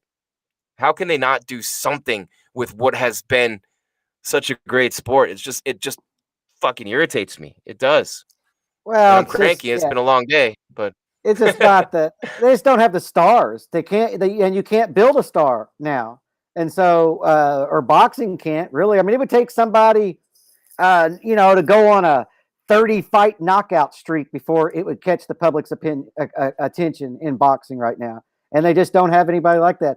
I mean, I never watched pro wrestling, and I won tickets to a WWE in Evansville, Indiana. And I was shocked that, like, the place was full. I was like, what the hell? These people believe? This is weird. I felt like I had been transformed to the Twilight Zone, but it was surprisingly entertaining. I got in a fight with a I used to like it. I grew up on Hogan. I got to slap Hogan on the chest on his way out to the ring when I was 12 years old in Hartford when he wrestled superstar Billy Graham because my grandfather took me. And then when I grew up, when I passed the age of 13, I wasn't a wrestling fan anymore. But then when The Rock and Stone Cold and all those guys, I went to college with The Rock. He's the first interview I ever did at the University of Miami. And a big reason why was his father was Rocky Johnson. Well, as I'm a fan of the Attitude Era and The Rock and Stone Cold on the mic and everything, those guys were killing it. But it's all about the entertainment. But MMA is legitimately now, I mean, we are getting the entertainment side, but MMA fighters are legitimately the greatest combat sports athletes of all time. Look, when McGregor boxes Mayweather, you knew he wasn't going to win. But in terms of overall combat, MMA fighters are clear because Muay Thai is one discipline, karate is one discipline, jiu-jitsu is another one, wrestling's another one, boxing is another. MMA combines them all into one sport, man. Once that happened, everyone else is toast. Over. Done. I mean, you can't beat that. You cannot, and you have a genius in Dana White promoting it. You can't beat it. You're not going to beat it. Yeah, I mean, it's just a different sport, you know. There's not going to be a lot of people who train MMA win a Muay Thai tournament or a Jiu-Jitsu tournament. But yeah, I mean, as far as being a well-rounded combatant, man, yeah, mixed martial arts is where it's at. Boxing's just boring, man. You got hands, you got two hands, and big gloves, so you can just do this and block. You can't do that in MMA. And then you watch kickboxing and you realize, wow, boxing's really boring. And then you watch MMA and you're like, holy crap. So that's kind of the way, or that's the way I evolved in combat sports. Yeah, you know? and throw like, those kicks into a takedown. You know, you got to think about that too. And Tyler wants to know, and maybe our guy on site can answer it for us. Is Dana White there tonight? Is Dana? I didn't see him on the TV throughout the night. Doesn't mean he's not there. Is Dana White coming to the press conference? So then maybe we need to figure that out. Jeff, as I look at the rankings, and we're waiting for Cyril Gane still to come to the podium, and we'll turn the corner after we hear from Gane and talk, and then Fallout tomorrow, 3 Eastern, 12 Pacific, here on MMA Weekly YouTube, where you can get the fallout from tonight, and we turn the corner into the pay-per-view. And by the way, that main card next week, holy shit, those 5 fights. I mean, I can't wait. I mean, the first fight of the main card next week is legitimately a title eliminator fight at light heavyweight. And then you have Islam at lightweight, the hottest prospect in the division right now. And then you got 3 title fights. So we're going to talk about that. But Jeff, as we wait for Cyril Gane, and we're, you know, obviously still talking about the heavyweight division, on the heels of the last 2 weekends, Blades getting knocked out by Lewis, Cyril Gane dominating Rozenstruik. Where do you see the state of this division right now compared to how you saw it 2 weeks ago? Because I see it the same. I see Stipe and I see Jones. That's what I see. Yeah, nothing's really changed except for Lewis solidified his spot right up there. But yeah, nothing's really changed. Jones is going to get the winner of the title fight, and then we'll see what happens to either Francis or Stipe, depending on which one loses. But yeah, I don't think the division changed much, you know. But it will by the end of the year because the top is log jam. You know, we know who the title fights at the end of March, and then we know who the number 1 contender is, and so there's going to be more fights, and so it's not going to look this way at the end of the year. Man, unbelievable! Just watching what Petr Yan did to Jose Aldo and how long it took to stop that damn fight. Good God! But next week is going to be huge. But Jeff, when you're talking, you're right. You're talking about the heavyweight division, man. I mean, you're talking about Jones coming up to fight Stipe. Dream come true for everyone involved is Jones Stipe. Without Stipe taking the L2 in Gane, you really are running a big risk of him losing that fight as Cyril Gane makes his way into the interview room right now. We got about 20, 30 seconds left before he hits the podium. You're going to hear from the dominating winner of tonight's fight, Cyril Gane, the Frenchman making his way to the podium. It's UFC Fight Night live on MMA Weekly, powered by CBD Emporium, featuring Level Select CBD, 50% off at StayInTheFightMMA.com with the code MMA50 for CBD Emporium featuring Level Select CBD. Level Select CBD, stay in the fight. Cyril Gane at the podium right now, only right here on MMA Weekly. Cyril, congratulations on the victory. I know maybe not quite as exciting or you get the finish that you wanted, but it was a big win. So how are you feeling right now? Yes, I'm good. I'm good because after a few moments, I remember I tried to finish the fight.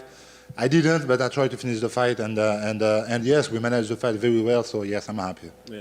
Clearly, you had to respect his power, but your jab was working. The low kicks were working. Did you think you would have as much success on the feet as you did? Yes, I think I did it well. I managed my fight on the feet. I tried to go down. I did the takedown, and yes, I think I managed well the fight on the feet. I wonder if mentally it was difficult to stay disciplined, right? Because he wasn't doing a whole lot, and I'm sure you wanted to maybe push, but you have to be careful. So was it a tough mental fight for you? Yes, exactly. That's really correct. I tried to make a pressure.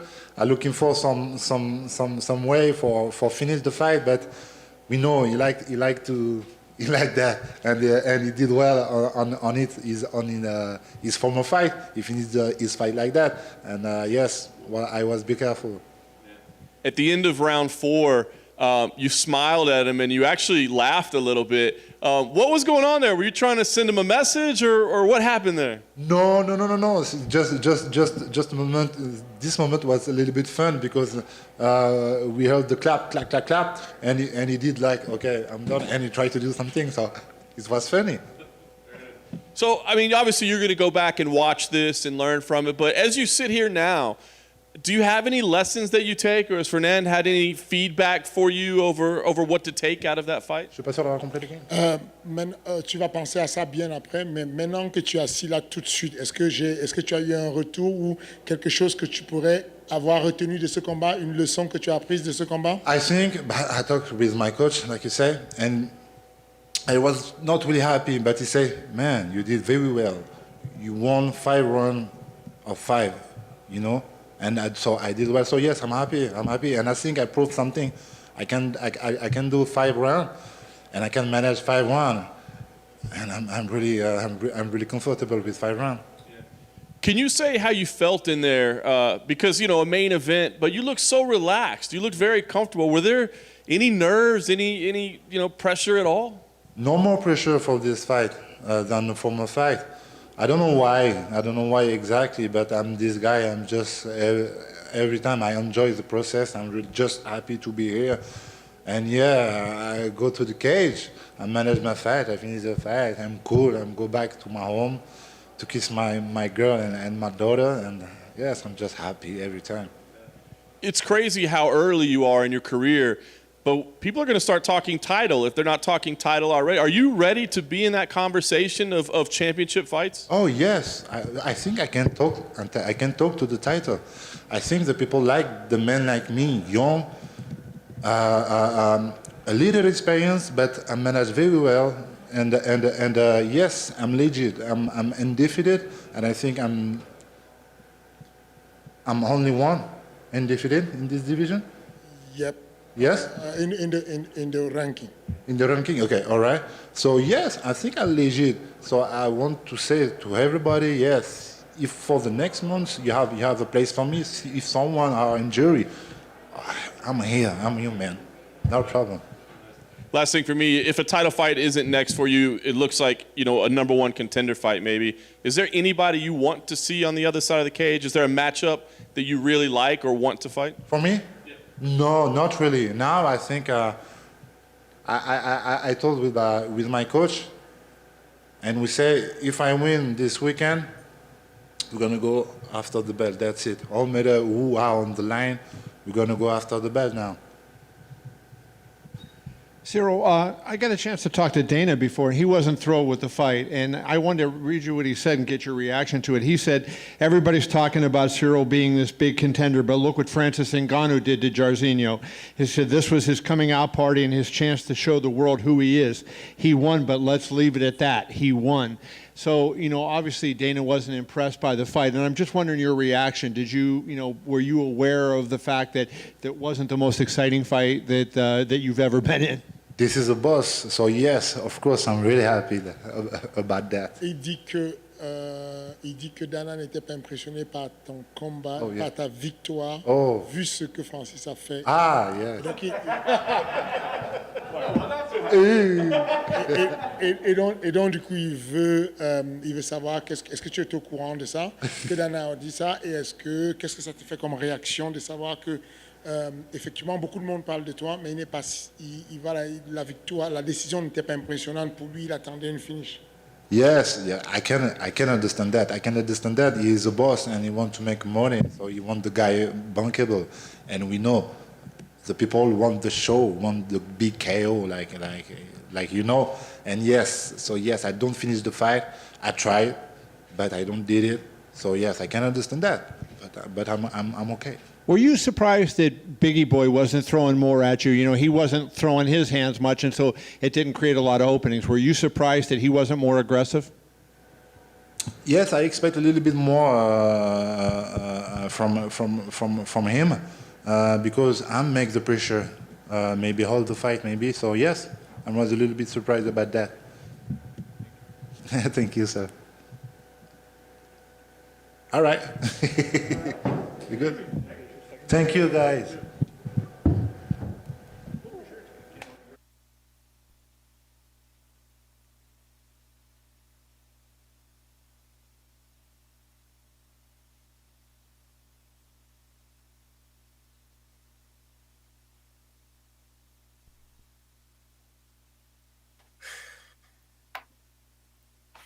Oh, there we go. We're back. I can talk again. Cyril Gane. I don't know if Jeff's there. Jeff, you're there. Okay. Dana White, not impressed. Kevin pointing that out from Yahoo. Obviously, Dana White not impressed, and saying, hey, we saw what Francis did to Rozenstruik, and he said he won. Let's leave it at that, paraphrasing. So Dana White's reaction very similar to your reaction. Well, I knew Dana would have that reaction, but look, I believe in sports, and Gane won that fight, and that's what you have to do in sports. You don't have to hit a grand slam all the time. And you know what? When I heard from him right there, I do feel like looking back and thinking back, he couldn't have done a hell of a lot more because Rozenstruik, you got to have two people to dance, and Rozenstruik didn't bring his dancing shoes tonight. But Gane did, and so he got to like I said, I knew Dana's reaction would be that way, but I don't like whenever he reacts like that. Gane did what he needed to do. Who ended it so quickly? That was weird. Could hear the journalist. Hey, we can hear you on location in Vegas. We can hear you. Your mic is hot. Your mic is hot. We can hear some journalists coming in. We won't our say who MMA they Weekly are. crew in Vegas. We can hear everything you guys are saying. Your mic is hot in the press room. I This guess is they're where not we get to listening, hear guys. all the praise they have for us, Jim. We won't know it. I'm gonna give him a call, Jeff. Just give me a second, okay? Because I don't think they know. Okay. So we just heard from the heavyweight, the main event winner, Cyril Gane. His undefeated streak remains intact. Dana White not happy with the performance. Gane didn't look bad. He didn't. I don't think he looked for a finish necessarily. Other than that, he kind of threw that rear naked choke in, but he didn't try to get his hooks in and stuff like that. I felt like that was sort of a half-hearted attempt at a rear naked choke, but he got the win tonight, and that's what's most important. Dana White not happy with it, but man, like I said, in sports, all you have to do is win the game. You don't have to hit a grand slam every time. No, you do. And Gage said Lewis is my fave heavyweight. Let's see. Lewis last week was great. Rogan and Lewis were smoking like crazy last week. You blame Derek I can't Lewis? wait till I get to tell I don't know who pro farted on the wrestling women's prelims. Is Dana there? I don't know if Dana's there. I've been asking. I don't think our guy on site can hear me, Jeff. Because the mic is still hot there, and I've been trying to find out if Dana's actually coming out or not, if he's there. Hey guys. I do not know if Dana is there or not. Dana's not coming. No. Dana's not coming. Okay, if you can hear, or you can hear us on site in Vegas. The mic is hot from the press room still. We're picking up everything in the background. Yeah, Dana's not coming. I don't think he was excited about how the fight went. So, no Dana. Was he there? Was he there tonight? Yes. He was there. Oh wow, Dana's skipping the press conference. Jeff. Ooh. Yeah, what do you make man, of that? You've known Dana 20 years. What do you make of that? He's not happy. He's not happy. Probably He's with pissed. the whole main He's fucking card. pissed. Yeah. Whew. I guarantee he's not you. happy with that whole main card, man. And I agree with what Dana's saying. That was Cyril Gane's coming out party. You're the main event. We're on ESPN Plus, and you're headlining the fight card, and we put you there because we thought you were going to put in a highlight reel or something. But I don't agree with the criticizing of athletes. He won the fight and he did what he was supposed to do, and he did so professionally. So Dana's a promoter, so I understand what he's saying. But I got to side with Cyril Gane on that, man. He did what he was supposed to do. He did, and he put on a clinic. But I think really the guy to be upset with, if you're Dana or if you're anybody, I'd have a hard time writing that check to Rozenstruik tonight. I'll be honest with you. I'd have a hard time. So I'd be like this, trying to. Yeah, and that's I'd be like exactly. Jim Carrey and like the guy. Yeah, and that's exactly why. Yeah, and that's exactly why the promotion has to give the checks to the commission, just for that reason, right there, Jim. Just in case. Oh, Dana White.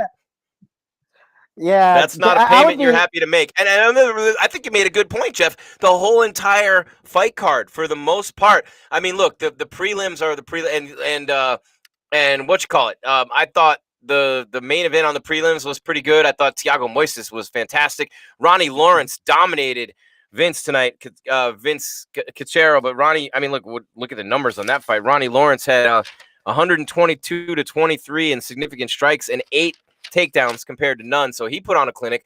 Munoz and Rivera were outstanding, and the bonuses were literally that: Pedro Munoz, Jimmy Rivera, Ronnie Lawrence. That's it.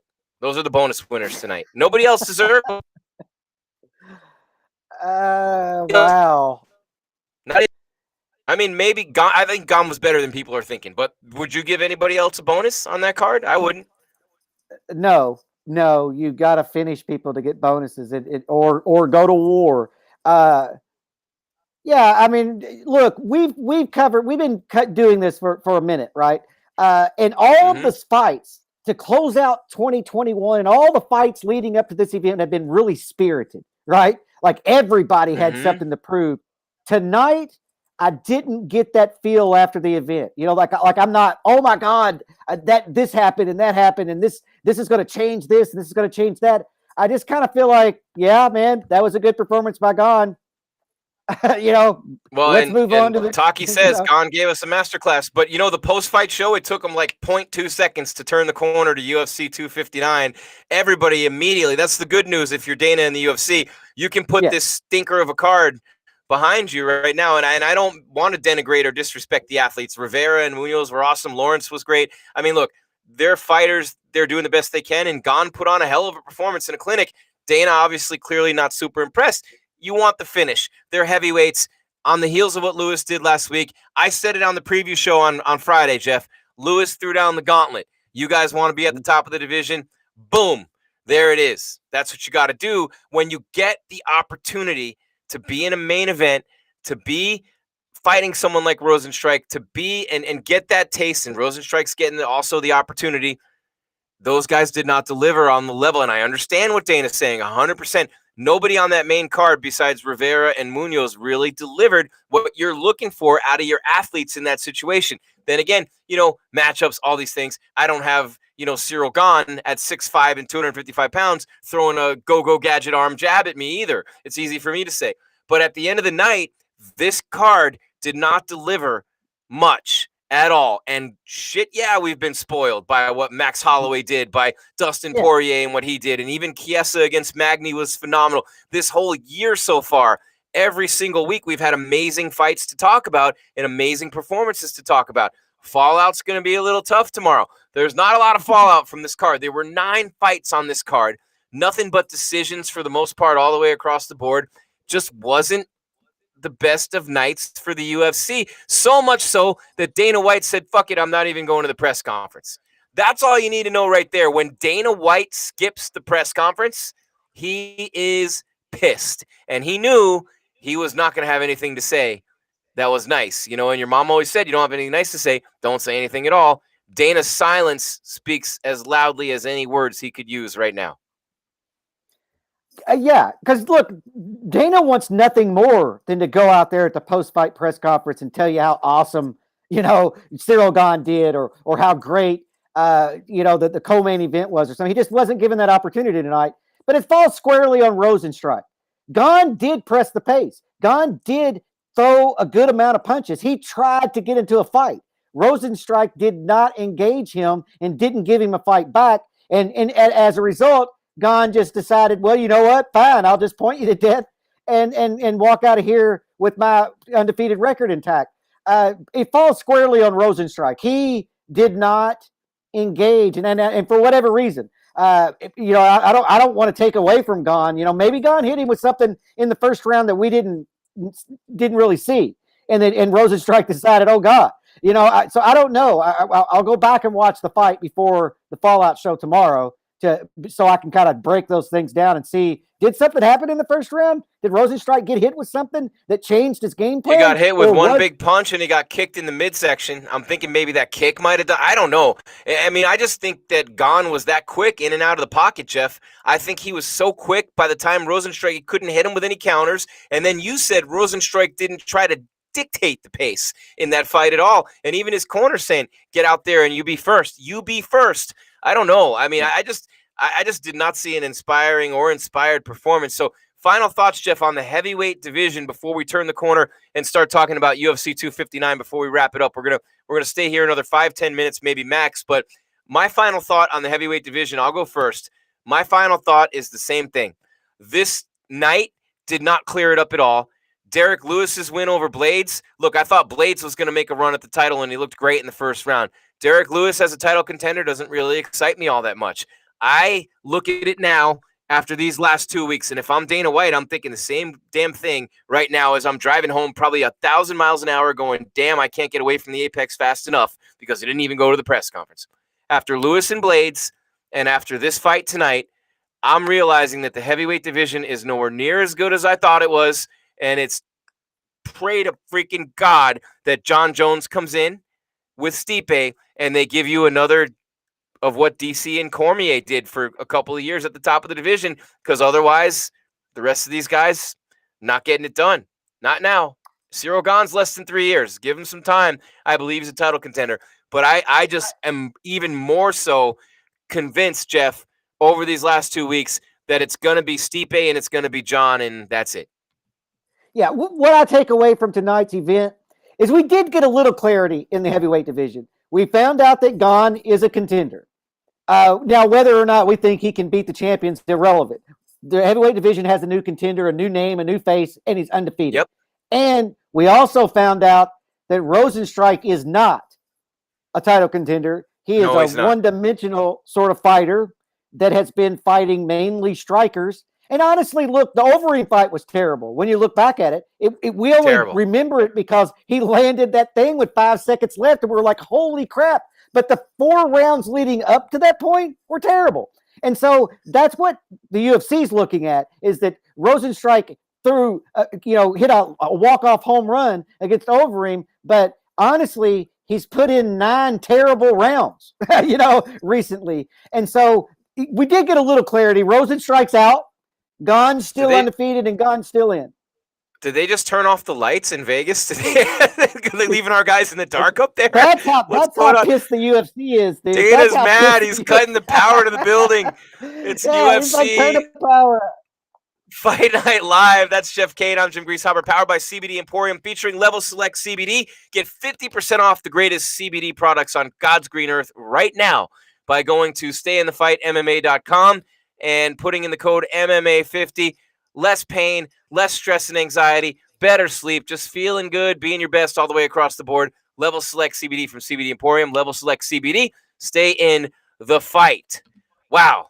I am disappointed in that main event just because of the fact that I thought Cyril Gane was great, but I'm disappointed in Rozenstruik. Wasn't the fight I thought we were going to see. And I was hard on Gane. It was a big one last week. You were tough on Rozenstruik, but I think rightfully so. I think Rozenstruik should be embarrassed right now. Well, I meant during the fight. I felt like I was being tough on Gane when I should have been being tough on Rozenstruik. I wasn't tough on Rozenstruik till after the fight, really. And I was kind of like, Gane's not doing anything. But now that we're 30 minutes removed, Gane did everything he should have done.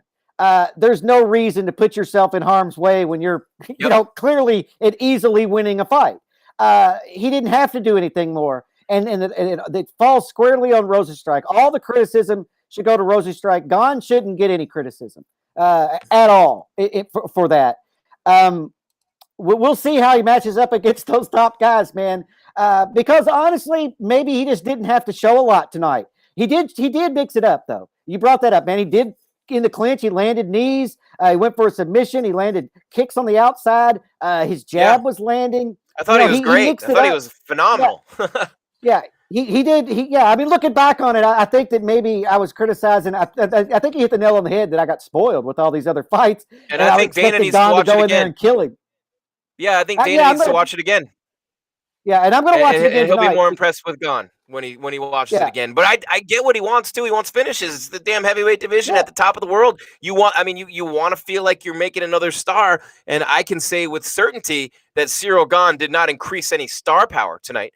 He won the fight and he was dominating, but he didn't make himself into a star tonight. You make yourself into a star by doing what Francis does and knocking dudes' heads 20 rows deep.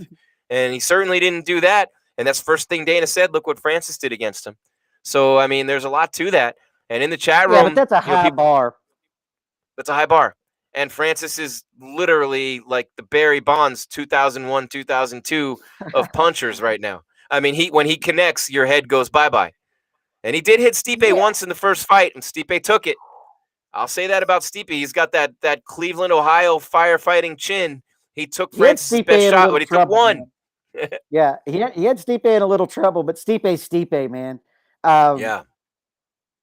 Yeah, Francis is Francis. Francis is an animal. He's an anomaly. There's only one Francis Ngannou in the world. Only one person can do what he does. Nobody else can do what he does. But he has so many glaring holes in his game that I just feel like Stipe and Jones and guys who fight with a high IQ are going to beat him. It's going to be guys that want to go out there and stand in the pocket is going to get clipped by him. The guy with the most to lose is Stipe. Stipe's got the most to lose. Think about this. And if I were Stipe, I wouldn't have fought Ngannou. I mean, he doesn't always have. I would have said Jones now, because if Stipe loses to Ngannou, the big money fight is against Jones. Stipe is going to lose the belt. He's going to lose a ton of money. This is a big, big risk for the UFC, for Stipe. The Jones-Miocic fight should have happened first. I've said this from day one. It should happen first.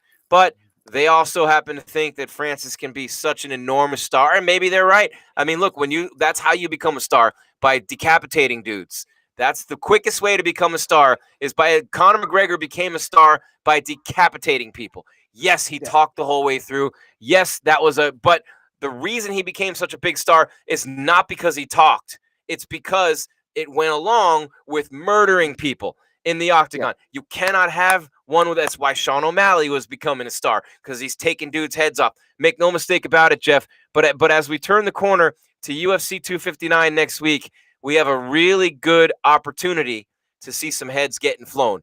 I think next week, and you got 15 fights on the card. You got 5 early prelims. You got 5 prelims. There's Billy. What's up, Billy? My buddy.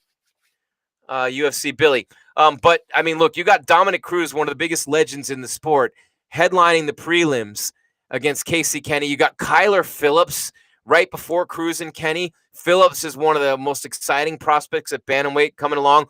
Joseph Benavidez and Askarov are on the prelims, Jeff. And the main card, the first fight, Thiago Santos and Alexander Rakic, that is a title eliminator in the light heavyweight division, 2 top 5 fighters. Islam Makhachev and Drew Dober, another fight as he makes his way toward the top, right? Peter Yan and Aljamain Sterling, a championship fight, is the co-main. Amanda Nunes, the most dominating champion of all time in any weight class, any division, in any UFC level, takes on Megan Anderson in the co-main event. And then Jan Blachowicz defends his light heavyweight title against Israel Adesanya, moving up to light heavyweight in the main event. This has all the makings of one of the greatest cards you'll ever see, and the UFC has to be so happy they can put this one behind them in the rear view and look ahead to what should be an incredible night in Vegas next Saturday. Yeah, 3 world title fights. The elite of the elite in the world fighting, and then not even, and then you mentioned the guys that aren't in the 3 and the women that aren't in those top 3 matchups. Man, that is a stacked. Well, look, when Joseph Benavidez is on the preliminary card, he's the 3rd fight down on the prelims. He's not even the co-main on the prelims. I know he's an exciting fighter who's got a long history in the WEC and UFC, and he's on the prelims. Dominic Cruz is on the prelims. That should tell you how stacked this card is. Man, Santos and Rakic, the first fight of the. Think about that. That's the first fight. That's a fight night main event right there, and it's the first fight of the main card. And then Islam, everybody's talking about Islam. Everyone in that stacked lightweight division being the best prospect in that whole division, he's on the card. Jan and Sterling. Sterling finally gets his chance. I mean, the jiu-jitsu, the speed, the takedowns. Jan has been a beast, just killing dudes.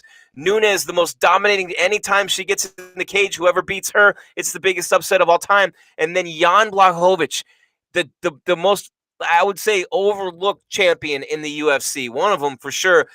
barely acknowledged by people. Jones didn't even want to fight him. He left the division because the fight did nothing for him. He was the guy no one thought would be champion. He's the guy no one wanted to be champion. And now they're bringing Izzy up to try to take away his belt. And Izzy, who's an incredible middleweight champ, looking to be a 2-belt champ and become one of the biggest stars in the history of the sport. Every storyline is there. Jan and Izzy is a dream come true. Izzy's not going to gain weight. He's not going to be slower. He's not going to gas out easier. He's going to stay at his weight and fight Jan like Pride style, 12 pounds less. It's going to be so incredible to see what happens on this fight card. I mean, look, I just said it. Sterling gets a shot. Anderson gets a chance to shock the world. Islam takes another step, or Dober derails the hype train. Thiago gets back in the title picture, or Rockets. It is unbelievable. And we might see the end of the line for Dominic Cruz if he loses this fight. There are so many things that we could see next Saturday night with this fight card. We have our preview show coming up next Friday. We have our live stream next Saturday night.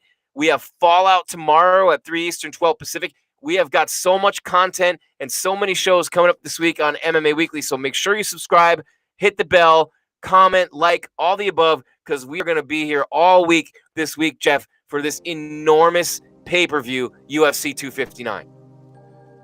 Oh, I can't wait. Cannot wait for that. This has been 2 great months of mixed martial arts in the UFC. Tonight didn't quite live up to the rest of those events, but look, any other normal time in UFC history, that wasn't a terrible fight card. It just didn't live up to the others that are surrounding it. Yeah, we got spoiled. Yep, and I think we are Keep Cool Head says that in the chat. Keep Cool Head says, I don't care about decapitated. I am not in there. As long as they are in fight, we should shut up and respect. And I actually, you know what? I agree respect with you, Keep Cool Head. I agree with you 100%. I respect the fighters. You get carried away sometimes when you're disappointed. Dana clearly pissed, but he's also writing all their checks. He has every right to be pissed. Yeah, Cyril Gane, every bit as good as advertised. That's my takeaway. Cyril Gane did exactly what I thought he would do tonight. My takeaway from the night is he's great. He's at the top.